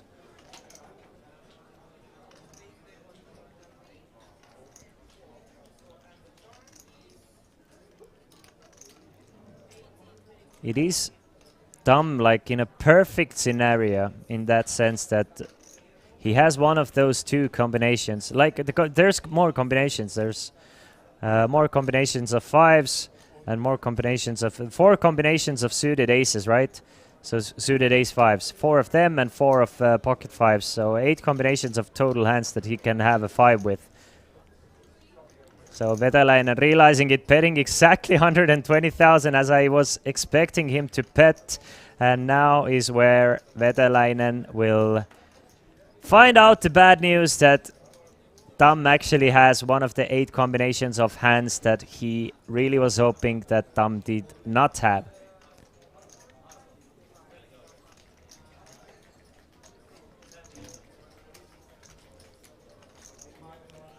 I wonder if Tam is thinking if there's any point of raising here, or if he should just call. He's going all in for 208,000, and Vetelainen is left with just 85,000, and the blinds just went up to 10,000 and 20,000, meaning that Vetelainen just has 4 big blinds left.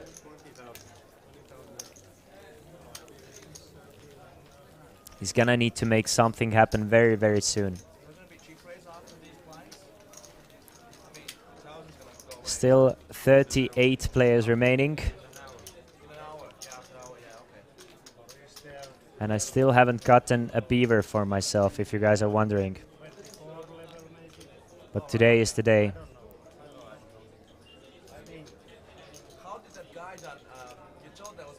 Do you think King and Jack of Hearts not the best bluff candidates on the river? Gedimino, in terms of hand selection, let me think about it. I agree with you. In terms of hand selection, yeah. Now that I think about it, I think he just went with the fact that it's just super rare for Tam to ever wake up with a 5 here and hoping he can get something like an ace X to fold. But I agree that King and Jack of Hearts is not the best hand to go for a bluff there on the river. I think he just went for kind of the Hail Mary of having the simple 5 advantage there. But I do like the fact that he didn't go all in on the river. He went for 120,000, still with a chance.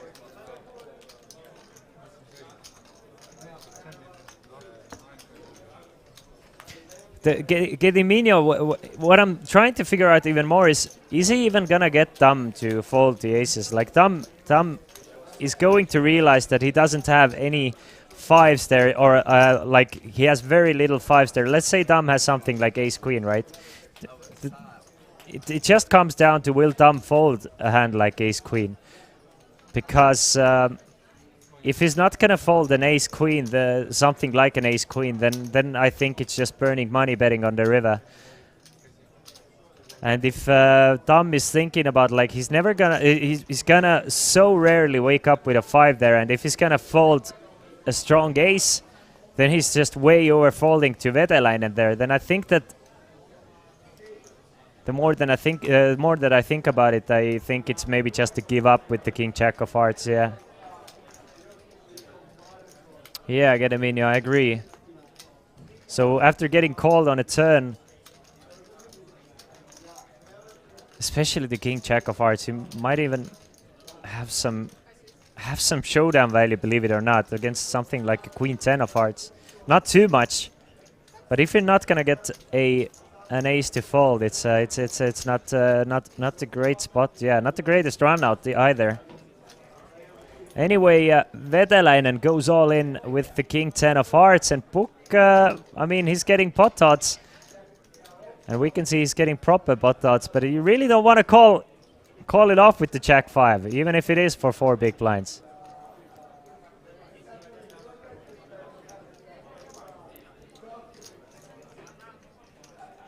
He's really struggling with the decision here. Let's see. It's 55 into 125. So I mean, he's getting more than 2-1.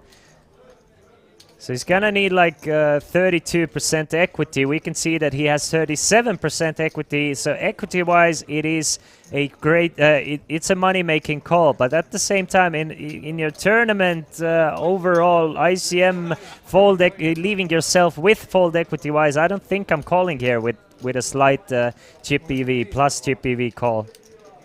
Personally, 9, 7, and a 3 on the flop.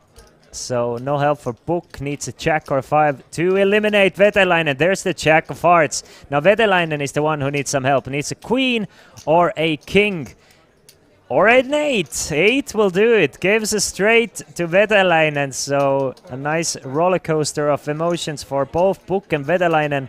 But in the end, it's Vetelainen doubling up to 180,000 and Puk now back down to 115,000. Couple of very short stacks at our featured table. Expect them to go all in plenty of times throughout this final level. Or not final level before going on a dinner break.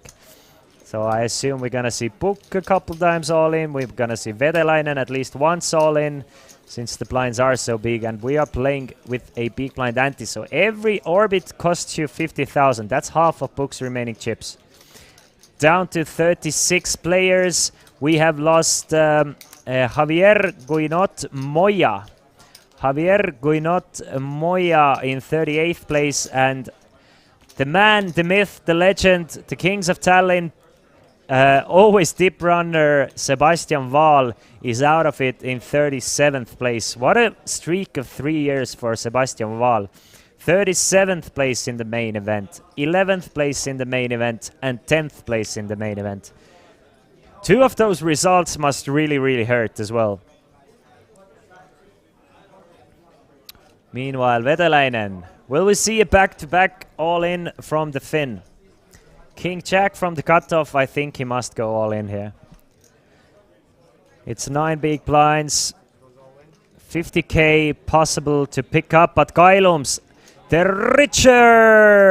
richer man, wanting and looking to get even richer. Obviously, if Kailums is gonna snap call you there, Vetelainen is really hoping to see a hand like Ace Queen, because then in that case at least you have 2 live cards. And that is one of the best case scenarios, because you're going to need a king or a jack. Obviously, you would be happy to flip as well, but he's going to need a king or a jack now. 410,000 to be right back in it. King, jack, 8 or a queen. A lot more outs now. Almost a coin flip. There's the queen. Nuts for Vetelainen, and Kailums is drawing dead with that queen on a turn. And Vetelainen, after being down to just a few big blinds, now back up to 20. 410,000 after 2 double ups. Looking good. I mean, 20 big blinds is plenty, especially on a table where you don't have too many big stack pulleys. We have lost another player from our outside tables. We have 35 players remaining. And that player who we have lost is Paul Koppe. Paul Koppe, who entered today second in chips, has now busted 36th. So not the greatest of days for Paul Koppe.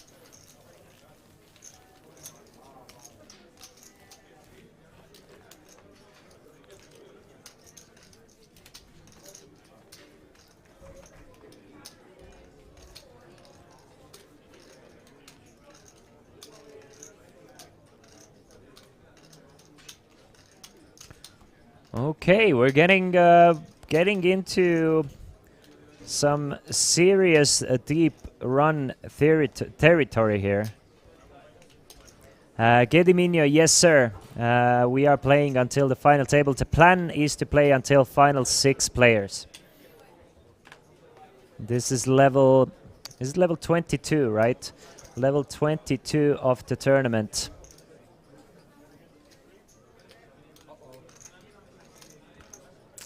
Wow, Puk finds a great hand to go all in with. I mean, the short stacks are doing good. Ace Queen of Hearts from the button for 5 big blinds. That's what dreams are made of. So he does. Moves all in for 105,000. And he's gonna get a couple of folds. Sotla, I'm sure, would have called quite light there, but not with the 9-3. You need some Red Bull, could be a long shift for you. Yeah, I was preparing, like, as we started today, I said I think it's going to go until 6 a.m. I'm not sure if it's possible to go for until 6 a.m. anymore, because the players also need some rest. But I'm willing. As I left home, I said I'm probably not going to come home tonight, and I'm going to stay the night in the studio. So we'll see about that.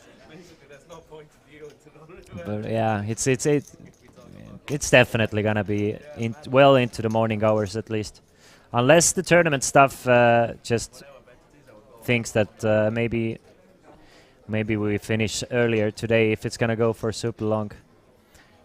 White to Leonis, his turn to find the ace queen of hearts.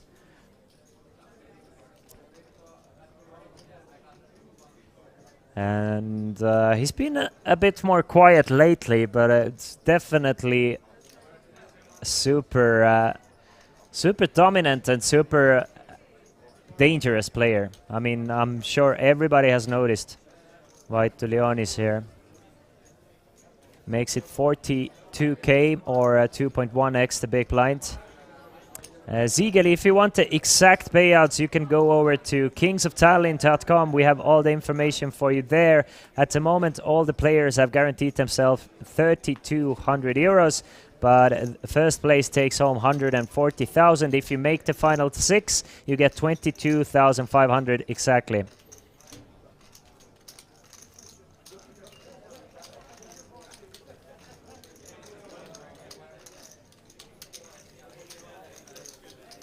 I think TechFlow answered your question, Super Mario. Yeah, since he's staying in Hilton, it's just, you know, coming from home to a lower level basement. It's like a home game for Ranno.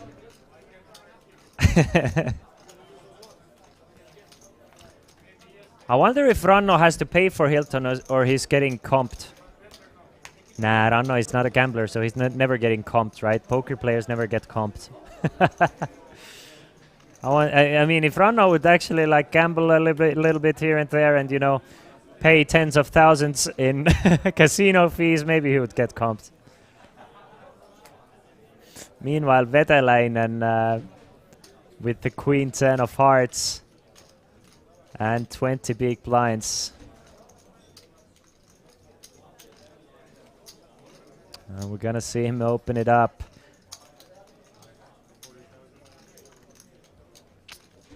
Gonna elect to raise it to 40. Let's see, Gylum's still a massive stack. I haven't looked for a while, but I think the tournament average at this point is somewhere around 500-ish, right? 550 maybe. So he has close to 3 times the tournament average. Absolutely sailing, smooth sailing. I mean, how much would be the average stack to make the final 10? Let's calculate it once we see the tournament average at the moment. He's gonna 3-bet to 95, so making life very tough for Vetelainen. But Vaitulonis, this is looking like a good situation for the Lithuanian, because he finds the ace king. There's 185,000 in the middle, and there's a very good possibility that his ace king is doing great against 2 aggressive players, Vetelainen and Vaitulonis. The problem, of course, for and Gylums, I mean. Problem for Vaitulonis is he going or willing to play for it all against the one guy who can bust him? I think with 40 big blinds effective, yes. Now the question is, how do you want to proceed? Maybe you want to 4-bet to something like 225 and fold against the 5-bet, call against the 5-bet. Or do you just want to go all in now and just basically minimize the chance that you play an all-in bot against Gylums? I think it's the all-in option. Yes, it is. That's the thing. I think you want to minimize the chance that you have to play against Gylums. By going all in, you might get Gylums to fold something like a 10s or jacks that might shove against your 4-bet or might call against your 4-bet. You have to play a pot. So by just going all in there, knowing that you're willing to do it anyway for 40 big blinds, you just minimize any chance of Gylums busting you from the tournament. Plus there's already 185,000 in the middle, so I mean, Vaitulonis now up to almost 1 million in chips. Great spot for Vaitulonis.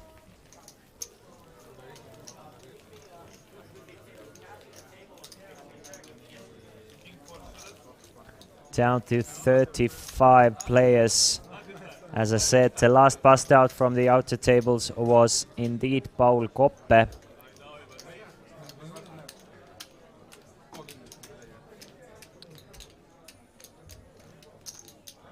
Three Estonians, couple of Finns, couple of Lithuanians and a Latvian at this featured table. So somebody, let's see how many nationalities still represented here. I see a few Latvians, few Lithuanians, obviously Finnish, already said, a French player, an Italian player, a Spanish player, and not really sure. A couple of flagless players as well, of course. But yeah, it's looking at the moment that it's Latvians and Finnish players being the most successful at the moment. Top 1 and 2 places at least were belonging to the Latvian players. So if I would have to guess, the final 3 players will be final 6 players will be 1 Lithuanian, 1 Estonian, 2 Finns, and 2 Latvians. Let's go with that.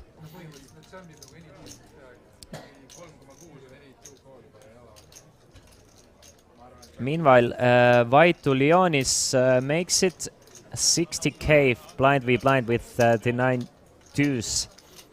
And Vedalainen, let's go with the king twos. If you check how many Lithuanians started comparing to other country numbers, Lithuanians on top. But yeah, I'm not 100% sure about that statistic. I think there was as many Lithuanians as there were like Estonian players. Definitely the most amount of Finnish players. That I'm 100% sure of, that there were the most amount of Finnish players here in the main event, of course. I think it's fairly even between Lithuania and Estonia in second place, and then it's like Latvia and Sweden in third place.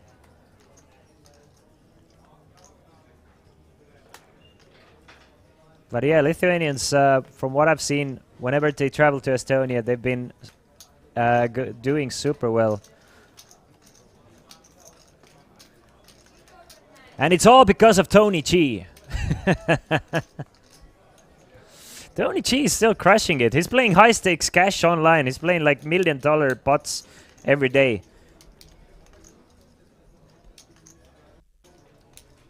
Mr. Antanas Kuoga.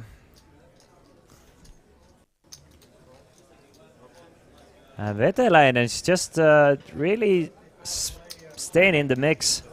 Calls blind v blinds, and the big stack doesn't. He's been bit a little bit the past few hands, so he's not even gonna go after Vetelainen's limp. Tries to see a flop with the queen deuce. Still stays ahead against Vetelainen, but Vetelainen with the 10 of diamonds being the key card might try and steal this one away. There's a few good runouts for the 10 of diamonds. The 4 of clubs, of course, is irrelevant.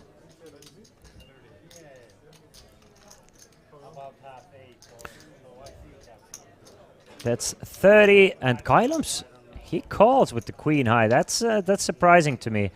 Gets a good turn card. Now has a pair of queens, and we can see that Vetelainen is drawing dead. But I mean, I wonder if the turn was anything else. Did Kailums have any particular plan with the queen deuce? I don't think he called just to hopefully check it down by the river.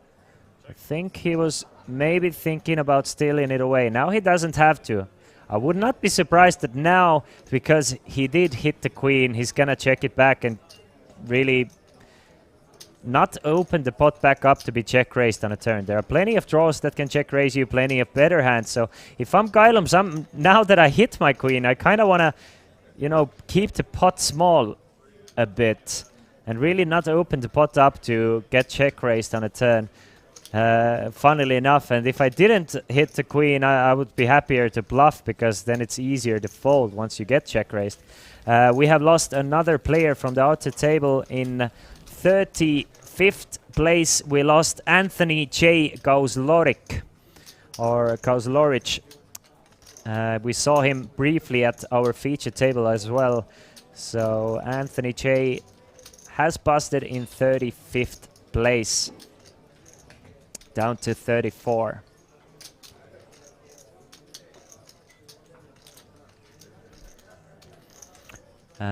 Mr. Book, now our shortest stack, and Ranno Sootla, who has been super quiet, mostly because Vaitu Leonis is straight to his left, basically, and his stack is also iffy in a sense of he can't really like do too many crazy 3-betting or something like that. He's been taking his opportunities. Every time he has a chance from the button to go after the blinds and antes, he will take that chance, and has moved in a few times as well. So he's trying to maintain the stack, but of course with there being bigger stacks in terms of Vaitu Leonis and Kailums, they will be the ones to control the pace of the game.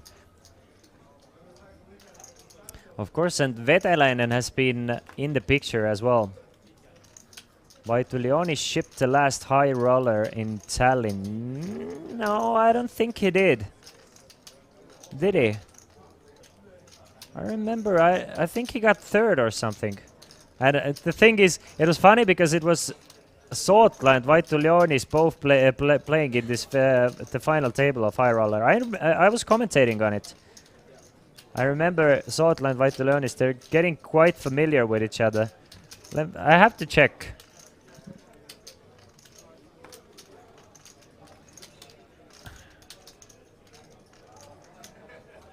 The thing is, yeah, maybe he did then, but it's kind of Rila, you might be right, because something like I do remember something. Interestingly, the Hendon mob doesn't show anything about the high roller. Let's see if I can find it from Ranno Sootla's plates, Hendon mob, so I can see the results of the last high roller.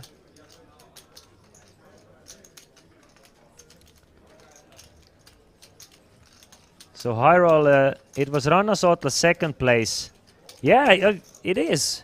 Ignas Vaitu Leonis first place, Ranno Sootla second place. Yeah, you are 100% sure. It's weird it doesn't show for Vaitu Leonis, but it does show for Sootla that he got second in that high roller.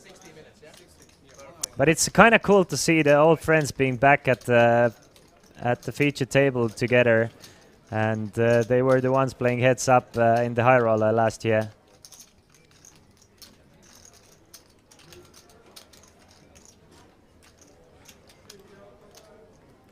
Oh, now I know. It's like two different hand and mob databases for Vaitu Leonis. Now I found the real one.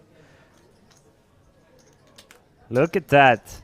The real one shows three straight first place finishes for Vaitu Leonis. What a man. What a man he is.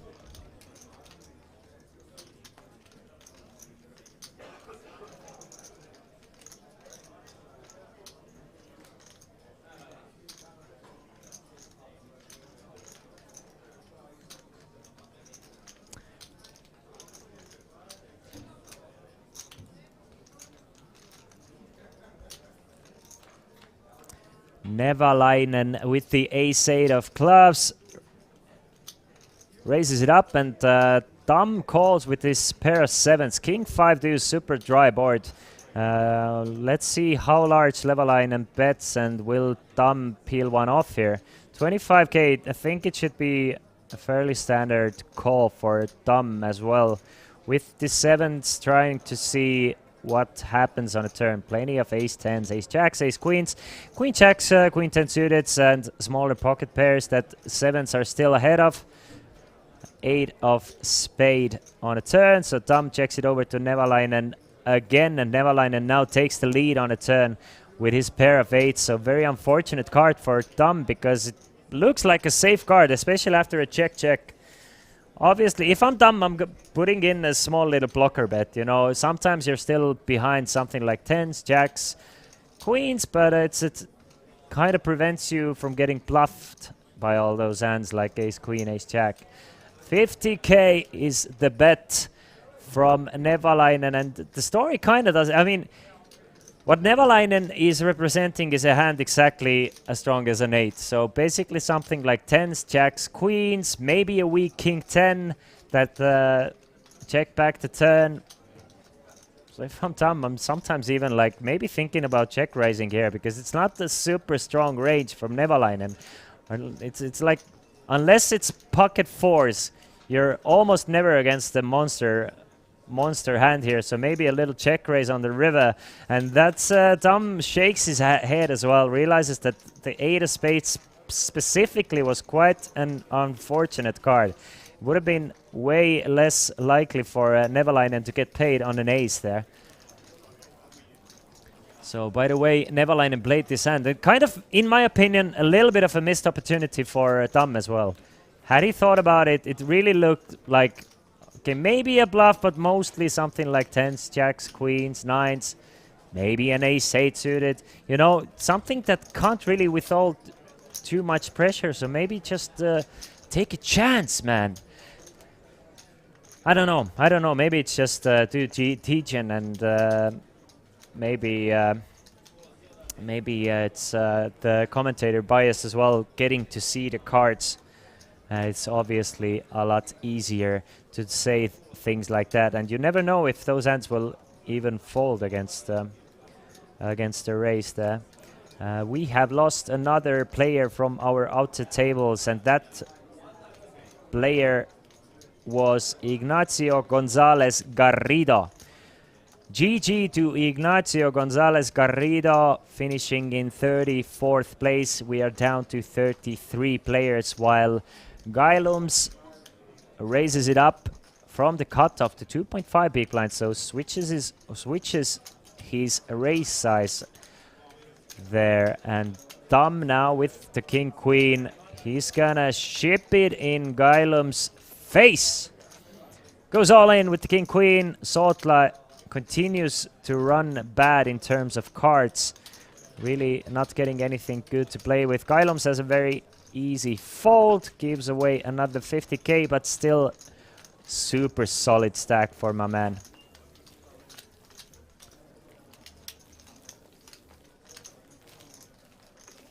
"31 minutes and 30 seconds until we are going to go to the dinner break." I mean, I'm trying to figure out if I liked the previous feature table more or this one. This one for sure is more interesting in terms of the level of play, but at the same time, the last one, it was so much chip splashing and action and craziness, and in a viewer's sense of or a point of view, or viewer point of view, it's just it's kind of more interesting to watch this crazy action as well.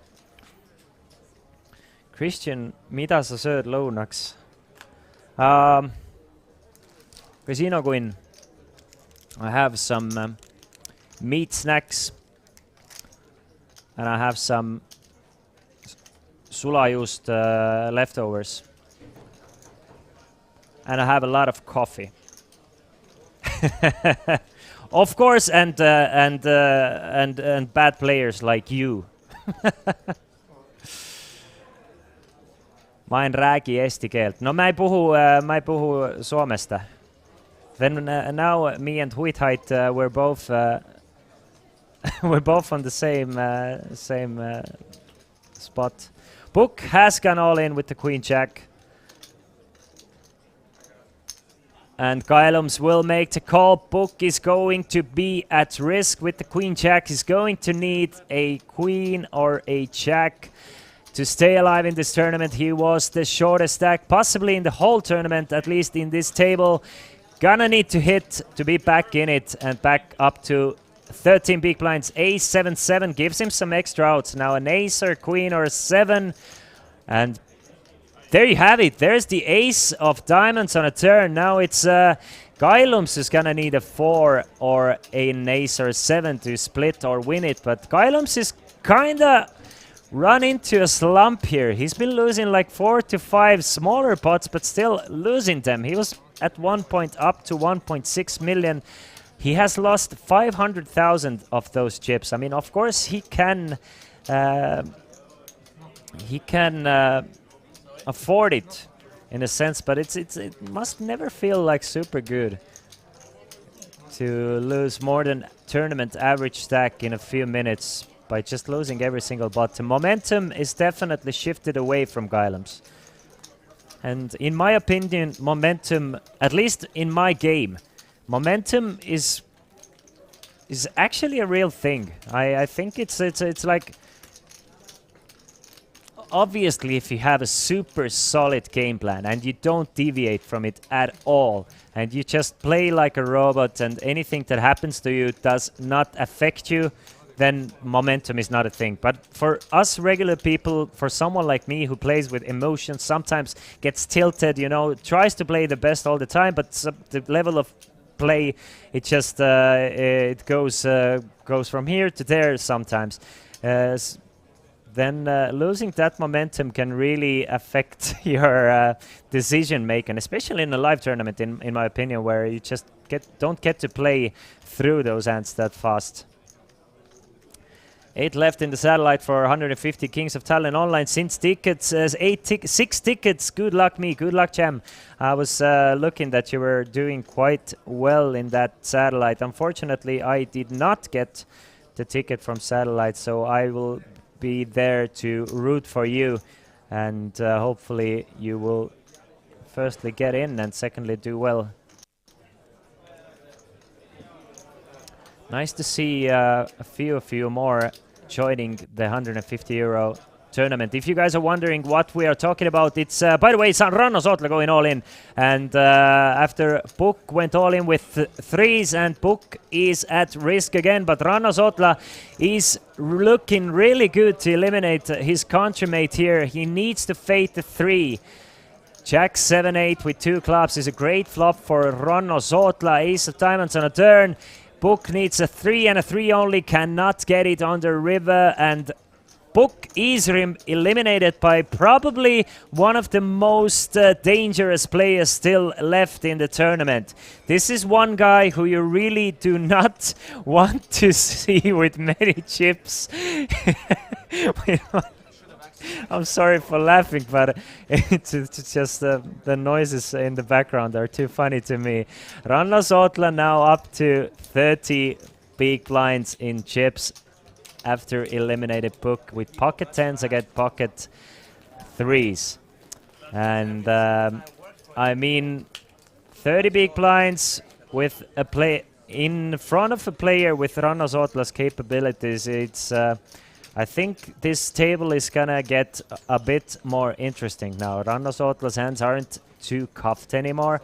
He can actually play quite a few flops without, you know, risking 20% of his stack every single time he wants to see a flop. So I think the table dynamic is going to change a little bit.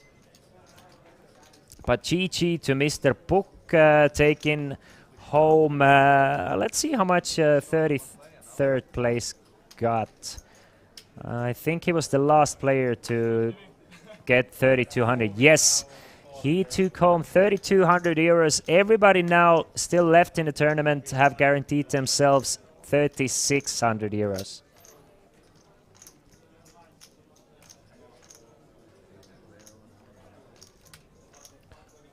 Sootla, talking about the change of dynamics, and Sootla finds pocket jacks instantly, and the rest of the field might not believe that Sootla really needs all that much to raise here with now with these newfound chips.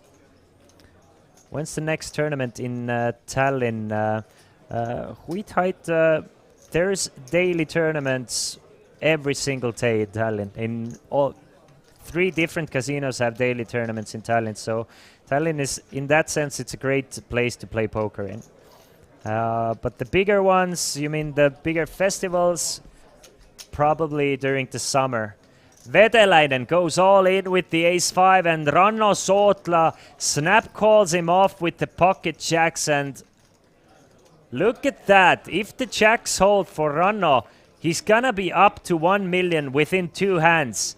King Jack 4, set of jacks for Sotla, but Vetelainen with the flush draw and hits the flush draw on the turn. And the 9 of spades on the river seals the deal for Vetelainen. He's going to double up against Sotla, and Sotla, after winning those chips, is going to give them right back up to Vetelainen. And how many times can this Finn get lucky? You tell me, because he's now up to 650,000. And he's a cool guy to have chips, because he's really in the mix all the time, and he is not afraid to use those chips. But my heart bleeds for Sotla. He just found those chips. He would have been in the million chip spot, but as it is, his dreams were crushed, and he's left nursing a small stack once again. So the dream of being able to play more pots lasted for exactly one hand.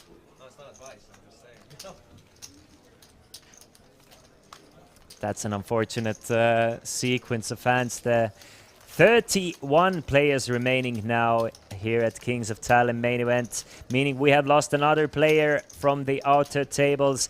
Eirik Christiansen has busted in 32nd place. Eirik Christiansen gets a page up and 3,600 euros for his troubles.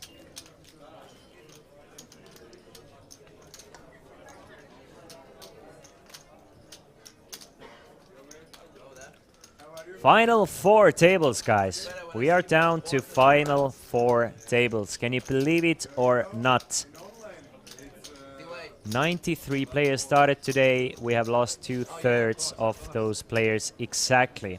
Average stack at this point of the tournament is 692, meaning you're gonna need about 2.1 million to make the final 10 with an average stack, and about 3.5 million to make the official final table with the average stack.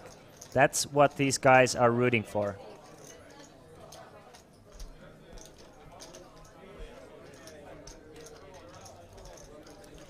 Risto, 32 players remaining.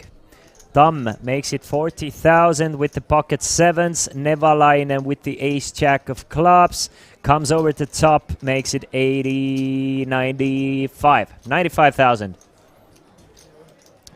Now, it's gonna be an interesting one for Tam. Will Tam call? Will Tam fold? Tam might even 4-bet shove. He has about 23 big blinds at the start of this hand, so 23 big blinds effective, facing quite a small 3-bet, less than 5 big blinds. So if Tom thinks he has any sort of fold equity, he might just ship it all in. Oh damn, Jam, that sucks. That really does suck. I feel sorry for you in that sense. Tom does make the call with the 7s though, and what a flop for Nevalainen once again. Nevalainen last time just barely outturned Tom, and now these two nemesis playing against each other one more time, and one more time it's Nevalainen looking to come out on top, flopping top pair, top kicker, and just one overcard for Tom's 7, so Tom might really not be too afraid of that flop. Obviously, he still loses against overpairs, but all the ace-kings, ace-queens, which there are plenty that want to 3-bet pre-flop with all those hands, you still beat with the 7s. Huge bet, though. Bet of 125,000 from Nevalainen. Last time with ace-8, he bet way smaller.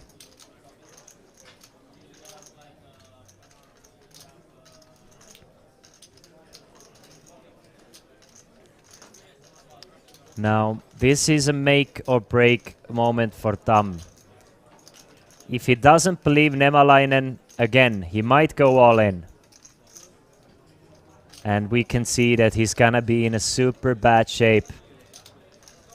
Ouch. I think this is it for Dam. He's going to need one of the remaining 7s to stay alive in this tournament, or else the Finns keep on crushing the Estonians. Nevalainen. The graphics doesn't show that he has made the call, but I'm sure he's made the call already, right? No, he hasn't called just yet. It's gonna take a few seconds to figure out how many chips Dam has. But I mean, flopping top pair, top kicker on a diamond board. Sometimes Dam just calls pre-flop with aces and kings. But with you having ace-jack, it's just way less likely for your opponent to have this hand. So, I mean, I think you should be very, very happy to call here with. I think you should be incredibly happy, and Nevalainen, after getting the count, will make the call with the ace-jack, and we can see that Dam from Estonia is gonna need some dumb luck, or else he's eliminated. Needs a running 5 and 6 or a 7. Now just the 7 on the river will do it, but no. That is the 10 of clubs on the river, and we lose another Estonian in 31st place, meaning we are down to final 30, and Nevalainen joins the 1 million chip club. Up to 1.1 million after eliminating Taago Dam in a huge 952,000 chip pot. Getting some condoling words from his countrymate Ranno Sootla. And on his bike he goes. GG, Taago. GG.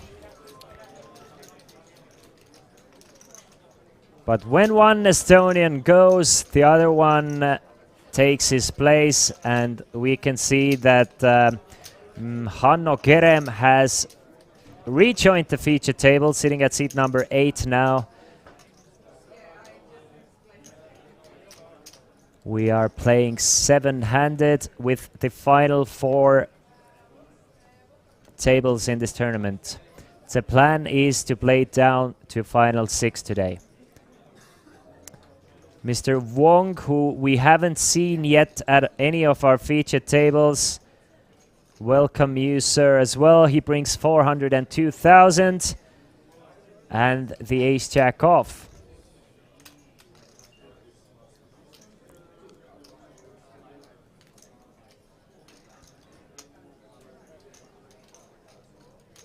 Mr. Wong looking to raise it up. Mini cooler, yes, Taago, just the hand before he busted. Andres, good luck at the free roll. Good luck, good luck, good luck. Hopefully you'll get the €150 ticket, and we get to root for you at the Kings of Tallinn online event starting in 25 minutes. So in 25 minutes, guys, we will have the Kings of Tallinn online event. Everybody who wants a chance at the Kings of Tallinn trophy and cannot be here live, now's your chance to play. Vetelainen with 640,000 and King 10 suited. And here I was saying that Vetelainen with chips is fun to watch. He's folding 40% of a straight flush. What a sad day. What a sad day. I bet you Ranno wouldn't have folded King 10 suited. Alright, alright, alright. Hanno Kerem. He's gonna take a look at the flop with the Queen 10 of clubs. Suomi's got 150 online event is at Olibet. So if you have Olibet, or if you don't have, now's your time to chance to download the Olibet poker client and get €150 on it to play the tournament. It's a 5K guaranteed progressive knockout tournament. At the moment, just one Finnish flag playing this tournament.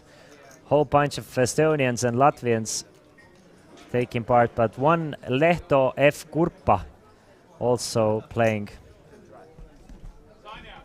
Ace, Ace 6 on a flop though, and Wong I like the size. I really like the one big blind bet size on the double ace or ace pair boards anyway. So I think thus far Wong has played it perfectly. Kerem thinking about it with his backdoor royal flush draw, but that's basically it. If your opponent has an ace, and if it's an ace with a picture card, then you're drawing dead to running flush cards. This is why the 20k bet is just so strong. Let's say Wong is doing that with something like 10 jack. It just generates so many folds because your opponent is thinking like, in case they have it, I'm drawing dead to running cards.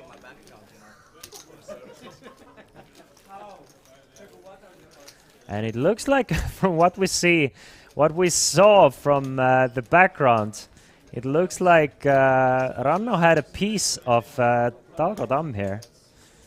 Some money was exchanged. I don't know if you noticed that, but I'm guessing Tagodam went to the cashier, got his payout, and Ranno got a piece of it. Not sure. Something weird was going on there.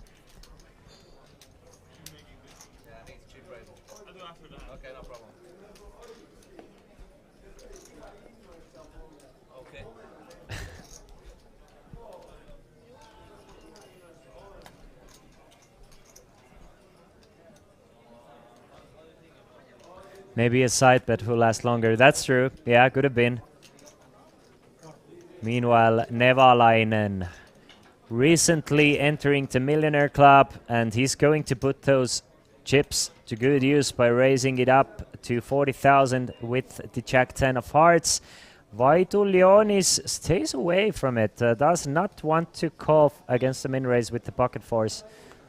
Just a tiny bit surprised of that, obviously. With there being a couple of free shoving stacks behind him, maybe he does not want to tangle with an opportunity to get shoved on.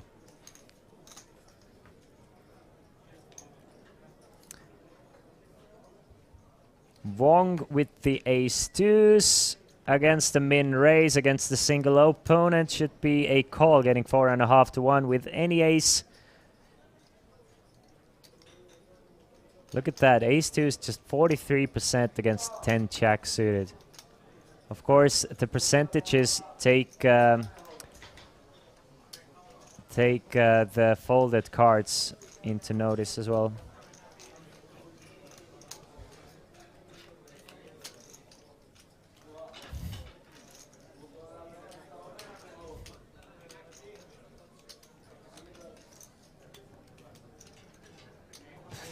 He does make the call, king 5-6 on a flop.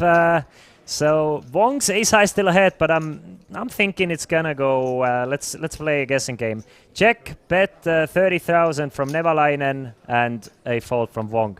So it's a check, bet 30,000 from Nevalainen, and if Wong folds, I love to play these games. I feel so happy whenever I'm correct. Like whenever I put exactly the right amounts, I feel like I'm a genius then. Anyway, so far it's a check, bet 30,000, and Wong hasn't folded though. One last piece of the puzzle to make me feel good. Wong, do it. Let's go. Check, bet 30, fold. Come on, baby. Put me in those tables.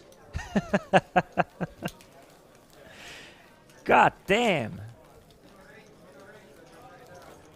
10 more minutes until we're gonna go on a dinner break. So, I mean, if you guys need some energy, if you need to stretch your legs, if you want to do whatever you want to do it, but don't do anything longer than 1 hour, because we're gonna be back after 1 hour. So any plans you make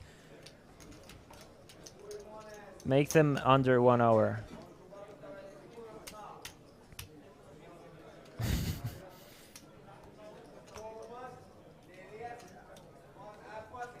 Final 30 players. Winner gets...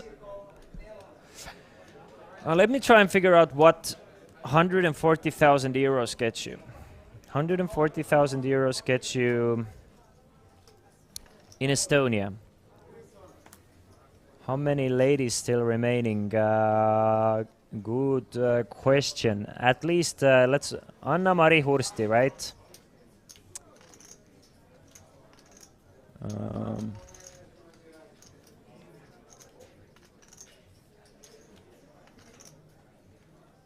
I think one. From what I'm seeing, it's just Anna-Mari Hursti.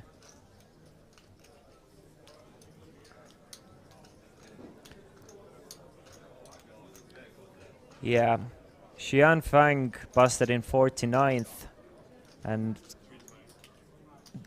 you can correct me if I'm wrong. But from my first glance, it looks like that. 9 deuce is probably bad enough that you want to raise from the small blind width. So Wong does raise to 55,000, but what a bad time! What a bad time! Can I use my GG Poker account in Alibet? Well, Alibet is under GG network, so I'm thinking no. It shares the GG network, but it's a skin of GG. So I'm thinking you need an Alibet account. Casino Queen, you can be certain, or you can confirm or not confirm. I think you answered Suomiski, right? Or Suomiska? Suomisika. Yes, since it's a private tournament, you need to have your specific... I mean, you can check. You can definitely check Suomisika. You can go over to your GG poker and see if you can enter. But in my opinion, it's just for the Alibet players. Since it's private to... yeah, definitely. Because Maltese players who have GG Poker accounts and so on cannot play the Kings of Tallinn events. It's just for Finland, Estonia and Latvia, right? That is true.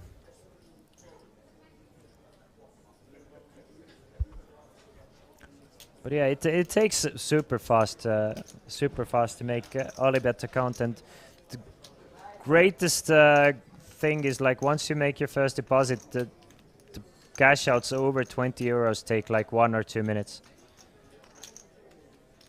Dude, I have no idea about any promotion codes.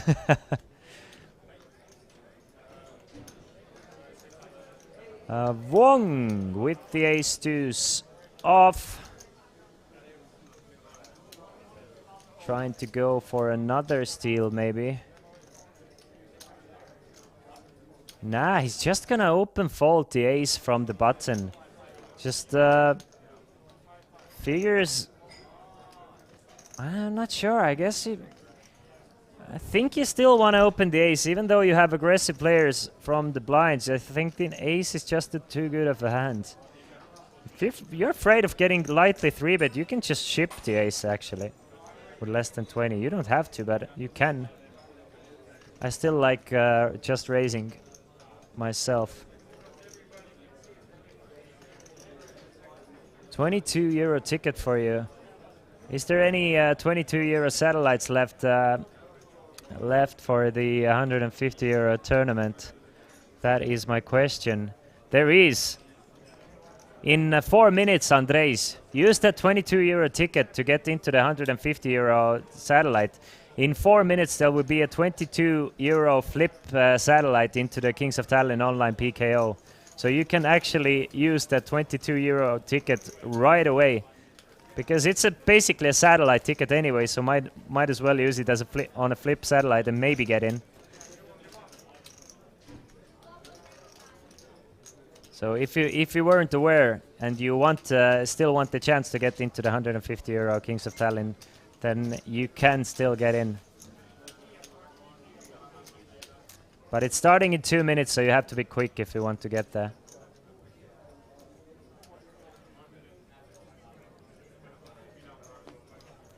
Four more minutes of poker. So I'm guessing like 3 more hands probably.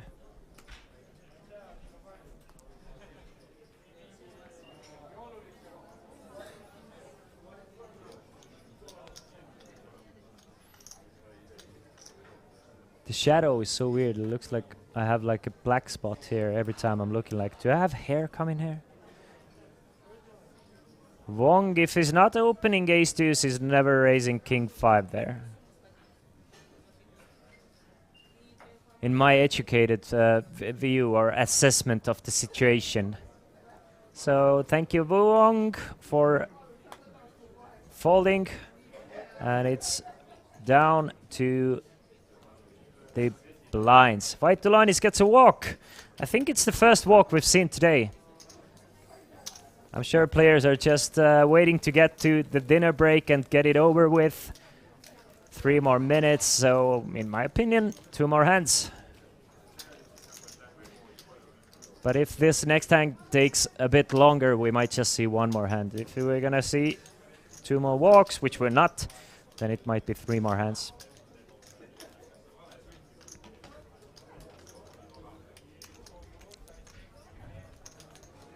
Still 30 players, so we haven't lost a player in a minute. I think it's been about 20 minutes. Yeah, Dago Dam was the last player who we lost from our feature table, right?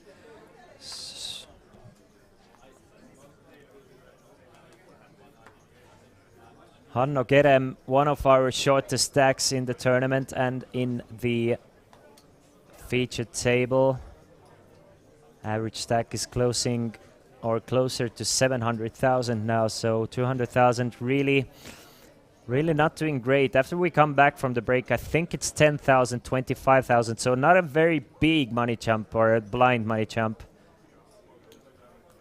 But still.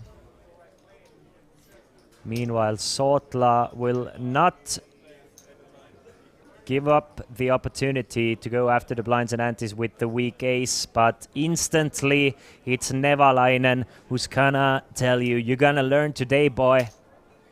And the man supporting the worst team in soccer or football history, FC Barcelona. And it's gonna be very difficult for me to root for Nevalainen here if he's gonna keep wearing that hat. But he's gonna open it up or 3-bet it to 95,000, and Sotla probably gonna fold, but sometimes going to just ship it. But I don't think Sotla is ever gonna go all in with ace-4 off. He's gonna do it sometimes with ace-4 suited. It's like, let's say 20% of the times with ace-4 suited, maybe 25, but not with the ace-4 off.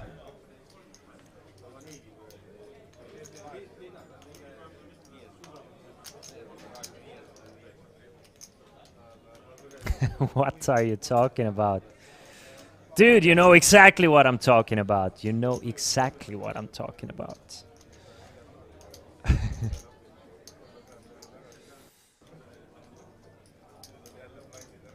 Or if you're asking the chat, because they're speaking in Estonian, then that is a fair question, Nissa.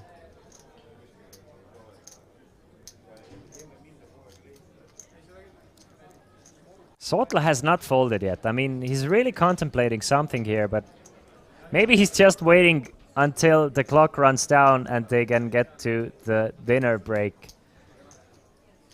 Which would be actually a good idea now that there's only like 1 minute left. Barcelona 6-1 comeback still gives me goosebumps. Ah, Nysse. Ah. Okay, I get where you're coming from. Why'd you stop it? Stop it. I think Ranno is just waiting until the clock runs out so he can go on dinner break. Or maybe trying to pick something up, but nah, he's just gonna fold.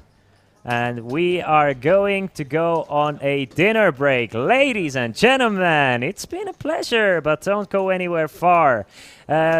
do whatever you want for the next hour. Watch our interviews during the break. I don't know. I don't care. As long as you're back here in the within the